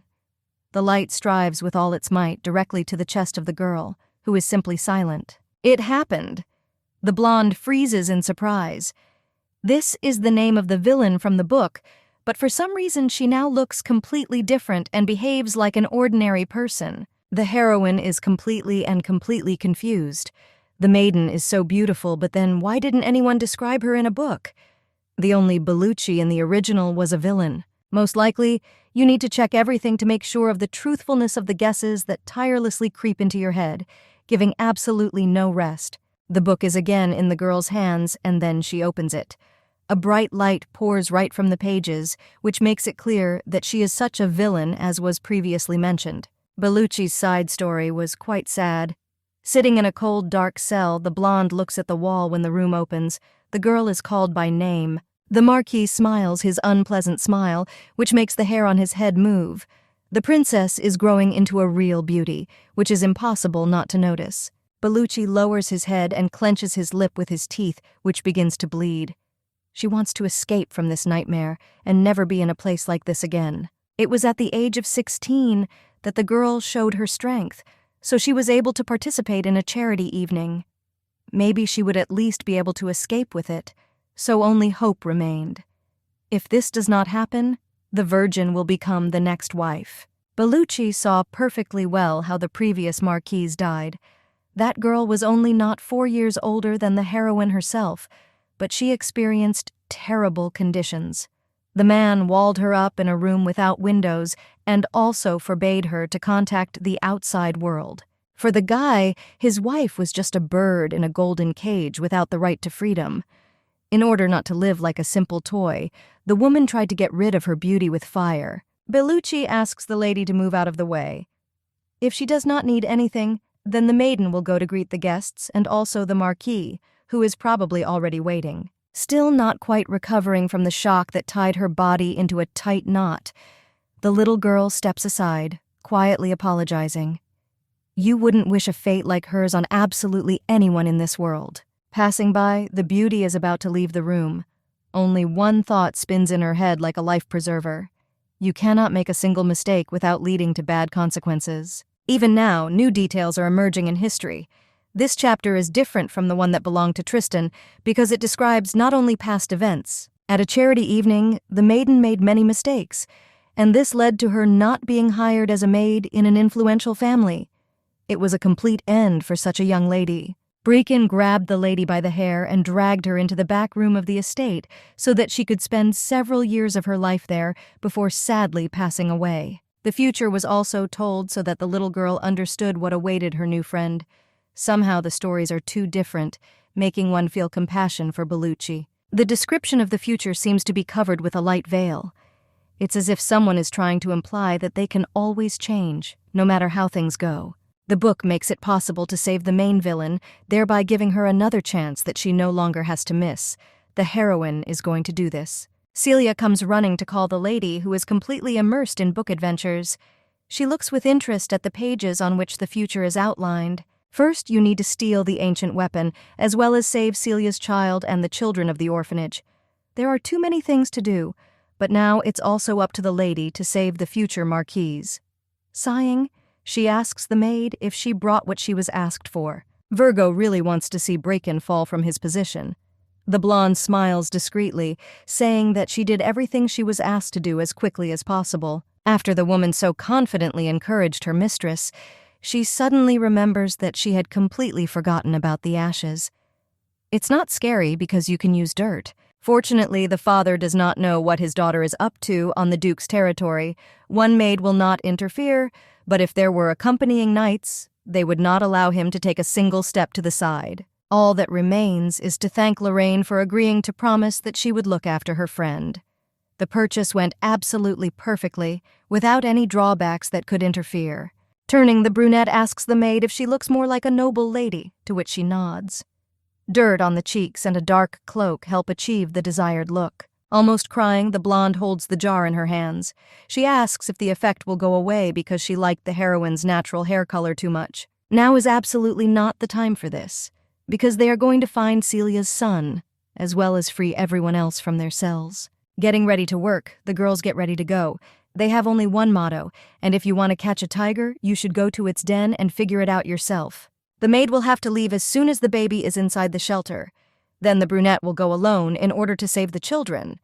This plan seemed the most reliable. Asking if everything is clear, the blonde expects at least some kind of agreement, but once again hears the words that the maid cannot leave her mistress alone. Virgo can no longer trust everything that happens there, because she already did it once. The Marquis said that if a woman worked for 100 days, he would grow both her and the child. The man most likely turned out to be a fraudster, so he just horribly deceived the girl who was expecting support from at least someone in this world. The baby could be told that his mother abandoned him, and he believed what was said. Trying to calm Celia down, the girl assures him that he will only believe the words of someone close, like the girl. If the girl's mother had come to her like this in a past life, she would definitely have believed it. The heroine expressed herself a little incorrectly, because the baby is definitely waiting for his mother to pick him up. The couple must begin the operation as soon as possible and save the boy before it is too late, which they are going to do very soon. Dressing in cloaks and hoods, the heroines come closer to the doors of the shelter. A woman knocks on the wooden decoration, asking if they can come inside. After no one answers, Celia decides to repeat what she already started doing. She raises her hand and knocks on the wood again to be heard. Wilhelm, who apparently did not hear the calls the first time, turns half a turn, looking at the door. He realized that someone had ventured to arrive. The door opens to finally let in those who have come. The baby carefully turns around, looking at the one who came. She doesn't need to accidentally get burned. The blonde, in his usual measured tone, asks what brings the couple to their shelter. This becomes the first and main question for filling out the questionnaire. A beautiful but emotionless voice immediately makes it clear who is standing in front of the arrivals. It is impossible to confuse him with anyone else, because it is not very often that you hear something like this. Wilhelm looks into the distance with his indifferent gaze, trying to understand what is happening and who exactly are these people who have arrived, because in the first few seconds there is silence between the two. Celia works exactly according to the plan, saying that she came to leave the child. She began to show magical abilities, so it was time to take that very important step. Nodding, the blonde offers to go inside. It's as if something lights up inside the girl, because she is extremely glad that the boy still doesn't recognize the girl. Leading the couple into the room, the blonde man points to a table with several guards standing behind it. It is there that you can leave your child and receive 1,000 zlotys in return. An ordinary citizen can live on this kind of money for a whole year, but although the sum seems large, it is negligible considering what the Marquis does next with the children. Stopping next to the guy, the girl sadly looks after her mother and waves her hand, saying goodbye to her as if they will never see each other again. Virgo is just pretending to be sad, but it seems that Celia is really going to cry soon from how much pressure is being put on her from the outside. She is quite a sensitive person. Now there is absolutely no time to give in to feelings. From the moment you enter the room, an important mission begins, which must end successfully. The blonde, without even turning to look at his ward, who will soon be sent to her cell, orders her to follow him and not be distracted by anything. You need to find out more information, and then everything will go more smoothly than from the very beginning. You can try to talk Wilhelm out, and then it will help the matter. Peering from behind and trying to keep up with the pace that the boy has picked up, the young lady tries to find out what his name is, to which she receives the answer, none. Now it becomes clear that the situation in which the heroine finds herself is not the best. The conversation ended as quickly as it began, leaving no more chances. A room opens before your eyes that looks more like a prison. There is a bed in the corner, and from above you can see a cobweb that almost hangs right onto the pillow itself. There is a grill on the window, and it does not go out into the courtyard. This will be a temporary room because the Marquise was busy for now. The assessment of abilities will be tomorrow, and there it will already be clear how valuable the girl is. The Marquise is going to check how useful the new baby has arrived. Further, the script becomes perfectly understandable even without words. The soul aura stones will drag out for a long time. If the child does not have an iota of strength, then everything will become much easier, because he will be sold into slavery. This is not so important because you need to find out when you can meet other children. All the children in the orphanage are isolated from each other, so you can forget about such a dream. Nobody ever spends time with each other. Almost shouting out her "What?" the girl steps aside. She can't believe that the plan is starting to fall apart at the seams due to the added problems. This makes what the maiden intended to do much more difficult. The blonde, still not expressing any emotions, asks not to worry about what might happen. He says that if the abilities receive the highest rating, then it will be possible to promise with the Marquis once a week, and if low, then once a week. It seems that the young man is thinking about completely unnecessary things, because this statement does not help the heroine achieve what she needs at all. Dinner with a man didn't seem like a reward at all, but rather a terrible side effect in talking to the man. This is not the same at all. Judging by Wilhelm's words, the room is only a temporary shelter. The room has no value, so you don't have to get used to it. The book said that special children were in the basement. Finding the door with the help of mana will not be at all difficult, but for some reason the place is very poorly guarded, which arouses suspicion. Walking into the distance along the corridor towards the light, which seems to be calling, the girl continues her thoughts. Perhaps the Duke is using some kind of device to control children who might escape. Wilhelm's voice is heard from somewhere in one of the corridors. Making her way closer, the brunette peeks around the corner, trying to figure out who exactly is there with the guy. Standing with the young man is Bryken, who listens to the blonde counting the numbers of the children, who, like cattle, have strange names instead of names. One number is missing, but it is missing only because an unexpected situation occurred when extracting the mana stone. Sighing in disappointment, the blonde realizes that if everything continues like this, there won't be enough frosty mana stones.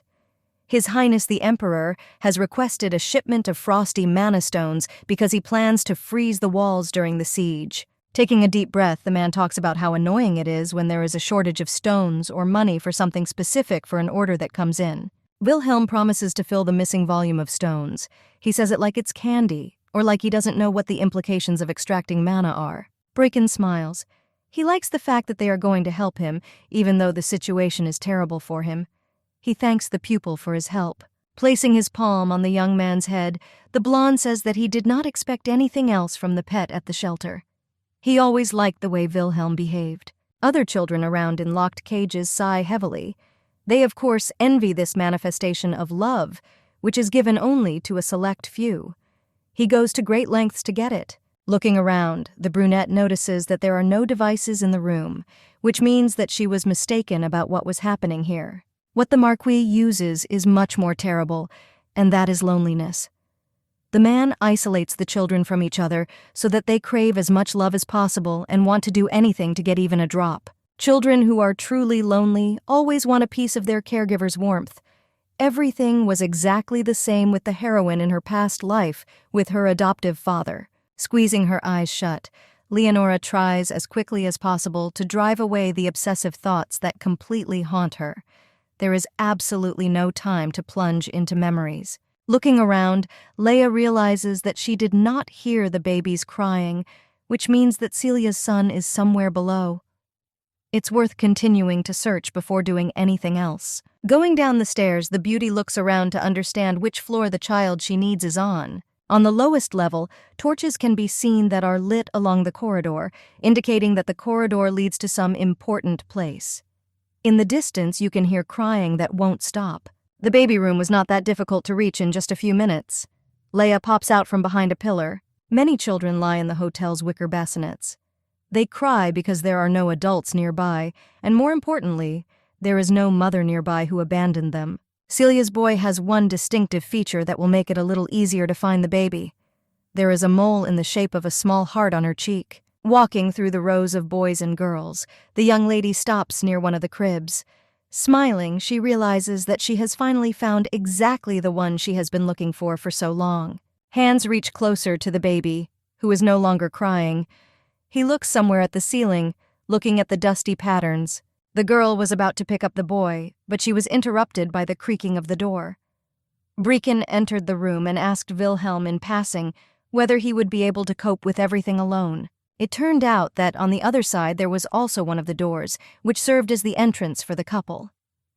Wilhelm nods quietly. The hero promises that he will inform the Marquis as soon as he finishes extracting the aura stones. Everything should go perfectly, and give the required number of pebbles. Nodding, the man asks that after the end of the charity evening the guy come to him for dinner, because today, as usual, he chose the blonde for this role. Bowing his head as a sign of respect, the young man thanks the guy immensely for allowing him to be near him again. Not everyone at the shelter was as lucky as him. Sitting down next to the column in order to remain unnoticed, the heroine only thinks about how everything will go further. It looks like the boy is really going to do what he just promised. Extracting even a tiny bit of mana is very painful, and this poor guy wants to do something similar to himself. This is not the girl's business, but this also concerns the merciful. Clenching her hand into a fist somewhere near her chest, the girl continues to repeat to herself how much she doesn't care about what happens to him. He will harm himself of his own free will. You shouldn't worry so much about some boy. Linny already has a dangerous mission that requires full concentration, so outside interference will absolutely not help the matter. Apparently, all members of the Kachania family are very kind and naive, so the blonde approaches the baby, asking him to wait a little. Very soon the maiden will take him to his mother, which means that everything will end more than well. In the central room of the shelter, there are special capsules for extracting mana stones. They are created for those very days when you need to get things done, so Wilhelm is in one of them. Having thrown off her hood, the beauty runs with all her might as quickly as possible. It seems that the guy has already started his plan, so this time everything will go worse. The girl had never seen anyone extract such a huge amount of mana at once. The Marquis said that the stones were needed for a siege, but if such a huge amount was removed, it would be equal to death. And so it is clear that the young man's body is about to not bear the stress that is being put on him. The hand reaches out to the capsule from the outside, hoping to do at least something. Instead of obeying, the glass makes the beauty feel terrible pain, which is impossible for even an adult to endure. It's time to use mana, which of course should help break the spell. The strength is collected in the hands, which slowly accumulates until the impact. The fist feels great because of the collected aura, which is already ready for what will happen. Raising her fist, the girl hits the glass with all her might, which shatters into shards. Wilhelm notices what happened but doesn't react too much. Usually the young man is emotionless, but at the time of the incident he had absolutely no strength left to do anything. Looking at the one standing right in front of him, Wilhelm realizes that he had already seen this little girl earlier, when he took her to the shelter an hour ago. As if stating a fact, the boy says that the heroine has just broken a mana extraction device. This is not the most important thing, because the problem is completely different. She risks her life to save the young man. Starting to read her short lecture on how everything usually happens around her, Leva reminds that after the stones are removed, the life force fades away. He could just die. The young man knows perfectly well everything that could happen, and is also aware of the consequences that will overtake him.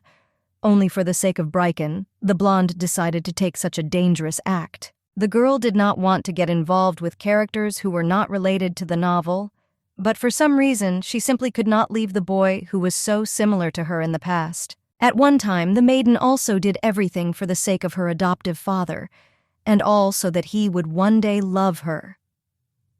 After the heroine was reborn into the Kachania family, she finally realized that real parents would never use a child in strange ways. The guy also needs to know what it's like to be loved for nothing, so the beauty is going to save him from himself and from a terrible fate in the future. Not understanding the exact meaning of the Duchess's words, the boy asks if it's true. Virgo, on the contrary, said that she would save the guy, but it was not clear whether she really meant this. Leonora was quite serious when she promised that she would help the guy escape from this place with her help. She still has the same plan, but with some changes in it. To begin with, the little girl offers to give something. She cannot believe that she will have to give the young man what she has prepared for herself. There is a hiding artifact on the guy's hand. After its activation, no one will see the hiding person. The artifacts are very expensive and only disposable, but the blonde has no idea about such details. They need to escape as quickly as possible so that no one catches them. The baby runs forward up the stairs, deftly turning from side to side. She almost understood how the shelter worked, but it would be most difficult with babies who could not move independently. There will also be children who will not want to listen to the Duchess, but this guy can help with the rest of the children. Nobody knows what will happen next and how it will turn out. The young man is simply obliged to help so that everything goes as well as possible. The operation must not be disrupted, so the maiden asks where Belruki is. The guy silently looks straight at his interlocutor. Already able to distinguish some emotions, the lady understands that he is trying to say that he knows exactly where the girl is and can show the way. One of the cups falls from the tray and smashes on the floor with a crash. The fragments fly in different directions, forcing everyone gathered to retreat to the sides. The blonde looks in horror at the thing that is no longer on the tray. There is some kind of emotion in the eyes, similar to the despair that the heroine experiences. The brunette, sitting at the table next to some lady, chuckles quietly. He knew that everything would go exactly in this direction, so he was not even worried about the lady becoming his wife. Smiling, the blonde says out loud that, apparently, Belrucci does not want to leave the orphanage so much that he sabotages his own selection for a place as a maid or servant in one of the families. The tray hits the floor next. Denial flashes through your head, which wants to break out only in order to object. Virgo will have nightmares about what will happen to her. The blonde does not want to stay here, but the man is trying with all his might to keep her with him so as not to look for other candidates. The lady sitting on the left side says that the girl has made too many mistakes. This is no longer just an accident, but pure clumsiness, which makes it clear that she is not suitable for choice. The maiden is undoubtedly beautiful, but her hands are too weak for the lady to take her. This was the last chance for the girl, who stands with eyes full of horror, as if she had been told what would happen. A memory comes to mind of someone saying that Madame March forces servants to do hard work for a pittance. Running forward, the blonde assures that it's all because she doesn't feel well, and she didn't want this to happen. Falling to her knees, the girl begs to be taken away. She doesn't eat much and can't sleep. So if the lady wants, Belrucci can serve day and night with absolutely no days off. Even if the Marquise uses her as a simple slave, it is still better than dying. Such zeal makes Madame very happy, so she is going to take the young lady. The woman nods in agreement, asking how much she will need to pay in the end. The shelter does not accept prices, only donations. March asks for a donation amount. The price becomes 5,000 gold. Last time the lady gave 1,000 for the child who passed the exam best, so she does not agree to such conditions. Belrucci is responsible for the children's education, and if she leaves the orphanage, she will have to look for a teacher. This amount is still too huge, because a commoner can live on this for 5 years. Exploding, the blonde screams about this promise. The man promised that if she studied hard, he would let her go. She was only supposed to be the one who cared about appearances and knowledge. Tears again accumulate in the maiden's eyes. This was the very reason why no one ever adopted her, because now she would be in a room without a drop of sunlight. The lady's face turns red from tears and anger. She accuses the guy of the deception he perpetrated on her, without even hoping to somehow help her. Making the face of an innocent lamb, the blonde asks Belrucci to calm down and not throw out all his negativity towards the others. She is quite sensitive and easily loses control. March blinks his eyes in surprise, asking who would take such a girl for that kind of money. Perhaps the girl is right, so unfortunately she will have to be kept. Bursting with bitter tears, the blonde buries herself in her dress. This is not how things should have happened at all. When the lady was preparing, she did not make a single mistake. The door opens and a blonde appears, who has reincarnated herself back into an aristocrat. Celia's wonderful skills helped to quickly clean up all traces of the crime. Belrucci turns towards the exit, trying to wipe all the tears from his eyes as quickly as possible. She does not believe that someone has arrived to rescue her from captivity. As it becomes clear from the very first second, the story from the original has completely repeated itself, but this time the maiden will not allow it to happen. Sitting down in a curtsy, the girls greet Lady Kachania. They evaluate Belrucci's skills, which should go to someone. The little girl asks if she can join them. Looking at the papers containing the information, the girl asks why the beauty is crying if she scored 97 points out of a possible 100. This is not entirely logical. This is not enough to enter an aristocratic house, since the lady made a number of mistakes that cannot be accepted in any form. Humming, the blonde looks around, squinting her eyes a little. We are talking about just a few mistakes, which in her opinion do not matter at all.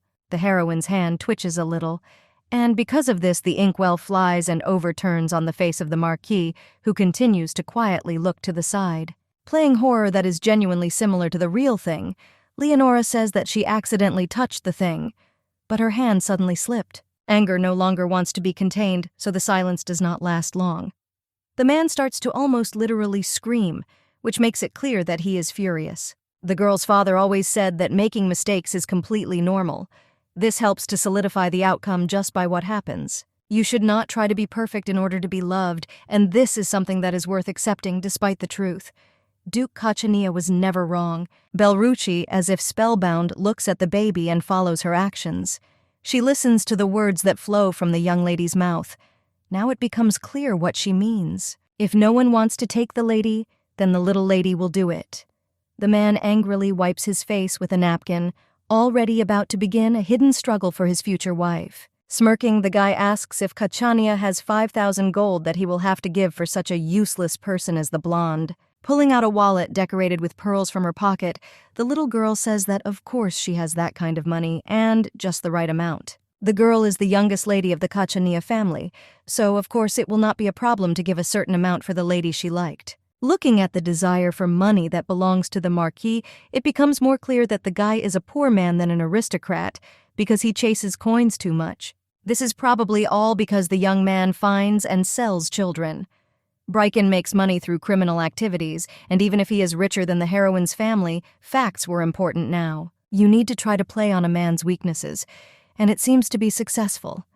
Not understanding what the little girl is talking about, the guy runs his eyes from side to side. The banquet is not at all interesting, so, feigning boredom, the girl announces that she is leaving the estate. It remains to wish them all good luck in figuring out what happened. Approaching the girl, who is still sitting on the floor, the girl addresses her by name. She cannot come to her senses and believe that someone will take her after all. Extending her childish hand, the blonde offers to leave this terrible place before someone tries to stop them and interfere with what has been built. Starting to cry, the woman says that she will not forget kindness for the rest of her life. Now she will have a chance to live a normal, full life, even as a maid. Going somewhere into the distance, closer to the exit, the heroine leads a child who is trying to move as quickly as possible. They still had a lot of things to do. Realizing that his wife has almost run away, the blonde tries to stop the couple, to which Lady March receives a menacing look. She needs another child who could become her maid. The woman leans back in her chair, sighing heavily. According to her, she is simply wasting her time, missing out on all the fun outside. The man promises to bring someone else. 2 hours later, Belrucci had already changed her mind. She exclaims in surprise, clarifying whether the lady is truly in her right mind. She doesn't want to do anything like that. The Virgin herself said that she would never forget kindness and would do everything that was asked. So now the little girl will explain the whole plan for the last time. The whole point is to destroy the shelter and release everyone who is there. It won't take that long, but it will make Bryken suffer over the lost money. Bryken would never have become one of the 5 strongest families in the Empire if it had not been for the ancient weapons obtained during the war between the Kingdom of Arkay and the Empire. If the weapon is gone, he will not be able to use it as a force. The man has a clear obsession with Belrucci, so the girl must take advantage of this and save the children who need it. While he is at the banquet, they will manage to steal the weapon. The girl asks how the lady wants to find a weapon, to which she wonders. The effect of the artifact is not important, which means you need to get into the shelter as quickly as possible in order to get everything done. The weapon is a family heirloom that no one has ever seen with their own eyes. Virgo is truly grateful for the rescue, but is not going to steal anything. These are exactly the lines that appeared in the book, thereby showing that despite her appearance, Belrucci is very timid and cowardly. She doesn't want to get involved in another trouble that could end badly. Deciding to hit where it hurts the most, the girl asks if Belrucci knows what awaits the children at the orphanage. It is clear that she is aware of what will happen to them if they leave the estate now. The blonde sits quietly and looks somewhere to the side with a sad look. The realization slowly invades her mind, making it clear that she truly knows everything better than anyone. The girl is not stupid, so she definitely should have guessed. Judging by Bryken's activity, a short and painful life awaits them all. Clenching her teeth so as not to cry, the beauty mumbles something, asking if it is true that the Marquis kills the children who live in that orphanage in the cells. In fact, this is true. Nothing can be done about this unless you prepare and do something as a team, but by doing the opposite, they will succeed. The whole life of boys and girls consisted only of extracting mana, so after the reserves ran out, they withered like a rose, leaving no trace behind them. There are too many children in the orphanage. Then the question remains of how the Marquis's crimes could remain in plain sight for so long with impunity. The girl doesn't know what to say to this. Looking somewhere at the floor, she comes up with a line that would be quite convincing. Leonora knows what to say to be understood. Because the children had no guardians, they could not find someone to save them and take them out of the horror they were in on a permanent basis. Children are too weak, and therefore, without adults who are ready to protect them, they cannot do absolutely anything in this life. They can only wait for someone kind to come and save them. Belrucci will just need to gather all the guys and carefully take them out into the street. Leia already guesses in advance where the weapon is approximately located, so this will not be too difficult. The blonde will be obliged to gather the children and prepare to escape as soon as the mentor arrives back to them. In the girl's eyes there is a determination that was not noticeable before. Nodding, the beauty promises that everything will be fine, so she will wait for the signal. The whistle will be the starting point, but you will have to use your fingers instead of a whistle so that your father doesn't come running. Approaching the tree near which the young man had been sitting all this time, the beauty turns to him, hoping that she will be able to reach his consciousness. He would have to go with her instead of sitting there. Not understanding whether they are actually addressing him, the guy chuckles quietly.